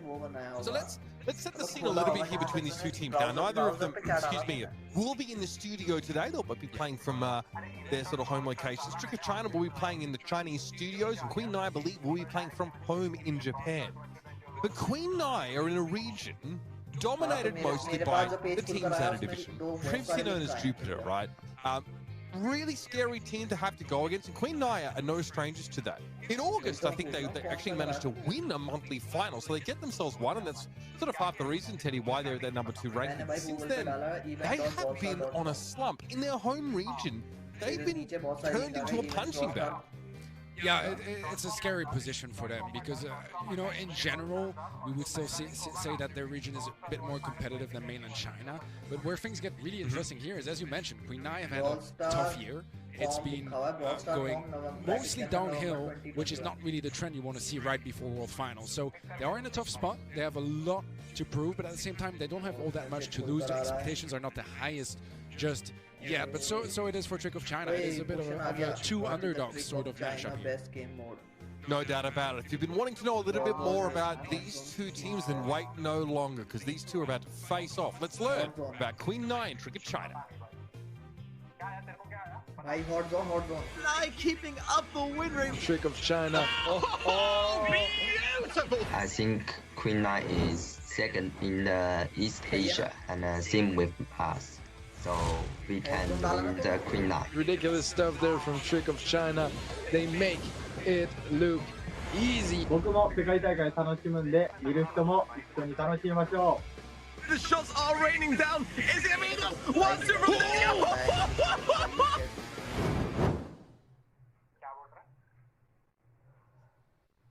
Teddy, I love that. Trick of China are saying, well, they're #2 in their region, and we're #2 in our region, so that means we're going to win. I'm not sure how the math works out there, but definitely a lot of confidence for our mainland China team here. That's some flawless logic, honestly. I mean, if you can turn it, no matter what stats you have or whatever not, if you can turn it in a positive way where you win, I mean, that's the job done. Yeah, it's all about framing, isn't it? Yeah, you know, so even if you lose, you can try and spin it. So, yeah, see, that's actually great PR technique. I love to see that. We're going to jump straight into our map and mode. Bounty's going to be up first. And this is a fantastic game type for Queen Nai. It's their best. They're 13-5 on it right now. And Teddy, we know Shooting Star needs plenty of sharpshooters.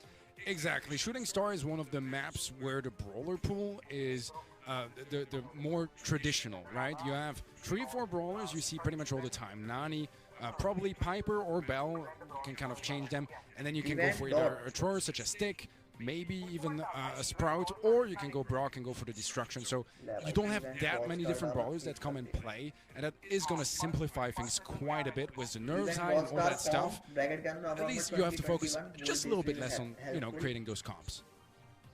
And I'm very curious to see how the bans that we'll see in a moment are kind of catered towards this map pool, because in the previous series we saw, you know, Lola banned, but a lot of mech being played in those side lanes anyway, whether it was sort of, you know, whether it was on Siege or we even saw it on Gem Grab there. So here are bans. So both teams ban the Stew. They don't want to deal with it. Lola's out of the picture. And yeah, this is fascinating because obviously in effect there's only 3 bans with these two teams doubling up on the Stew. That's going to leave a lot of options open. Stu is and has always been at least a very good brawler, if not one of the best. Still is a really, really dominant brawler, can do so much work, can also hard carry, and sometimes in those positions where they are going to be very nervous and there's so much on the line, you can have to rely on one player to pump off, and you know, whoever plays Stu can make that happen. Getting it out of the way is going to eliminate that risk. Yeah, Dempsey doesn't look that nervous, nor does Kenji. We're getting some waves here from the Queen Knight squad as they're ready to jump in fairly soon. And one thing we really want to laser focus in, Teddy, on this series, I'm sure you'd agree, is the meta. Right, mainland China, they're known to be a region that plays by their own rules. And we've just seen teams like Tribe and SK Gaming, to name a few, go head-to-head today. 2 teams that are known to set the meta and then stick to it in a big way. So definitely feels like we might see a change of pace here. But oddly enough, these 2 teams, these regions, agree enough on metagame, enough to sort of ban the same brawler in Stu there. I think that's quite fascinating. But there's so much available still in the sharpshooter pool, Teddy. I mean, Hyper's there, Byron's there. When it comes to a map like this, when we're shooting Star, we're going to have the opportunity to assess these 2 teams on that mechanical prowess.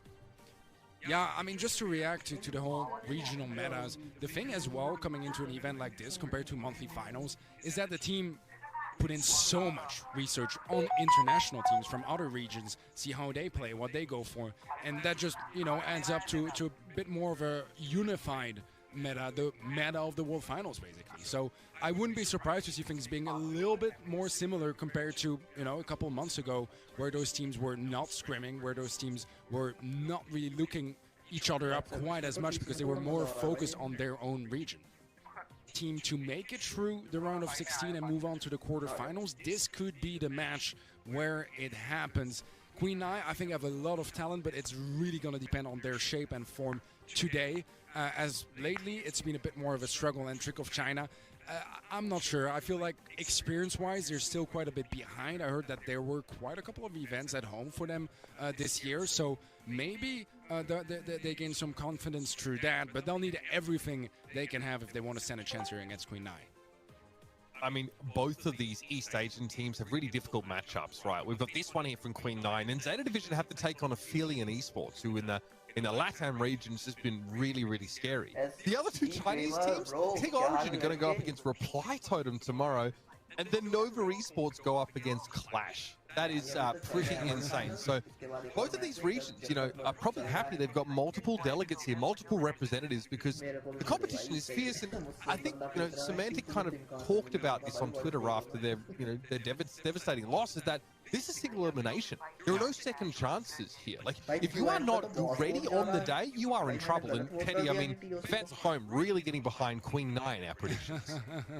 I mean, I agree. In my own predictions, I would go Queen Nine. You know, I feel like it's a lot safer of a bet. But if you compare to all the different mainland China teams, I think this is one of the matchups where Trick of China have the highest chance of taking this one home. I feel like, as you mentioned, you know, you went through all the different mainland China matchups. This seems like one of the more plausible upsets. Although we've seen it earlier, anything is possible. What is meant to be on paper, I mean, the execution is 9 times out of 10 going to be completely different. Yeah, and look, if you're watching and you're seeing the predictions, I'd also warn you not to put too much stock in it, because I think it was in the SK Gaming versus Tribe matchup, you know, it was like 70+% in favor of SK Gaming. But you know, the context to that is that it's 4:40 a.m. in the United States right now. You know what I mean? Like, I don't know how many people, you know, are staying up like I am through the night to see these fantastic Brawl Stars. Although I would recommend that, you know, as a course of action. I wouldn't normally recommend anyone go without sleep, but these are the kind of matches you do not want to be missing, whichever way you slice it. China is looking awful professional. It's almost as if we're in a studio inside a studio. That's right. They're obviously they are competing in person with one another, with their teammates in our Chinese studios. So a little bit differently to Queen Nai, who are presumably at their own places. Trick of China are actually able to be there in person with one another, and you know, we can see how much of a difference that made. I mean, look at how how crucial he was in like raising the morale of SK in that almost reverse sweep attempt. And we heard Corey, and he just talked to Overly, and he's like, my teammates really had to pick me up. I was getting diffed hard, and you know, I was kind of down in the dumps. So being in the room with your teammates goes a long way. That's something the Trick of China obviously are going to be able to rely on here. I think that the map pool is really fascinating, Teddy, because, you know, after Shooting Star, which is always so volatile because of all the sharpshooters in play, we're going to have Split coming up second, which I can never get a read on how regions like to play that map. There are so many different ways of going for it. Either blow up the architecture on the map, or just try and get some Rico diff on the side lanes here. So every match in this series is going to be fascinating, especially as we try and evaluate these teams. And like you said, start to see a meta develop within these World Finals itself. Yeah, I've talked with a lot of pros before the World Finals started, and most of them agree that anything is possible at this point. There's so many different options, and we simply don't know. An example would be Zeta Division. We've had they were not nearly talked about as much as they are now, because in scrims they were destroying people, and teams that were, you know, not necessarily the scariest ones on paper. It turns out that here in person, when they get in the zone and they get the vibes going, it's a whole other story. But here we are ready to get started. Queen Nai versus Trick of China. And we already have quite a bit of aggression here from Queen Nai, going for that blue star early on and taking it. The pressure from Menmi is intense early on. The last hurrah had to be used there by Goodnight to just survive the scrutiny from the Nani across the map. Queen Nai put their best foot forward, early. And with that blue star, like you said, Teddy, the peak comes across the map and White has to back up. Almost gets clipped. Yeah, it's a dangerous situation, but the kill comes through. Actually, another one from White on the left side happens as well. That's going to be still the one starting in favor of Queen Nai, but at least the gap isn't too wide just yet. Still about a minute left on the clock for Trick of China to find any opportunities. Good start here for Queen Nai, though. It got a little bit messy. Menmi has another pick available, tries to return to center, and White goes low, but still able to get away with that kill. Him forced to do the same, but he can't shrug off the damage from Dempsey. Trick of China, it's an even Stevens game until just then. Menmi finds a crucial pick off on White. Blue star and 3 stars on top of that. A Peeps crossover, but of course it's time for some return to center tennis. Wow, almost picks up the kill, but barely survives. Important stars to keep here, and that would actually have been enough to give back the lead to Trick of China. 30 seconds left on the clock. Trick of China need to start aggressing a bit more. They need to find some opportunities to frag to get full health moving forward. Should get dealt with White easily. Waste quite a bit of ammo actually. 12 seconds, a nice sprout roll. Going to be blocking some axes on the left hand side. Try to funnel them into a predictable position. 5 more seconds. No eliminations coming true though, except for Queen Nai as they take game number 1. Yeah, fantastic stuff there from Queen Nai. Great opening. Look, you know, the Nani play obviously is quite fascinating. There to sort of see that play out, a lot of return to sender usage, but Kenji on the Sprout is actually able to sort of every now and then duck into the middle bush and just refresh that photosynthesis shield, making himself much more durable than, you know, like a Sprout playing like an open middle position would otherwise be. Looked really hard to try and sort of, you know, get meaningful damage, I think, on Queen Nai for much of that round. Yeah, they had a bit of a tough time. I mean, thing is here as well, and we saw that a lot, especially in the first match of the day. Usually the first game is going to be quite slow, right? You want to kind of get a feel of the game and of your opponents, of the environment, all that kind of stuff. Here, much more aggressive, to be honest, still a little bit slower early on, but there were some kills very early into that game compared to some matches we saw earlier where it took a while, especially for Bounty, to really get started. But yeah, good stuff. Both teams coming in quite confident. Queen Nai definitely had the upper hand for the most part of that game, and a very well-deserved first game going their way. But so far, Trick of China not that far behind. You know, you can kind of snowball quickly once you get started. 56% damage dealt. That is an insane amount. Obviously, it's Nani, deals a ton of damage, whether it's the super or your regular shots. So much value, but still 56%. That's more than half of the team damage. Yeah, and obviously like a decent amount of that comes from all the pick connections that Menmi was getting with those supers. A crucial one picking off the opposing Piper, who wasn't ready, I guess, for the pick to come back from behind. The pick went on a extremely long journey here. Kenji hoping, I suppose, that someone from Trick of China can see his face cam, because that was quite a smoldering stare, but Queen Nai have every reason to feel confident right now. I think that, look, having the Sprout set up in the middle of the map and getting that Byron heal consistently, plus of course the photosynthesis, means that it's pretty safe. You actually get to play, you know, a bit further up the map, play a little bit more aggressively there. And I think you mentioned that, you know, once there was a lead for Queen Nai, they were able to use the Sprout hedge to make it much harder for Trick of China to chase him down. There's almost a sense the Trick of China have to get a little more aggressive here. Look, they're going over towards a Brock pick here. Kenji toward the max. And I love those changes here from Queen Nai. You know, teams sometimes will tend to get a little bit comfortable after they win the first game, stick to the same comp, go for minor adjustment if need be. Here, bringing in the max and the Gene, that's a very, very big change, and I'm all down to see it. So far, Blue Star picked up by Queen Nai, going to be giving them the lead for now, but we do have that rocket fuel ready to go. It's not going to find a connection inside. Instead, it's going to be Menmi to find a kill on Good Night, and Queen Nai start things up with the lead once more. Oh, this is bad for Trick of China. The fact that you already have a lead before the first Magic Hand comes in. Menmi didn't even have to use a super to secure a lead.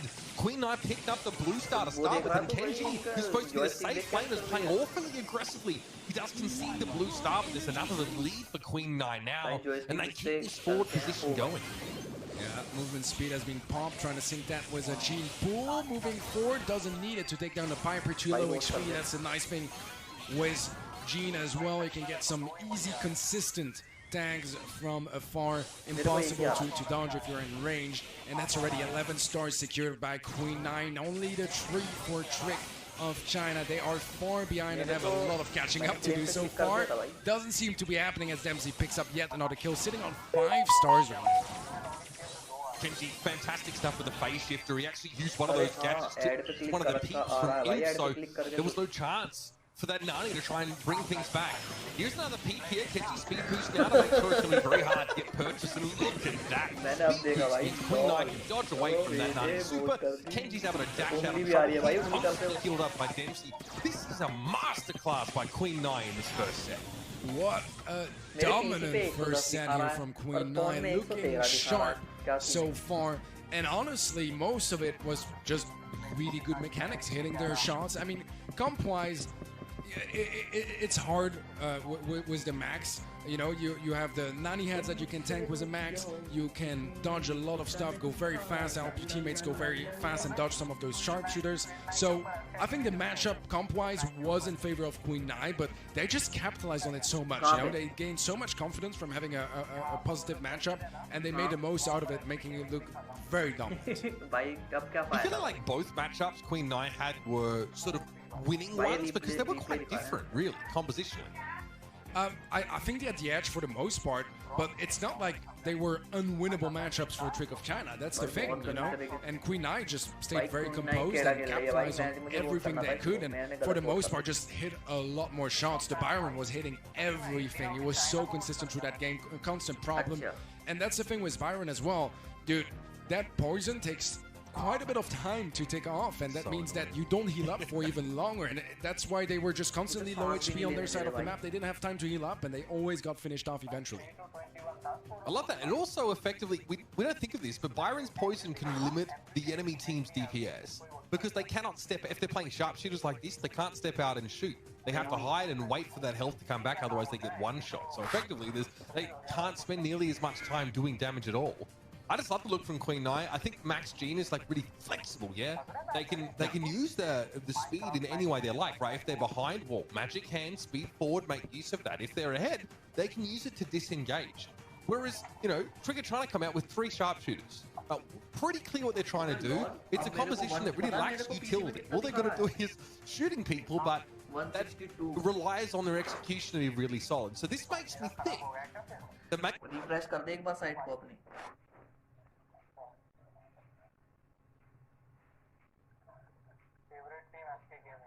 ले भाई site को refresh करने से तो login का option आ गया.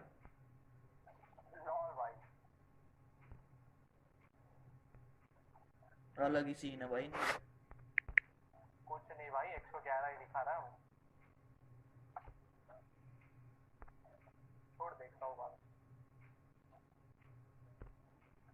सच में मार खाएंगे मेरे को अगर कैट बर्गर जैसे कैट बर्गर नहीं मिली, कैडबरी नहीं मिली मेरे को. हाँ भाई. अरे नहीं जब स्ट्रीम स्टार्ट हुआ था ना तो लास्ट में सॉरी स्टार्टिंग में जब स्ट्रीम स्टार्ट हुआ था ना तब कैट बर्गर जैसी ना वो ट्रॉफी रख के गई थी हैं सामने. जो अभी ये ट्रॉफी दिख रही है ना लड़की आई होगी कोई बनकर. हाँ कोई तो लड़की थी पता नहीं. कॉस्ट्यूम पहन के आई थी कैट बर्गर जैसे. हाँ कंफ्यूज नहीं हो गया भाई कैट बर्गर जैसे. हाँ भाई हो गया मेरे 162 हो गए भाई मेरे. कुछ काम का नहीं है मेरा पीसी भाई. इतना भी पुराना है क्या? भाई रिफ्रेश भी नहीं हो रहा क्या तू? अरे कर दिया भाई रिफ्रेश तब भी नहीं हो रहा. छोड़ भाई मोबाइल से बाद में लॉगिन कर लूंगा. One part for me is neither of these teams have really, outside of maybe some of the research they may have done on one another, they don't really know what this first round composition is going to look like.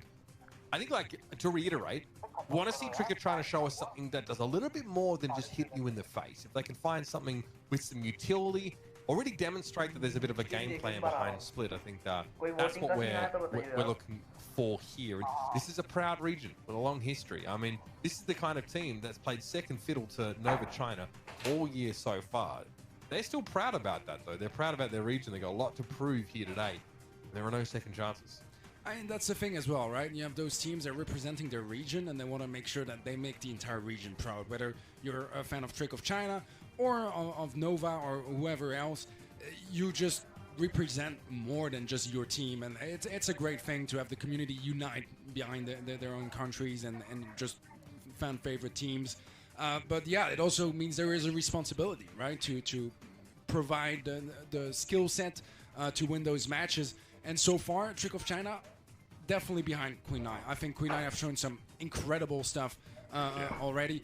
By the way, guys, we want to hear about your votes as well, your predictions, what you guys think. Event.brawlstars.com. If you guys want to tell us and predict, there's quite a bit of stuff you guys can win if you want to get that burglar skin for Jesse. We have our next game, though. Uber, and it seems like Queen Nai are starting off quite well with control of both sides of the.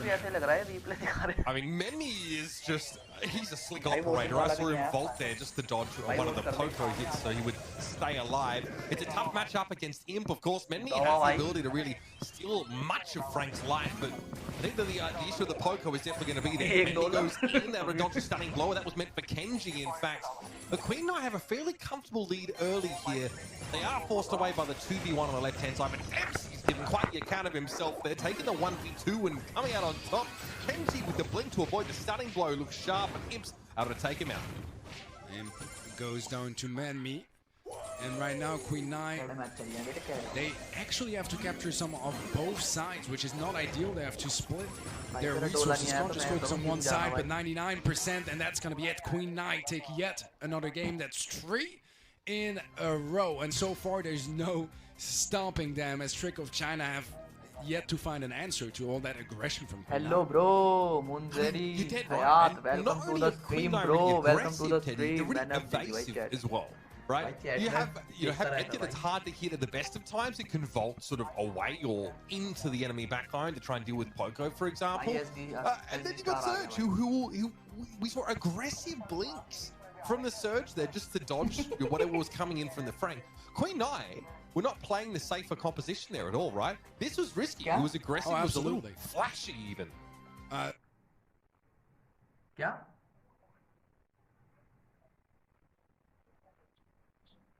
क्या कह दिया इसने भाई? क्या कह के गया है? कान में एकदम फुसफुसा के गया। हाँ। नहीं ये कह रहा था मैं ईमेल मत रिवील कर देना आपके हालात देख के लग रहा है भूल जाओगे बटन दबाना हाइड कर देगा स्क्रीन को। हाँ यार वो भी है।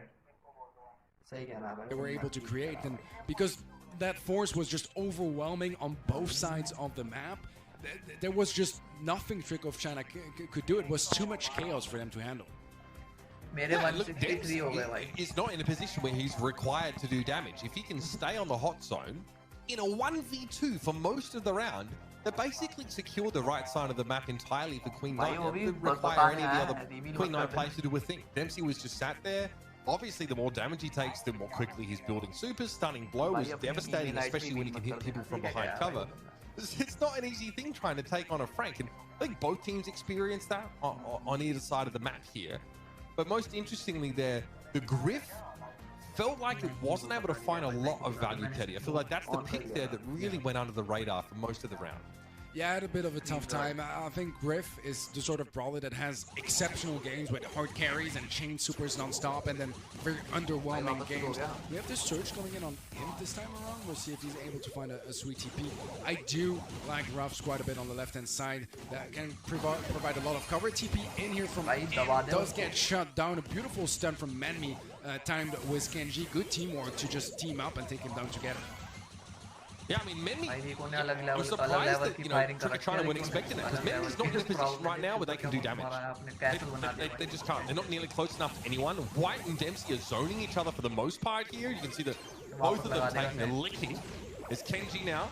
Will have, I mean, has a hedge available, but he's going to win that left-hand side fight out. And yeah, pop the pin, why not? Because Queen Nine are all over this. Yeah, they need to get Kenji out of that position. He's capturing way too much on the enemy side of the map. That's the harder part to capture. Obviously, with Sprout, you have this strategy that we see right now, placing down those walls. It is a nightmare to deal with, but have a Surge. Surge is on this map exclusively to counter either Rico with a TP or those throwers. I don't understand why he's not more aggressive on those TPs. Goes for it now. The auto aim not doing him a favor as he just shoots in the wrong direction. And look at that wall from Kenji, wasting 2 TPs for him to get that kill. That's a lot of utility out of the way. No more gadgets whatsoever for him. Menmi wants to play aggressively here. One sweet dreams, and it's going to be lights out for White, who gets rid of Dempsey, though. This is looking a little bit scary now. Trick trying to have control of the right-hand side of the map, and even Goodnight are trying to literally hold down the fort. But Queen Nine explode around the left-hand side corner, and that'll have this left-hand side secured entirely. There's nothing Trick can do. White's trying to catch up, and he needs his teammates to stop the cap on the left-hand side. And no, it is going to be Queen Nine. This is starting to look pretty darn one-sided. We're already 2 sets in, Teddy, and this Japanese squad are rising. Yeah, that's the great thing for Queen Eye as well, looking further than just this round of 16 match. We've talked about it, right? They had some mediocre performances towards the end of the year. It wasn't looking that great on their side, but matches like this is where you gain some confidence back, and they will need it further in the competition. Obviously, this match is far from being over just yet, but 2 sets in the bag now, and they're starting to look real good, getting that confidence in. And honestly, so far, I'm very, very impressed with their performance.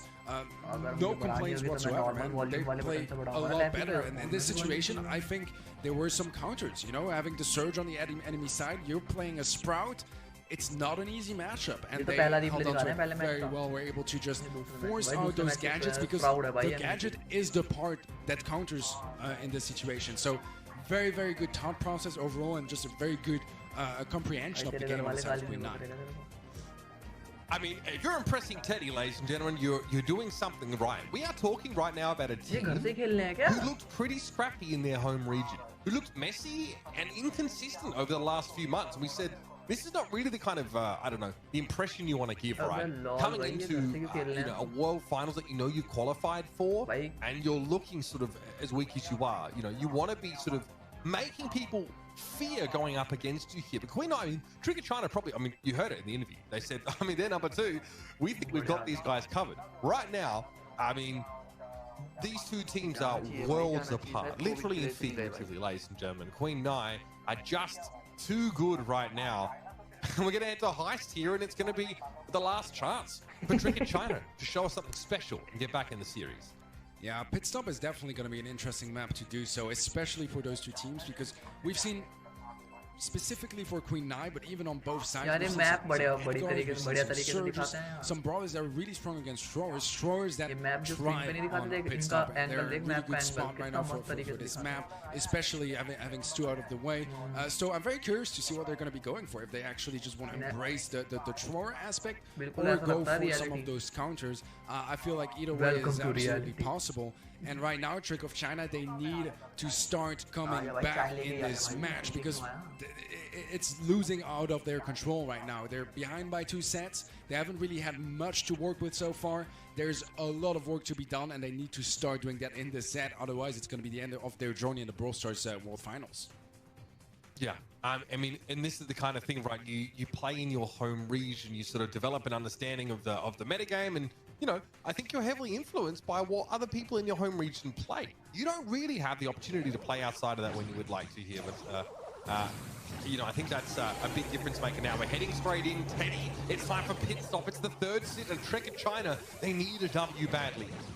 All right, we have some interesting matchups. Spike on both sides, also Ruffs on both sides, and then the M's versus Rico making the difference in this matchup. So far, this is the best situation Trick of China has been pretty much in this entire match. A 12% lead here in Heist to kick things off. Definitely a much better start, but they got to keep it up. Now, White has definitely been the shining part of Trick of China, right? Again on the Rico, making life pretty hard for Dempsey here on this right-hand side of the map, and getting a little bit of safe damage early on is a big deal. Queen Knight haven't been able to move up in numbers yet, and Dempsey yet again loses that right-hand side matchup. And that forces Menmi in a position where he feels like he has to make a play. His sandbags are still set up in the backline here, and he refreshes them, gets the victory against Good Night here. And again, the problem with him going down, Teddy, is that he can't use that air superiority to bang out the middle part of the wall and actually create an opening for Dempsey. Yeah, that would be much required for this comp. They need to open things up, and that's a bit of a problem so far. Super is available for Dempsey to try to find an opening. Will be able to get the slow to follow up full-on spike shot. A lot of damage coming through. The kill as well, and finally, you're calling it out. The wall is opened up, and now there's a chance for Queen Knight to start dealing some more damage. Still behind by 6%, but slowly catching up, and as they have that center control, they should be able to slowly start coming back unless Trick of China are able to defend it off. That was important. Menmi being able to get that damage on towards White. The Rico has been the main issue for Queen Knight, zoning them back on the right-hand side of the map. White is now back in the fight and keeps it very low. Just between Imp and White. There's a chance here for Trick of China to come forward. Dempsey doesn't have sticking around yet, so it's just a little bit of damage to put on White and try and keep him honest. But the air superiority comes in from Trick of China, and both teams' safes are now vulnerable. 20 seconds left, and this is from far the closest game we've had so far in this match. Final countdown starting now, but damage is pouring down on that red safe, and all the hopes from Trick of China are starting to die out as Queen Knight is gonna take their 5th game in a row, and now it's a match point situation for Queen Knight. Absolutely devastating for Trick of China. They start the round with a 12% safe damage lead. Yes, admittedly, it's the Rico on the right-hand side of the map that gives them an early advantage. You know, you're winning out against Spike as he, you know, outranges the Spike in that part of the map. But there was a lane swap. All of a sudden, the Colonel Ruffs is playing that right side. Menmi is able to find the elimination on the Rico, and all of a sudden, Queen Knight, they surge ahead, Teddy, banging out the middle part of the map here. This is where it really gets nasty for Trick or China. Yeah, and honestly, morale-wise, this is a tough loss, right? So some of the other games, you know, they get outcomped or they got completely demolished, and they know it's over very early on in the game, and they don't really have to think about it too much. But here they fought so much until the end because they knew they stood a chance. This was their chance to pick up their first game, and in the end, it got robbed from them, and that's where it gets really complicated to recover. The Spike matchup, interestingly enough, despite having more DPS on Good Night, sometimes confirming kills can be more valuable and less death, obviously, as well, and that went better for Dempsey overall. A fairly even matchup, I would say, but I think the M's did terrific work, and honestly, even the roughs for Queen I did an amazing job. Really, where the openings were created on their side. Yeah, I mean, that was that lane switch, right? I think initially it was Dempsey. I mean, Dempsey has lower DPS, and it might have been because he was trying to fight against a Rico. You know, whereas Trick or China had a more favorable Spike matchup in the middle of the map, but that's an adaptation that we'd love to see, right? We actually saw it a whole bunch in the previous series, you know, with INTZ and Bunker Rog, where teams are trying to get good matchups for their buzzers, right? Trying to avoid the mirror, but put themselves in like a favorable situation there. If you can make that switch sort of midway through the round and do it without your opponents realize you've switched up, then you're in very good shape. Trick or China didn't respond to that at all. They said, oh, okay, we'll take the Rico versus Ruffs, and I guess you probably think you win that too, but yeah, but it just didn't pan out that way at all. And this is a situation where, you know, neither team is using field promotion, right? So there's less of that healing just occurring, and you're not really getting nearly as tanky. So much more volatile gameplay. Look at this Menmi. He's brimming with confidence, Teddy. All right, quick eliminations already for Queen 9, whereas in the previous game they struggled a bit at first. They will be taking the early lead now. A very interesting comp. I mean, some brawlers we just don't see a whole lot at the moment. Daryl being an example, but even more interesting is that Nia picked from Kenji. Teddy, they're cheesing, surely. Barrel rolled in from Dempsey, gets a bit of safe damage. Kenji wants to go as well. Supply drop thrown down behind him. He's able to find the elimination. The Bears coming in. Oh no! It's gone horribly wrong for Trick or China. This is not supposed to be happening. Look at all that damage. That's almost 50% of that safe health out of the way, just like that. And I mean, they're going to be regretting not defending that barrel better, because that is a huge problem for Trick or China, because Queen 9, they're at match point.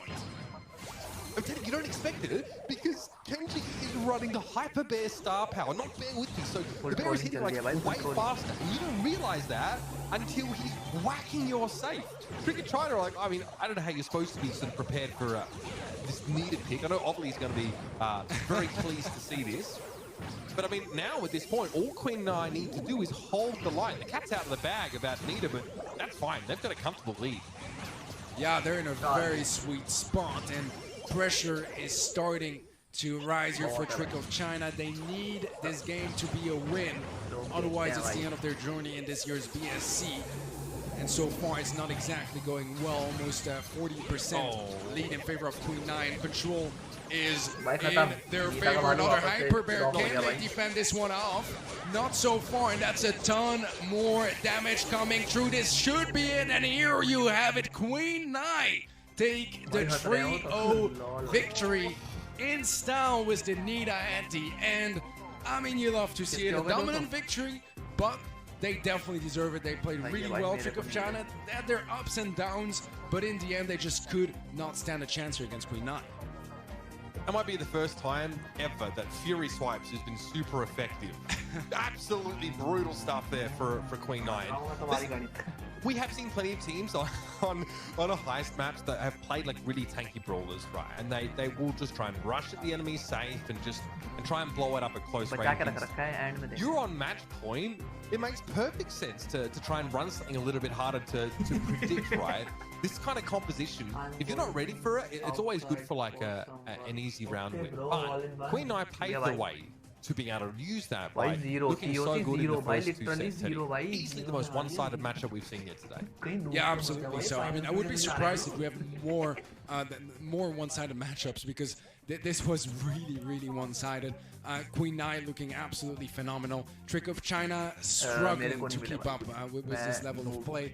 Once again, they had some moments where things got a little better, where they stood a chance, but for the most part, this is a stomp, and Queen Nai can be very happy about their performance today. Definitely performed at the level they expected to. And some of these games, especially the more one-sided ones, it's kind of easy to pick like a dominant factor or like a player who's really just been completely dominating in their individual matchups. But that was happening in every position here for Queen Nai. Menmi and Kenji are both disgusting. They're absolutely disgusting. This, of course, was the cheesy look from this composition, but Kenji is able to win these 1v1s. By the way, without the use of Nita's super, which is something you maybe expect would need to be done here. If you can win against like a Rico as Nita or whatever, whoever's playing against you on that left-hand side lane, then you're probably not going to lose. It's really hard to overcome that kind of disadvantage. And you see the laughter, the throwing back of their heads. Queen Nai, they have begun their journey in the most comfortable way. Yeah, absolutely. So, I mean, a good matchup. We talked about their slump earlier. This is definitely going to help them raise that confidence and get ready for the tougher matches ahead in the quarterfinals, as you mentioned. That is going to be starting on Sunday, I believe. So there's definitely some time to prep for that. They had a terrific match overall. I mean, M's putting in some really good work. Even in some of the matchup, for example, there was one where the only difference was Rico and M's, and the M's was doing so much work, whereas I feel like Rico overall might be a better option for that map. So whether they had the matchup, the better comp or not, they always had the upper hand. And that shows that this was a bit of an outclasser in favor of Queen Nai. I love you bring that up, right? On one hand, you can say that maybe the Rico side lane is like the superior choice in almost every case. But when it comes down to how it's executed by the individuals, then that kind of gets sort of thrown out the window, and that's what illustrates the divide between these two teams here. And again, the mainland China region still has plenty of powerful delegates to demonstrate to us here, of course, because Nova China have seen their younger brother get knocked out, and they're going to be looking for revenge. There's no doubt about it. A great sign, though, also for the East Asia region, because this isn't even their top seed, right? Yeah. If they're number 2 seed, the seed that has been kind of on the downturn over the last few months can look this good, then Zeta Division have got to be thinking, okay, we might have an opportunity to really smack some heads together. Absolutely. So they have been looking scary, and that's a point I was looking to make as well, right? Zeta has been looking so good, and we don't really have quite as much of an idea for Queen Nai because they're playing from home, so not as many scrims, etc., etc. This is going to be very interesting to see how they develop over time, and the MVP has come in. The people have spoken, and Menmi is going to be the one taking it here. As you said, very much deserved at a flawless performance. It's not a word I use a lot, flawless, when I'm talking about Brawl Stars competitive, but this is a good moment to use it. Listen, I mean, from the very outset, right, Menmi was piloting the Nani on Shooting Star and just looking that much better, putting a lot of pressure on the middle part of the map there, and we kind of have an inkling that there might be a little bit of a diff, at least on those off lanes. But then we played a bunch of different things. I really enjoyed the strategy of using a fairly tanky Sprout with the healing of Byron to back up, and keep the Sprout in position to play more aggressive and get value out of those hedges. I mean, we're talking about national pride here, of course, regional pride, and if you want to represent your region, or if you want to cheer them on, you can obviously head over to event.brawlstars.com and watch Interact. And of course, everyone's talking about the Cat Burglar Jester skin. Yeah, well, that's how you're going to get yourself one there. So head over there and feel free to interact with all the fantastic tools we have to allow you to interact with us, even though some of us are a long way away from the action.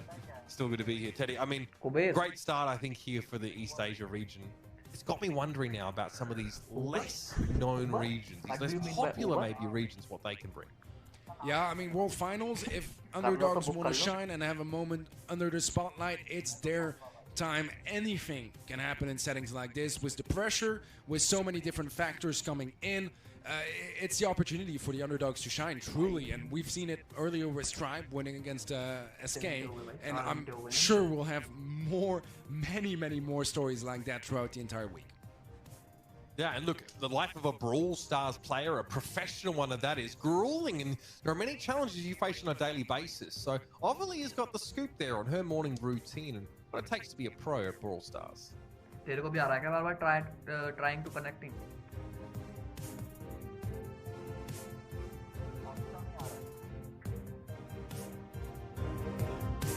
Add आ गया भाई।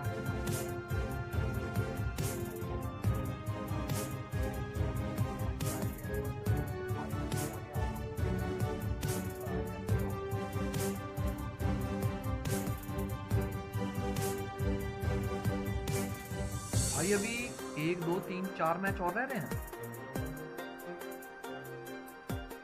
ये कुछ पागल हो रहे हैं।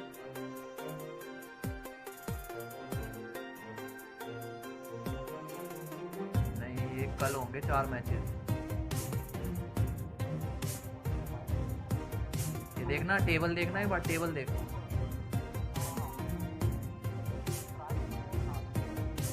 हाँ tribe और नावी का अभी हो जाएगा। उसके बाद ये 1 2 3 4 ये 8 टीम रहेंगी इनका कल होगा है ना।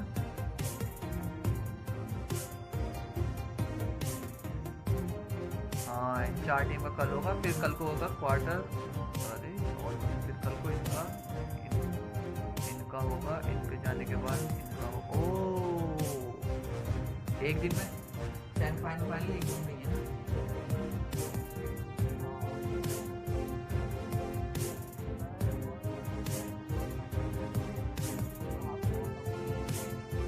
आ गया क्या वापस से क्वेश्चन? भाई मेरे पे तो आया नहीं अभी question.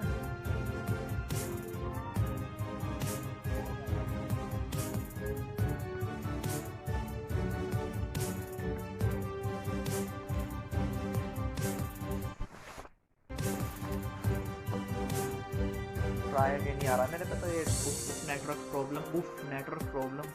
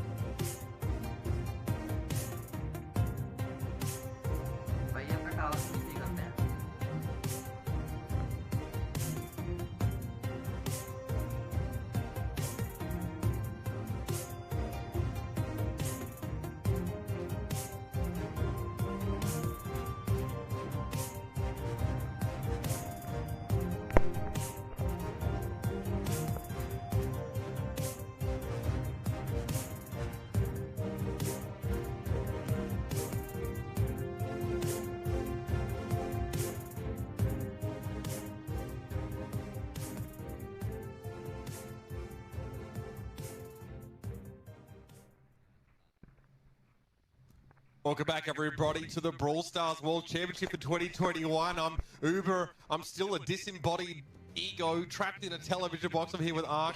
How you doing, Ark? Doing good, Uber. How you doing? Oh, you know, not bad. How's the finish on my wood? Have they polished me today? It's pretty good, I'm not going to lie. Yeah, it's a little bit rough around the edges, but, you know, I think it's kind of physical. You want to see a fun trick? Go you want to see a fun? Grab the remote and press any button on there. See, yeah. Well, I know what you're gonna say. Yeah, well, this is the thing. You know,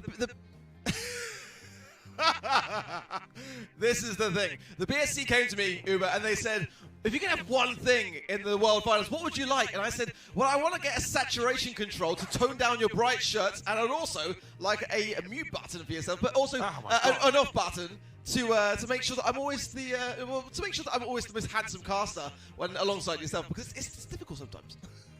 Did I steal your bit? I don't think we didn't even talk about this before. You just said you were going to do something, so I didn't actually know what it was going to be. Yeah. If you really want me to go then, right? That's fine. All right, bye.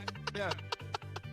Just kidding. I'm back. Well, I mean, great to be here. Obviously, man, we had a ton of fun this year. Look, it was awesome to cover these monthly finals with you. This next matchup is going to be pretty incredible, I think. We have definitely one of the most popular teams in the world of Brawl Stars, right? Tribe EU are going up against Navi here in our last match of the day. This is Navi, the kings of the EECA region, against Tribe EU, who are I mean, probably have the highest expectations of any team, but, you know, they come from the most competitive region, right? Where they've been going head-to-head with insane rosters every single month. But, I mean, Tribe EU, 2 previous world champions on this team. We know this is going to be a banger of a match. Exactly right. I think that's a lot of the reason why there is so much expectation, because when you've got 66% of your team as having been lifting that trophy, with that comes, again, like you rightly say, a great deal of responsibility. Navi as well, I've got to say, having watched them recently, they've been playing phenomenally well. I watched them take on AC Milan Clash in the ESL Mobile Challenge recently, and they gave them a serious run for their money. It was like a different transformation almost, going from what we've sort of witnessed this year, but having said that, they've got some great stats to back up the reasons why they deserve to be here. Yeah, we're going to delve into that a little bit in just a moment, because I love the fact that this Navi team is playing regularly against their European sort of neighbors. But, of course, it's time to get yourself a bit more acquainted with these two teams and see if they have any thoughts on going head-to-head against each other. Oh my goodness me, what? Они избегали скримы с нами, но теперь этого матча им не избежать. Мы готовимся очень плотно, чтобы показать свой максимум в этой игре. We get the kill, but the spend goes down. It is going to be enough for Tribe, though. So Navi have had a great run this year. I think it's going to be interesting to see how they match up against us.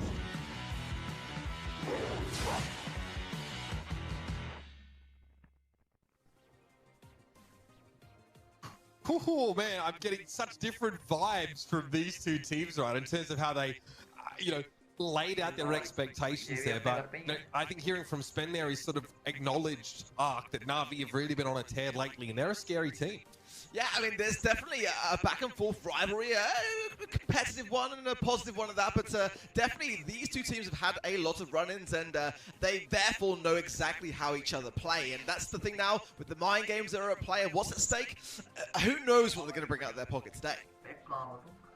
I mean, we'll have a chance to talk about Navi a whole bunch here, but let's talk about this team. Listen, players you know really well personally. Tom and Spen, of course, were world champions. I don't know. I just remember the scenes of them wearing these incredible kingly capes, you know, walking down and lifting the trophy. But that man in between them wasn't there in 2019. Drazia's just old enough to even compete, in the BSC coming into the team this year. But, you know, he changed his Twitter location at like the start of the year to Worlds 2021. He knew this team was going to be there, and he was right. Yeah, absolutely right. One of the most anticipated signings of this entire year, and in potentially Brawl history itself. I mean, we've been waiting a long time to see what Drake can bring to things, and again, you know, Tom and Spen have got so much experience, but these guys have been together since the very beginning. So, despite him not being able to compete, he's always been around, and like you rightly say, you know, sort of preempting a little bit of their success. You know, Tom and Spen have lifted that trophy. Drake, though, I have no doubt about it, will come in today and show why he is the character and the skill to back it up as well that he deserves to be. And on the Navi side of things, so I know why MMA chose his name. The guy looks like Khabib Nurmagomedov, right? This guy, it looks like he's just walked out the octagon there. I reckon he's got himself styled to look just like that. But this Navi team, 7 appearances in the EECA Grand Final, so they've won it 6 of those times, winning 4 monthly finals in a row, right? Like, this is... EECA is a very different region to EMEA, and that EMEA is really deep, right? A ton of like incredibly quality teams, all the way down to like 5th, 6th place. Whereas in EECA, there's been one dominant force, and that is this Navi team. They are used to victory, but they've been looking across at other regions, and they're close enough to compete against European teams in other leagues, right?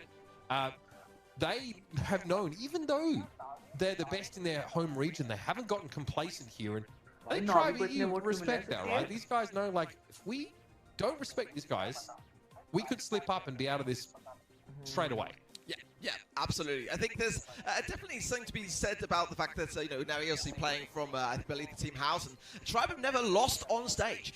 Like, they've never lost on stage. So they know what it's like to be here, and they're not necessarily looking their opposition directly in the eyes, not able to hear necessarily the deepness of the taunts that might be thrown towards them. So I think they're going to be much more collected on stage as a result of that. And you know, but you're absolutely right. Tribe know exactly how Navi like to play, as do vice versa. So this one is going to come down to preparation. But you said it yourself, that in terms of the stats, with regards to Navi and Tribe haven't got the best stats to back up this year. They've got the best stats to kind of back up many of their years in their time, but they haven't had a monthly final win this year. They haven't had a grand final appearance this year. 3 semi-final appearances was pretty much the most, but they have been very consistent. In their qualifiers, they were phenomenal this year.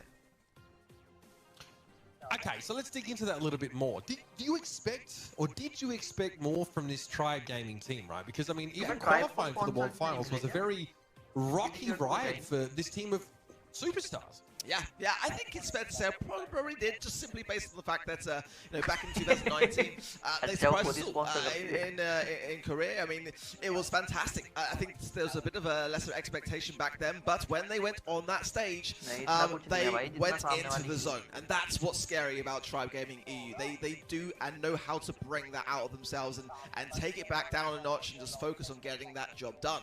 I think this year has been a bit of a rough one. I think that early stage of the quarterfinal brackets and the monthly finals is a bit of a tough one to get through. Sometimes it can be over very, very quickly, and sometimes for them it was. I think they've had plenty of time to reflect back on those mistakes and address those things, look back at the more technical side, and I think on stage today they are going to give us a great deal to be proud of and to look at. I mean, I'm a Brit, but I'm going to be a biased caster for today, I feel. And this is absolutely UK versus Russia. Yeah. 100%. A lot of our European teams a little bit more mixed. Actually, I want to ask you something. You're there on the floor, and obviously you're chatting with a lot of the pros. I'd love to know how Drage is feeling today, because he's kind of baiting people on Twitter. He's like, now's the time to go to bed.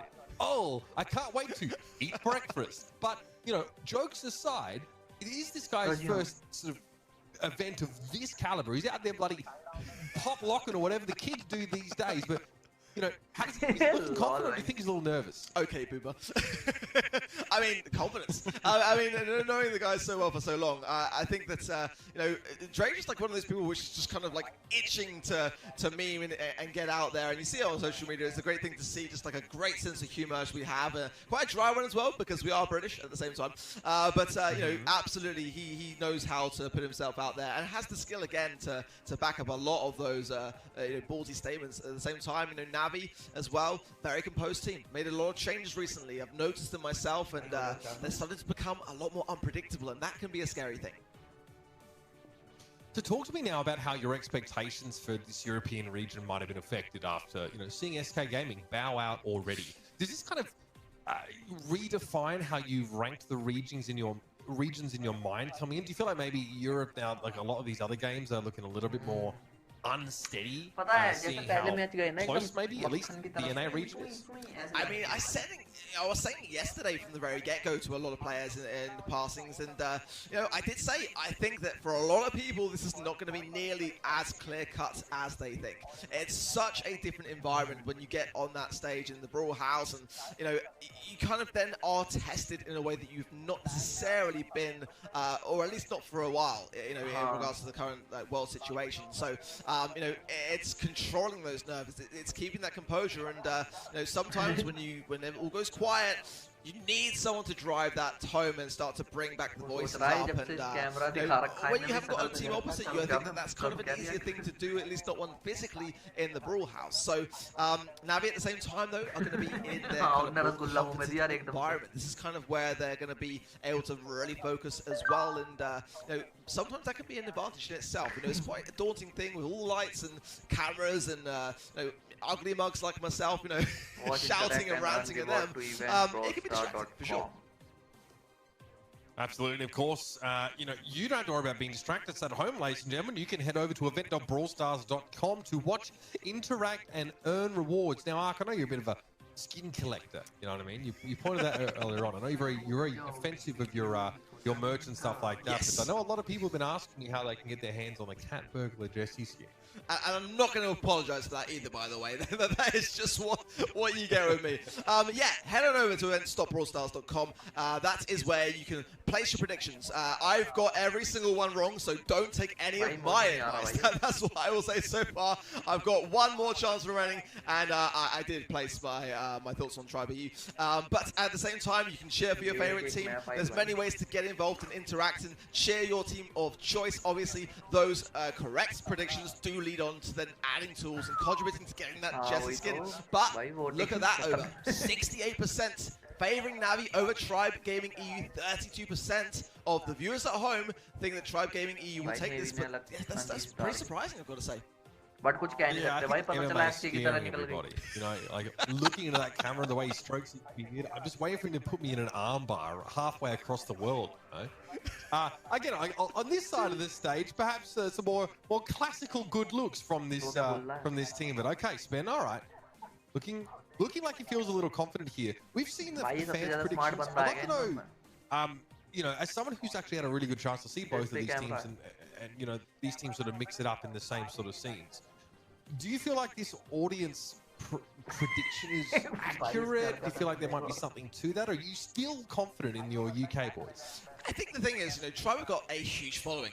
It's no doubt about it. They're very charismatic as well, and have the skill to back it up. I think that when you look on paper, as you rightly said, like Navi, 6 monthly final wins, 7 grand final appearances. You know, Tribe Gaming EU, no monthly final wins, no grand final appearances. So it is quite a daunting stat, but that was then regionalized. This is why I feel like it's kind of, at this point for me, a little bit unpredictable. We don't know how this clash is necessarily going to go.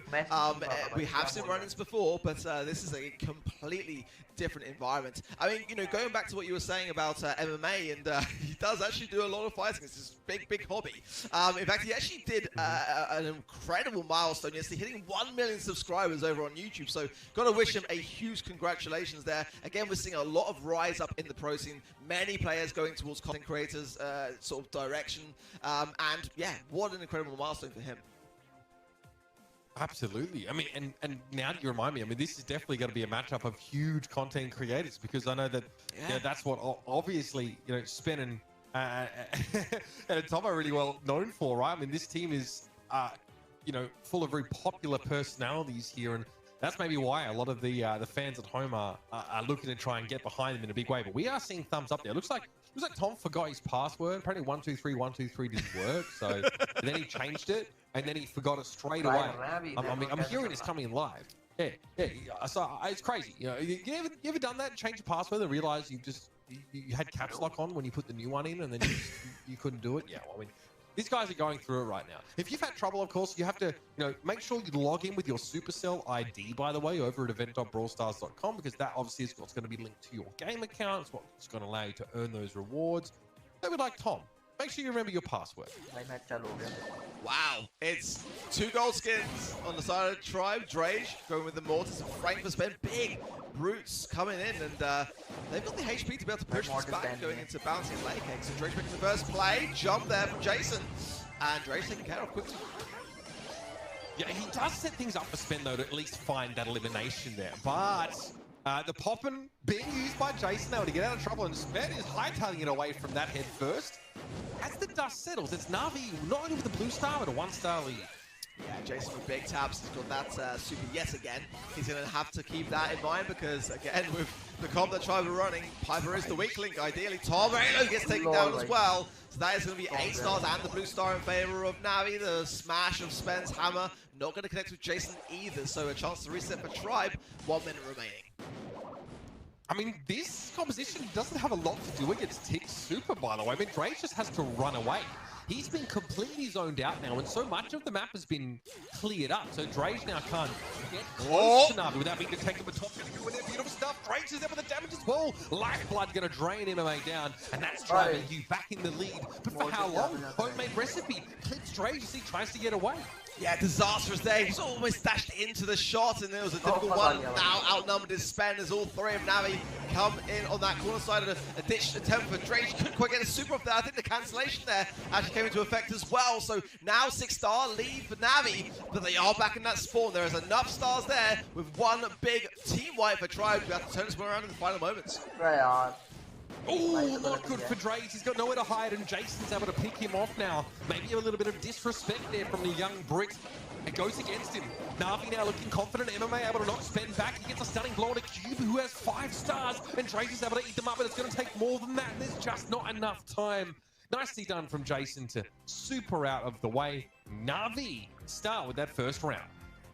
I think Navi did great, honestly. I did love the strategy, though, from Tribe Gaming EU to come out with just really doubling down or tripling down on your tanks and your close range brawlers.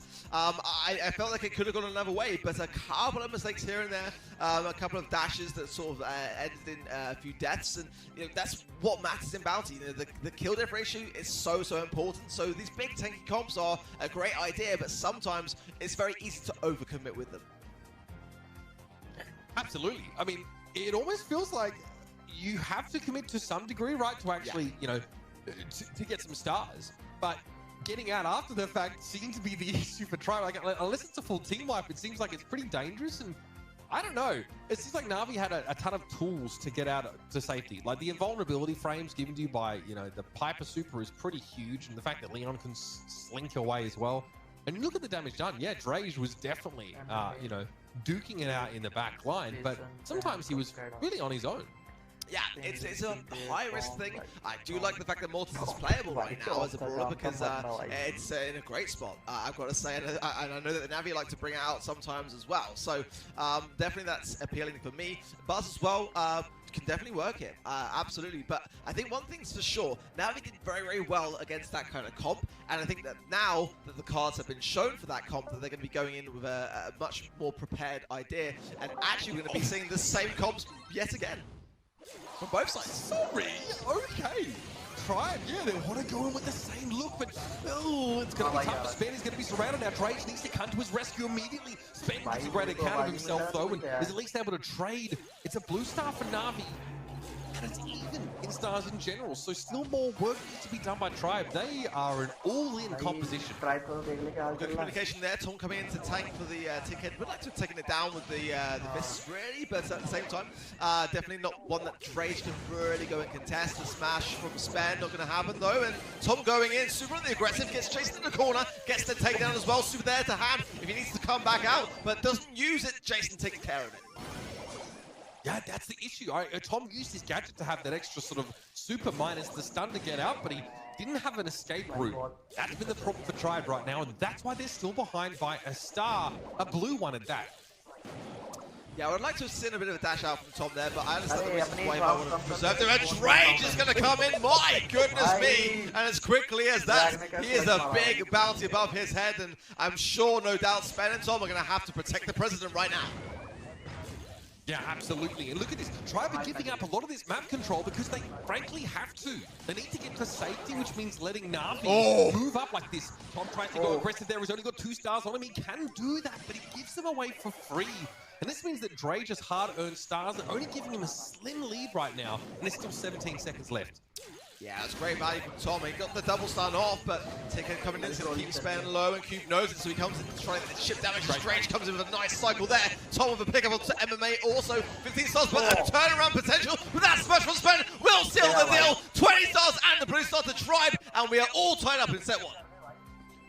That was buttery smooth stuff there. Start to finish, obviously Drage goes in very aggressively. Make no mistake, everybody. Tribe are playing the difficult composition here.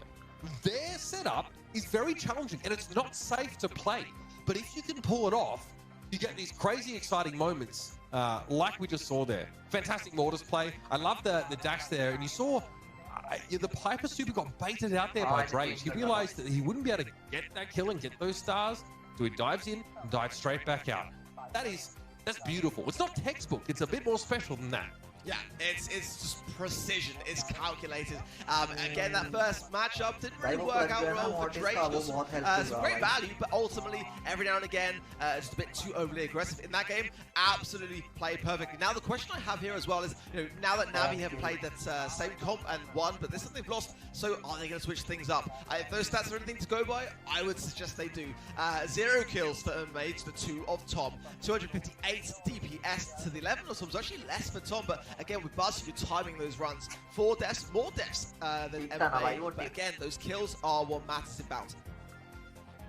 Yeah, it's a weird comparison to make because those 2 brawlers are designed to do completely different things. Yeah, true. Bear in mind, Tom can generate his super by just walking into those tick mines when he wants to.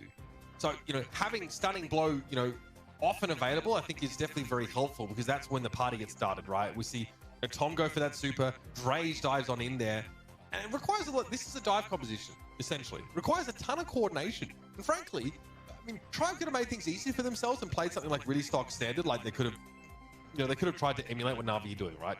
Lollipop drop Leon, have Tick there, just try and, play for sort of control. But no, these guys they're ballsy. I love it. Spendo tries to find that blue star and he's punished. Well, I like this from Tribe. Sort of now going back to kind of what things I would tend to play myself. I'm a big Piper fan here. Sprout is a nice choice from Spence to be able to lock down these lanes and then have Tom come in for a bit of assassination attempt. Could be a great strategy to have going into this matchup, but it's going to be a slow start. But now a nice takedown from Drake, which changes to a 3-2. But it is still Tribe just slightly behind. Nice block off there from Spin on the right hand side, forcing Cube into a bit of a spot here. Support from Drake for the home mirror. Miss and a returning one. It's going to keep him very, very low now. Drage has to pop the super there and actually eliminate some of the cover that Piper wants, because that's the star power that Drage has. That will increase his effectiveness firing from these bushes. Tom has actually made a lane switch here, so he wasn't able to really do too much about Cube there. See him try and look for an opportunity to open this up a little bit more, but it is up to Tribe. They need to find an opening, and there's so much terrain blocking their line of sight that might prove difficult. Cube's going to pop the Ibis there. Drage finds it. Oh, he's the lollipop drop as well, but Tom at the pickup. That's the Tribe Gaming EU that is very, very calculated. It's got to be said, especially when, for all intents and purposes there, Cube was at his strongest. You're dead right, but this is years of Brawl Stars experience now starting to shine through from Tribe Gaming. They knew exactly how to just pick out a couple stars and put themselves in the lead, and now it's all up to Na'Vi. Can they do something about these veterans that have really started to stake their claim now? MMA is so low, it's going to be a hedge to prevent him from advancing any further forward. Jason needs to be careful. The space sword's being thrown in his direction now. Oh, he just disintegrates as he walks up to Tom. Beautiful stuff there from Tribe Europe. They show us two distinctly different looks. They're flashy and I love it. Yeah, it was quite close finale there, but while nice time retreat back into the spawn there for Tribe Gaming EU, and they did have a nice celebration at the end of that matchup, so clearly spirits running high, as you've got to keep that in your side. I mean, we saw earlier today just how much it benefited the Tribe Gaming NA team. Much the same sort of vibe on the stage at the moment with everyone celebrating, but again, Na'Vi are very good at a comeback and they can get inside your mind, so no doubt they will also be having a bit of a conversation in the background as to what went wrong for them. And of course, just a reminder, and this caught me at first as well, Tom and Spen's nameplates on their monitors are actually back to front on stage. So, yeah, Tom is playing on the far left side, Spen on the far right, to make that clear. If you're trying to, wondering why that doesn't match up, now you know. Look, solid stuff from Na'Vi. They showed us they at least knew how to deal with that aggressive dive to a degree. But this from Drage was incredible. There's a last hurrah, a head first even used there. But a lifeblood at close range means that Drage can just go for broke there. That's scary stuff.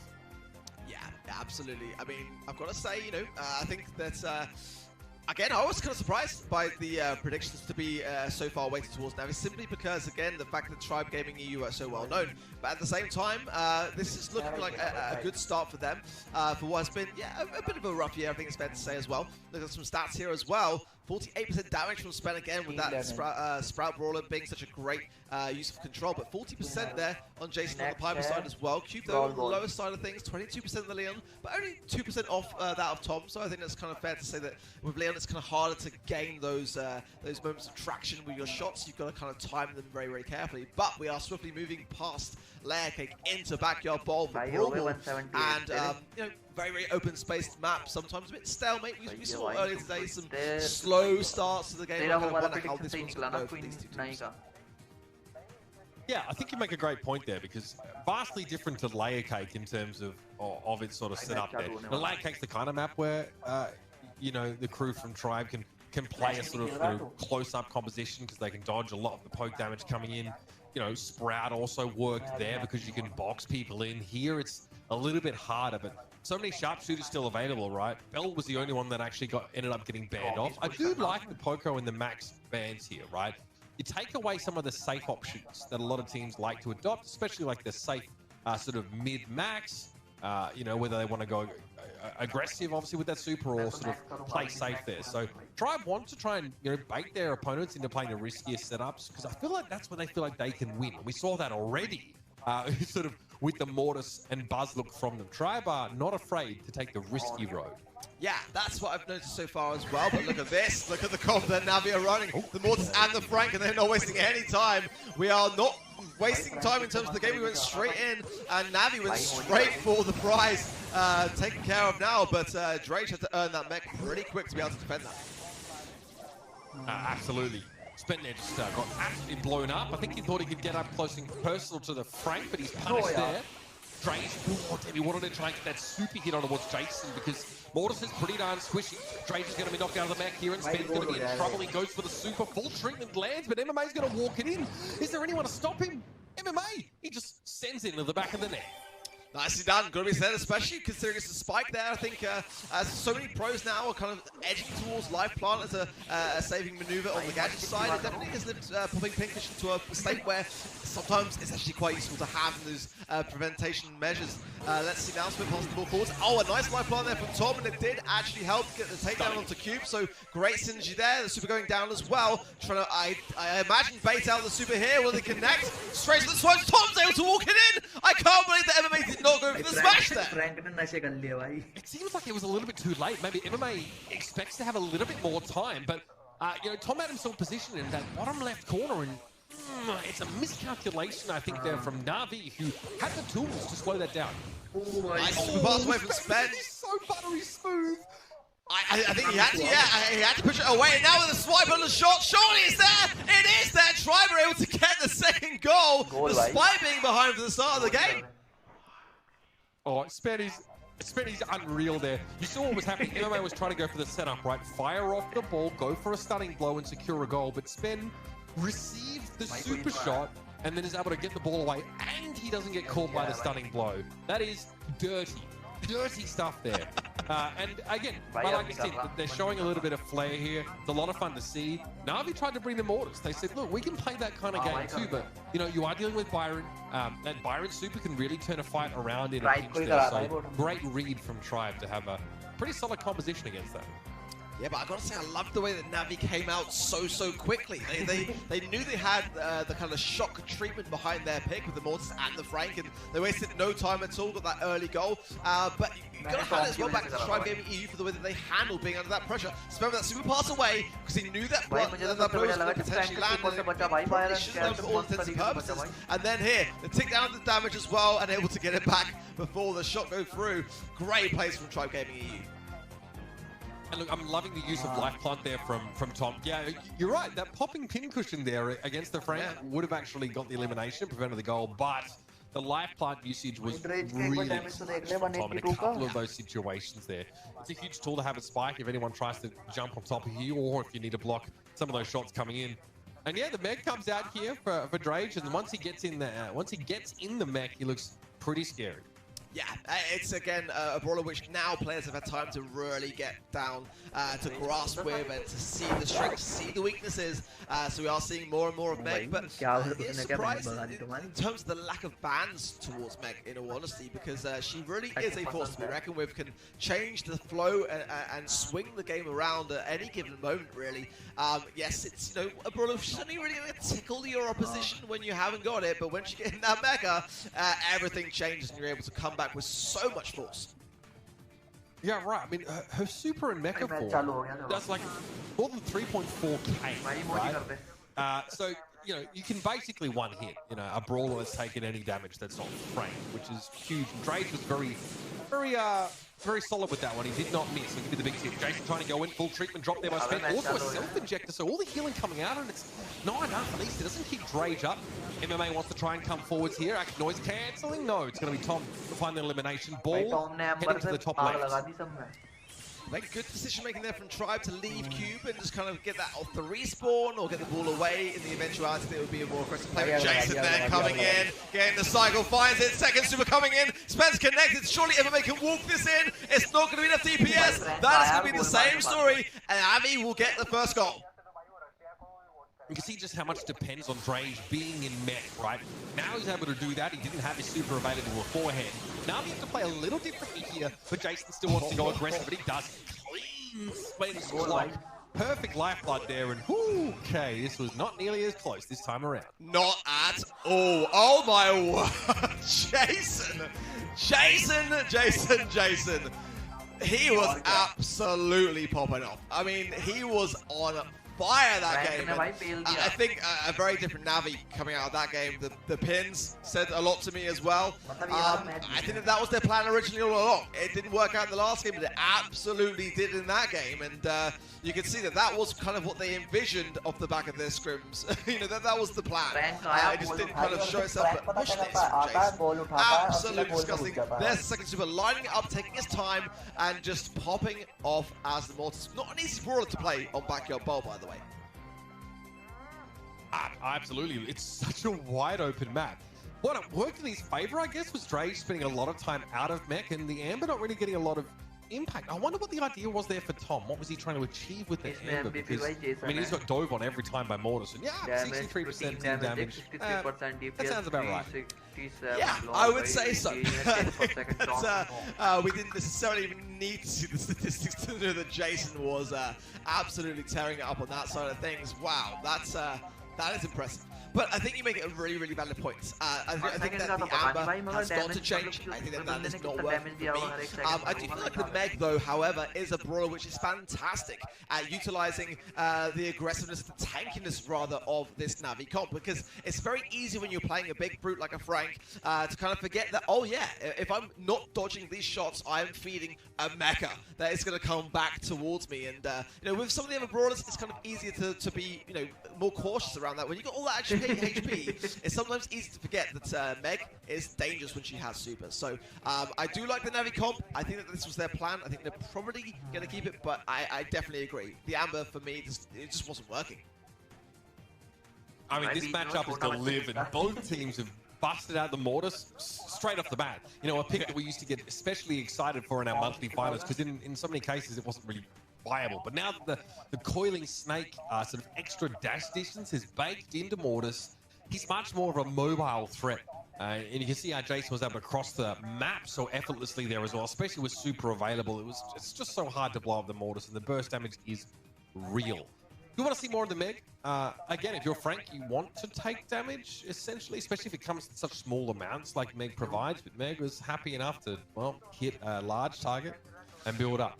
All right, Drage, what have you got for us here? He's clearly still feeling confidence, and it's time to see what Tribe have to try and close out Brawl Ball. Yeah, I mean, I like the idea of going B here myself, especially if Navi are going to run these big tanky ideas, and I know that Drage does love and is a fantastic B player. I don't know whether that's why he's getting quite smiley, because again, the Frank coming into play, the B would be a great counter to it. He's going to actually stay with the Meg. I don't mind that, but Tom going on Tara. Hang about, Tom. Is this the right time for this? We know how your Tara pulls go, Tom. You thought this through. Again, we've been saying time and time again today that teams have been streaming some crazy ideas, but Tom on Tara, I don't know, Uber. I've seen it all.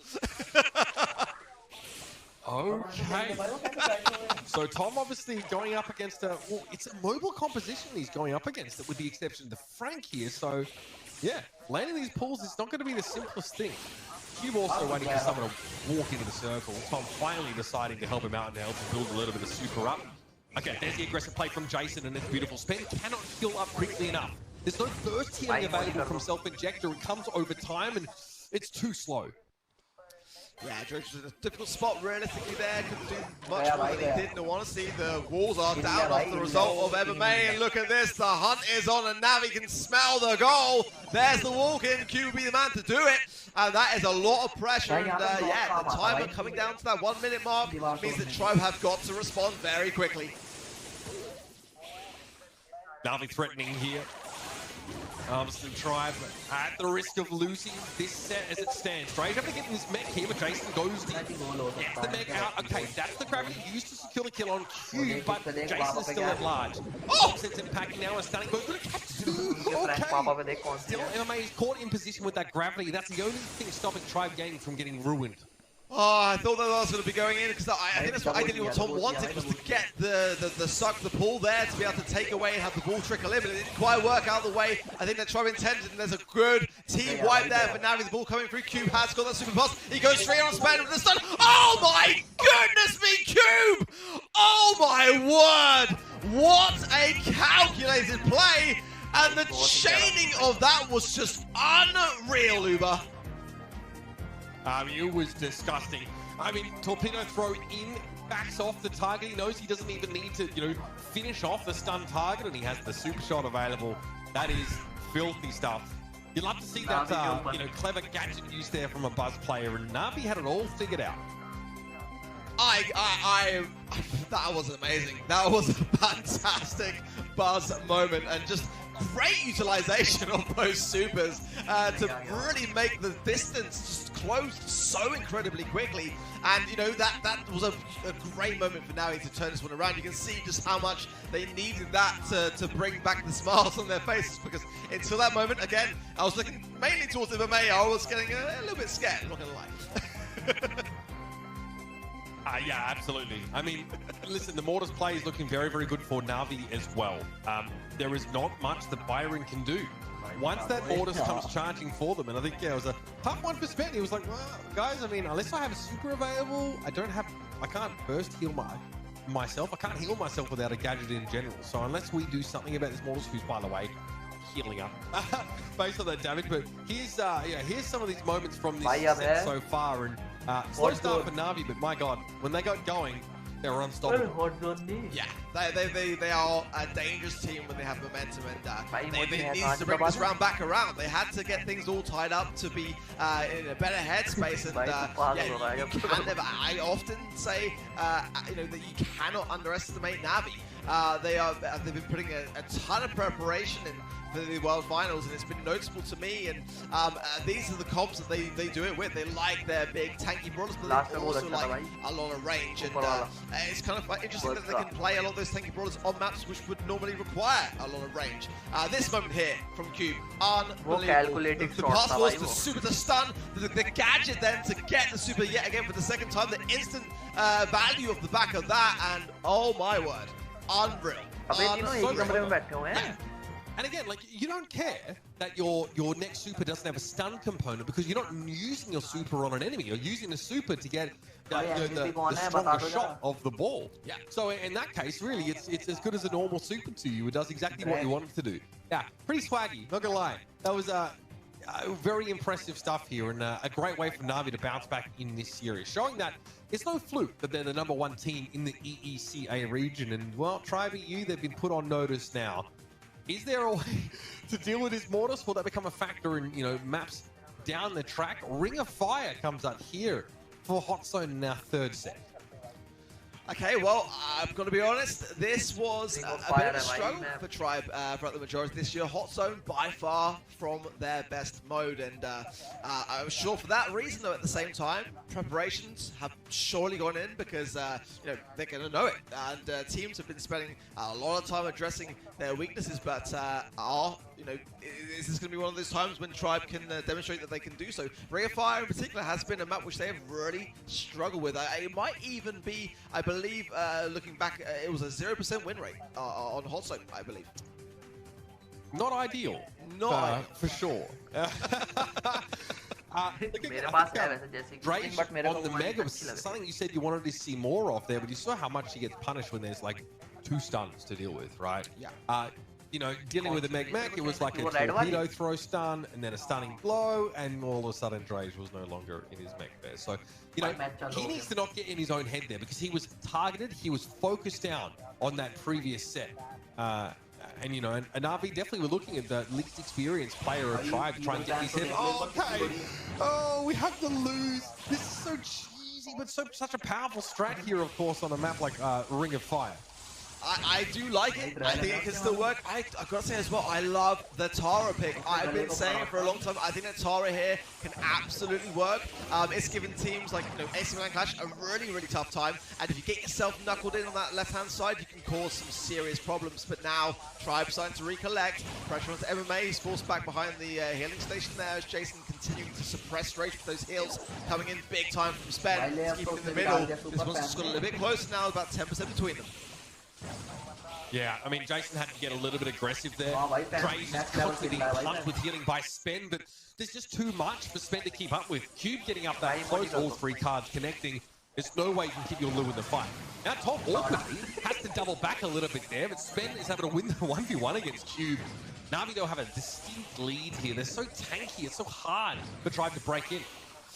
Oh, good connection there from... I didn't honestly think that Drage was going to survive that one. It looked very, very close indeed, but they do manage to get the takedown there.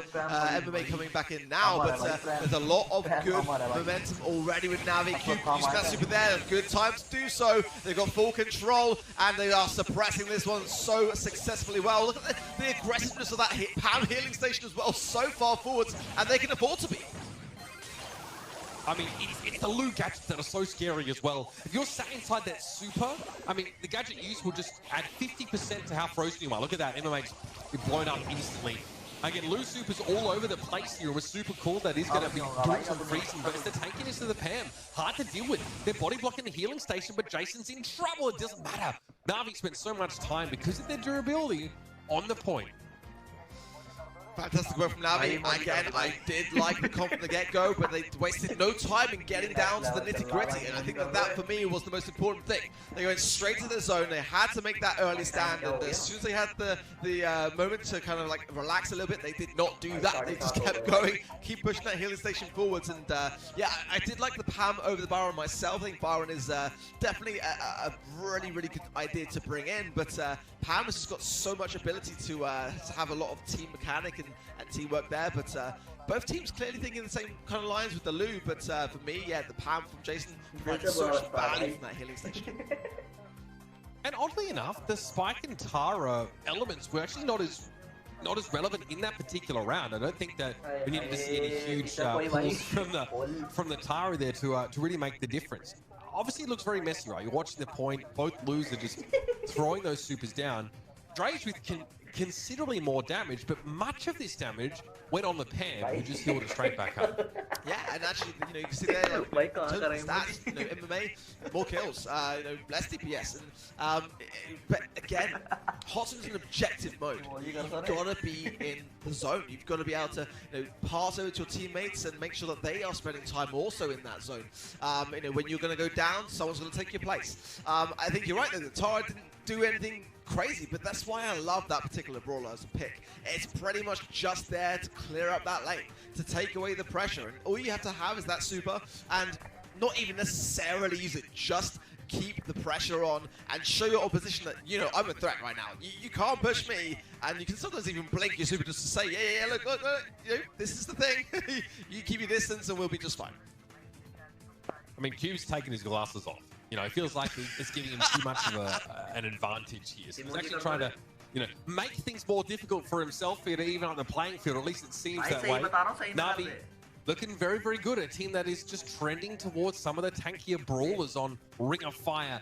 And it's worked out brilliantly so far. We definitely need to see the spike elements here from Tribe. If they bring it back in, make an impact. Ooh, very different. Meg is here. Na'Vi still want to play Giga Tanky though. We have seen this before this year, and I do like it a lot. I've got to say, it's been a while since the Unfriendly Bushes came in as a gadget for Rosa. It's been such a favorable choice, but this is where Growlight can really make its mark. At the moment, though, it's a great start for Tribe Gaming.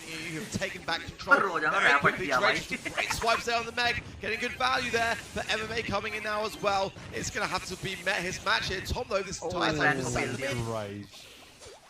That is nice from Drage. Obviously, Frank can be pretty easy to juke, but not when you're a huge target like you're in this Meg. Drage got another super there, and now he's going to regen some of that health, so it's going to be a little bit hard to get him out of this mech at the moment, and he's using the grow light to his own advantage, closing the gap so that super in mech, that 3.4k or more damage gets to be used liberally. Great work from Tom there. Cube as well kept very low as a result, and I think it's fair to say Tom would love to go towards. I'm surprised it took so long to see it, in all honesty. It's one of his go-tos here. Drage has the swipe as well, which is keeping MMA low despite all that HP, but now this is the chance for Na'Vi. The score is actually very close, all things considered. Tribe has some great moments, but look at this. It's almost neck and neck. Yeah, I mean, the Grow Light MMA getting to stand inside the bushes here on the point. Cube able to zone from his left-hand side and actually winning the 1v1 against Tom. It's going to be dangerous now for Tribe EU. Drage is trying to move up here, but Jason has another lifeblood. And again, the Mortis is a menace for Tribe. Na'Vi come up with the goods once more. 2 sets to 1. 2 sets to 1. And yeah, I got to say, it's a lot quieter in the studio. Again, a lot of concentration, no doubt about it, from the Tribe guys. But I'd love to be able to hear the Na'Vi celebrations as well. But they are looking much more confident than they did earlier today, taking the lead now, which is a massively important factor here. And yeah, Tribe are going to have to rethink this one and consider greatly how they proceed. Absolutely. They have not been able to shake the monkey that is Mortis off their back, right? Spen still found himself in that really unenviable position of being Byron and having to stave off the Mortis. You know, you kind of mentioned that you like the Pam a little bit more because of the AoE healing and that extra durability. Also, Scrap Sucker can be, if you can Mortis with it, you know, and try and make life, or just at least get value out of it in the middle of the map, it can make life a little bit hard there. But again, Byron is where Tribe want to be, and unfortunately 6 feet under is where Byron is in this matchup. Definitely a lot to consider here, but put it out of your mind, I suppose, as you move on. Gem Grab is going to be our next game type, and you know, it'll be a classic map. Before we get there, we can review, because we came out with the Lou Mirror match. I mean, this was the thing. Again, similar ideas going in, no doubt about it. Tribe and Na'Vi both clearly been watching each other's strategy, because again, it's been a while since we've seen Lou making a mark, and they both seem to predict more or less what's going to happen here. But despite what I felt was actually going to be going in Tribe Gaming EU's favor in this particular match, because they had such a great start. And Na'Vi was over time overpowering the idea. Once all those 3 Grow Light bushes were in play, it just meant there's so much more maneuverability and unpredictability on the side of Na'Vi, and Tribe started to struggle. Yeah, absolutely. Cube obviously having a big impact here. In terms of utility, obviously the Grow Light gadget being used there to create like a much more safe area for these tanky brawlers to actually stand on the point and be hidden at the same time. Especially if you're dealing with like, I mean, Crow, for example, he might have slowing toxin and just be really annoying, or you know, having to deal with that mech of Meg. Having a safe place to play from is huge there. So really nicely done there. And Na'Vi play around, letting their Frank just be hard to move from the point. Hard Rock Mine coming up next for Gem Grab. Well, I think it's fair to say that Tribe Gaming probably grateful that it's not My Cart Madness. But I do like that one myself. But Hard Rock Mine is definitely much more of the OG style Brawl Stars maps. And Gem Grab, you know, arguably amongst the scene, one of the most balanced of the maps for Gem Grab.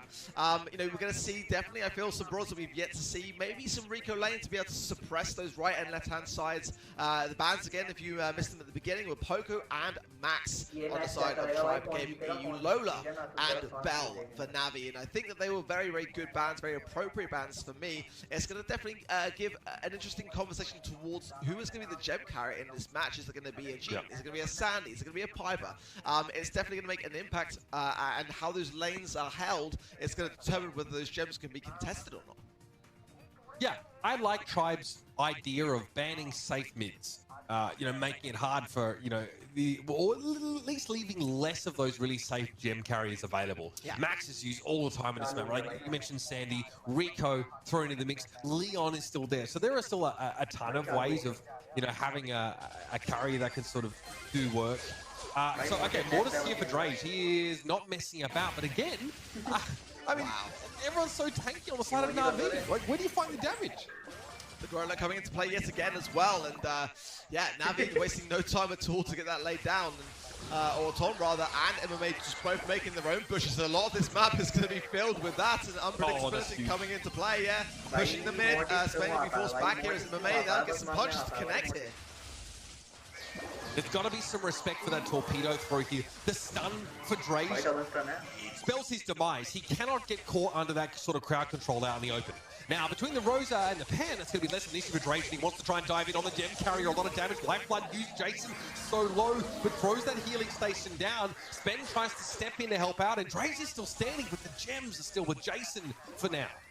who's on 616 HP. He was so lucky to survive that situation. Teammates came on accordingly to ensure that those gems, they did go down, were going to remain there. But this is the moment that Tribe have got to capitalize on again. They do not want to be facing up against the match point. Great aggression spend, throwing down the healing station as well. Thomas got 2 gems there. He's got to be very, very careful coming back from this spawn. He's not getting away. The stuns from Cube have been absolutely pivotal here, Ark. First on Drage, who's trying to drive in, try and find a way to get access to Jason. Then is to take 2 gems away from Tom. This is looking dire for Tribe. And there needs to be a big playmate here. Drage is the one to watch. MMA pops the super Drage going in with the timing perfection there, but the gems were dropped, and there were Tribe's gems that dropped. Not Navi's. They're going to be picking it back up. A bit of a reset, but nonetheless, that is a great moment for Navi to be able to capitalize with those 12 gems safely in the pocket for Jason. Navi going to be whiling away these last few moments comfortably as Jason sheepishly backtracks to the top of the map with 12 gems to his name.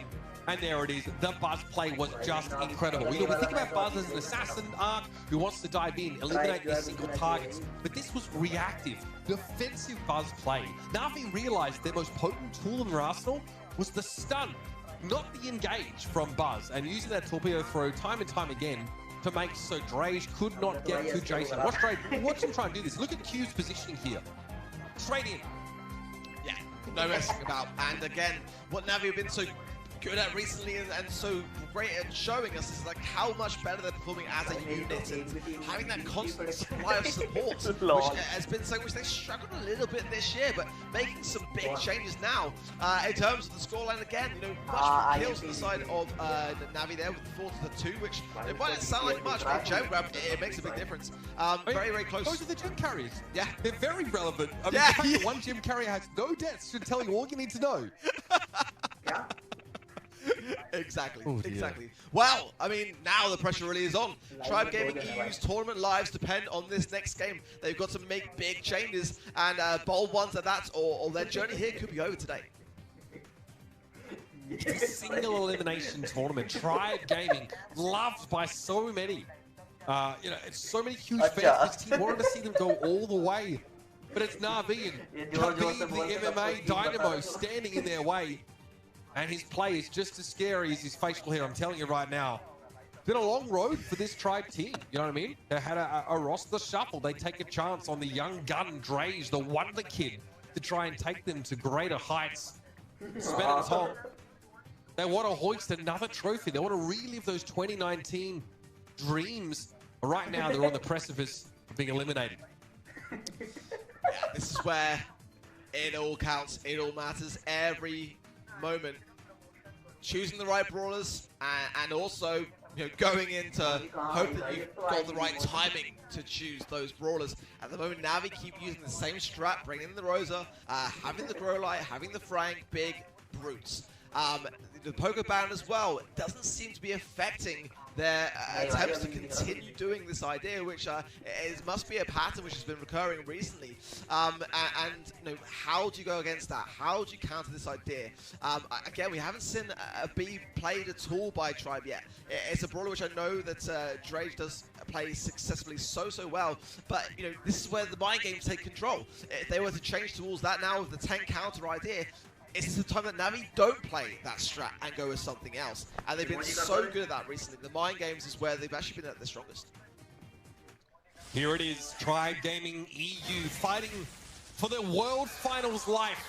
They're coming with a Buzz here. Drage wants to try and match Cube, and they get that elimination there in the Buzz fight at the top of your screen. Jason now has much more to threaten him. Drage fancies a safer kind of assassin this time around. Yeah, Tom being cautious on the left as well, but Cube's going to find him there, the stun as well. But this is what I mean, the support is always there for Navi. MMA was there, had the fists connected nicely, Drake as well, and also MMA to get out of the situation. But look at Cube, he's on fire! The guy cannot be stopped, he's so low now though, and Spen has a hasty retreat. Great coming from Tommy, body blocks there. Spen keeps the gems on the carrier, but Drage falls. He had a couple of his own after a successful foray and assassination on Jason. MMA's not going to get away either, though, when this puts Tribe in the lead. This is going to be a scrappy affair. Not one-sided at all. No, it's going to be close, but Cube gets a stun on Drage. He's going to be able to get away with those gems now. Gem station thrown down. Cube alive, another stun on Tom, and he's eliminated. This is getting out of hand. Cube's insane. absolutely insane. And I'm just going to go out and say that. I've been saying it for a very long time. I do feel like he is and has been developing so well this year. Fantastic aggression and cycling ability from that man. And he's not done yet. Continuing on now. But can Tribe stop this? One more gem to spawn for countdown. And it's coming out now, Uber. Huge strap sucker there from Jason. It looked like Drake was going to go in for the kill, but he had to turn tail and run instead. 12 seconds left in the round now. Strong stuff used by both Roses. Tom's trying to get towards the pan, but MMA stands in his way. Dre's gets dove on by Steve. He's forced to back away. He doesn't have the health for this, and there it is, a reset. You're right. Navi is still close, though. They need one more to get the counter going. Oh my word, can Tribe continue to keep this one up? The gems are split, it must be said. I don't think it's time for enough of a reset to spawn from the mid queue going in. Does get taken care of, but Tom had to use his super to go in. He won't be able to go as aggressive as he is, but the stun from Drake, the connection is there. MMA is going low. It's the time and ticked out enough. I think that Navi may just have it, and they have knocked out Tribe Gaming EU. Absolute exaltation here for Navi. Competing in the ECA region, looking over at the competition in Europe and thinking, yeah, we can take a piece of that. We can make a splash in that region. Well, now they've done so in one of the biggest ways possible, downing crowd favorites Tribe EU in the first round of the World Finals. And you can see these champions of the past will remain champions of the past.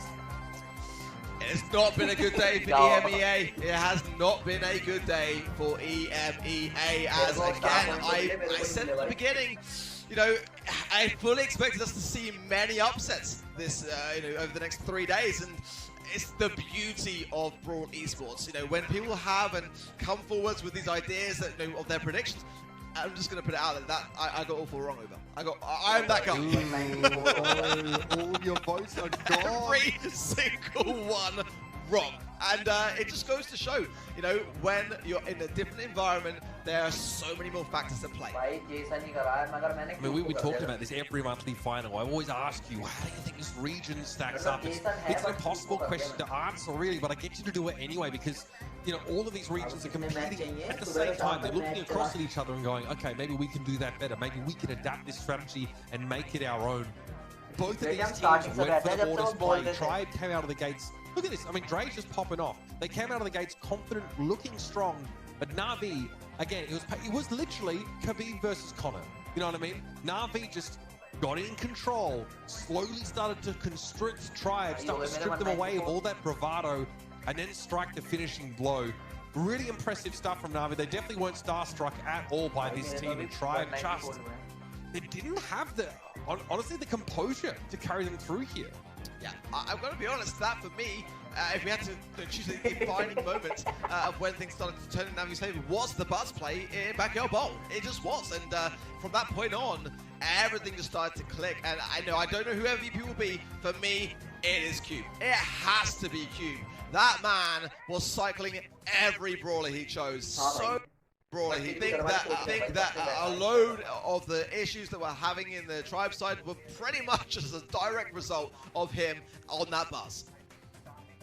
Right, again, Buzz is just unbelievably powerful. It's not just the mobility that can get him right. So first we saw it in Brawl Ball. We actually saw the cheeky tech, of course, by giving yourself that extra super with the gadget to get a super shot. But again, the stuns against Mortis are just incredible.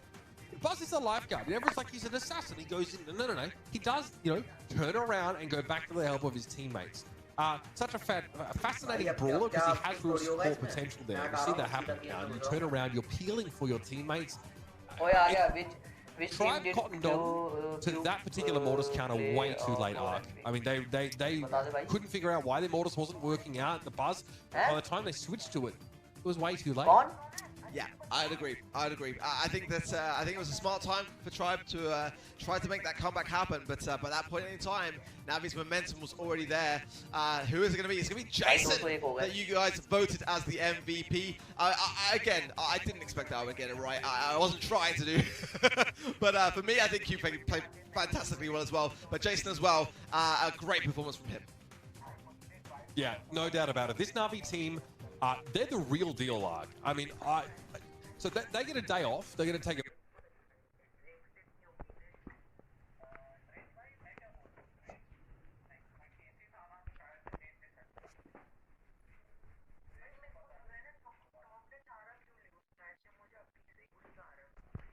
भाई इनका कुछ नहीं है बस की भाई।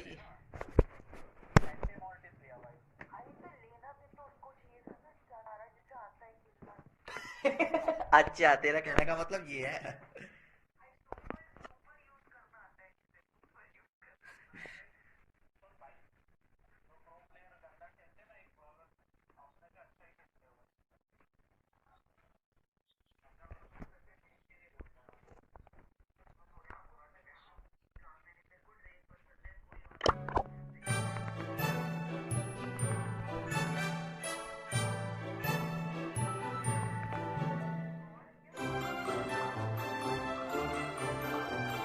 नहीं भाई मेरे को तो कुछ आया नहीं। कौन बोल रहा है भाई?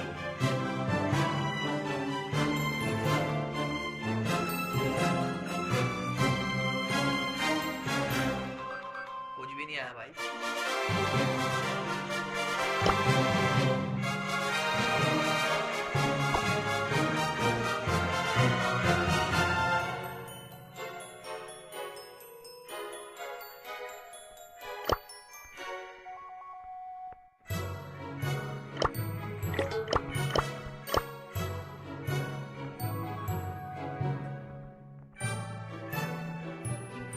ऐसा कुछ नहीं आ रहा भाई, ये पागल बना रहा है तुम्हारा। Let's go! लव लीग भी खेलनी है भाई।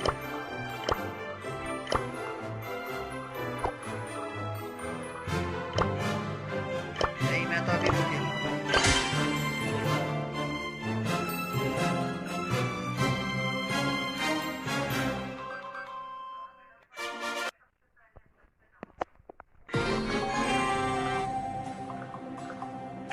Let's go! मेरे ज्यादा ही हो गए भाई। बोलो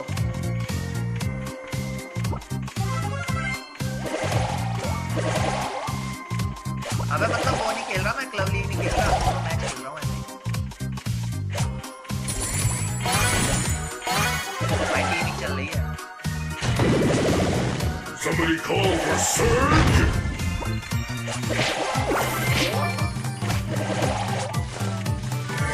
भाई टीमिंग चल रही है, बहुत ज्यादा teeming. Somebody call for surge!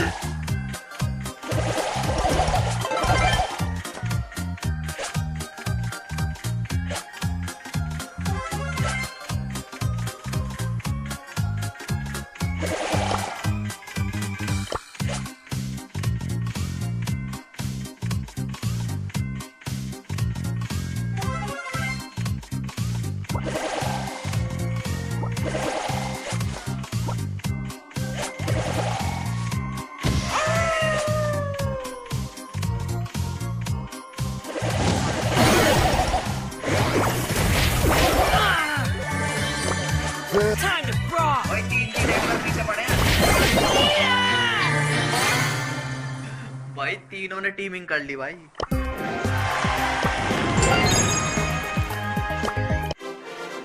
Time to brawl!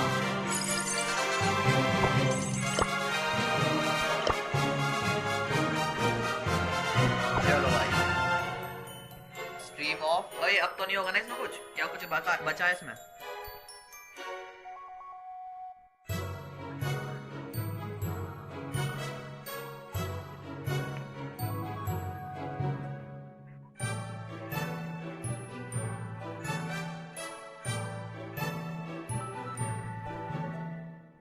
चल भाई स्ट्रीम बंद करते हैं, बहुत टाइम।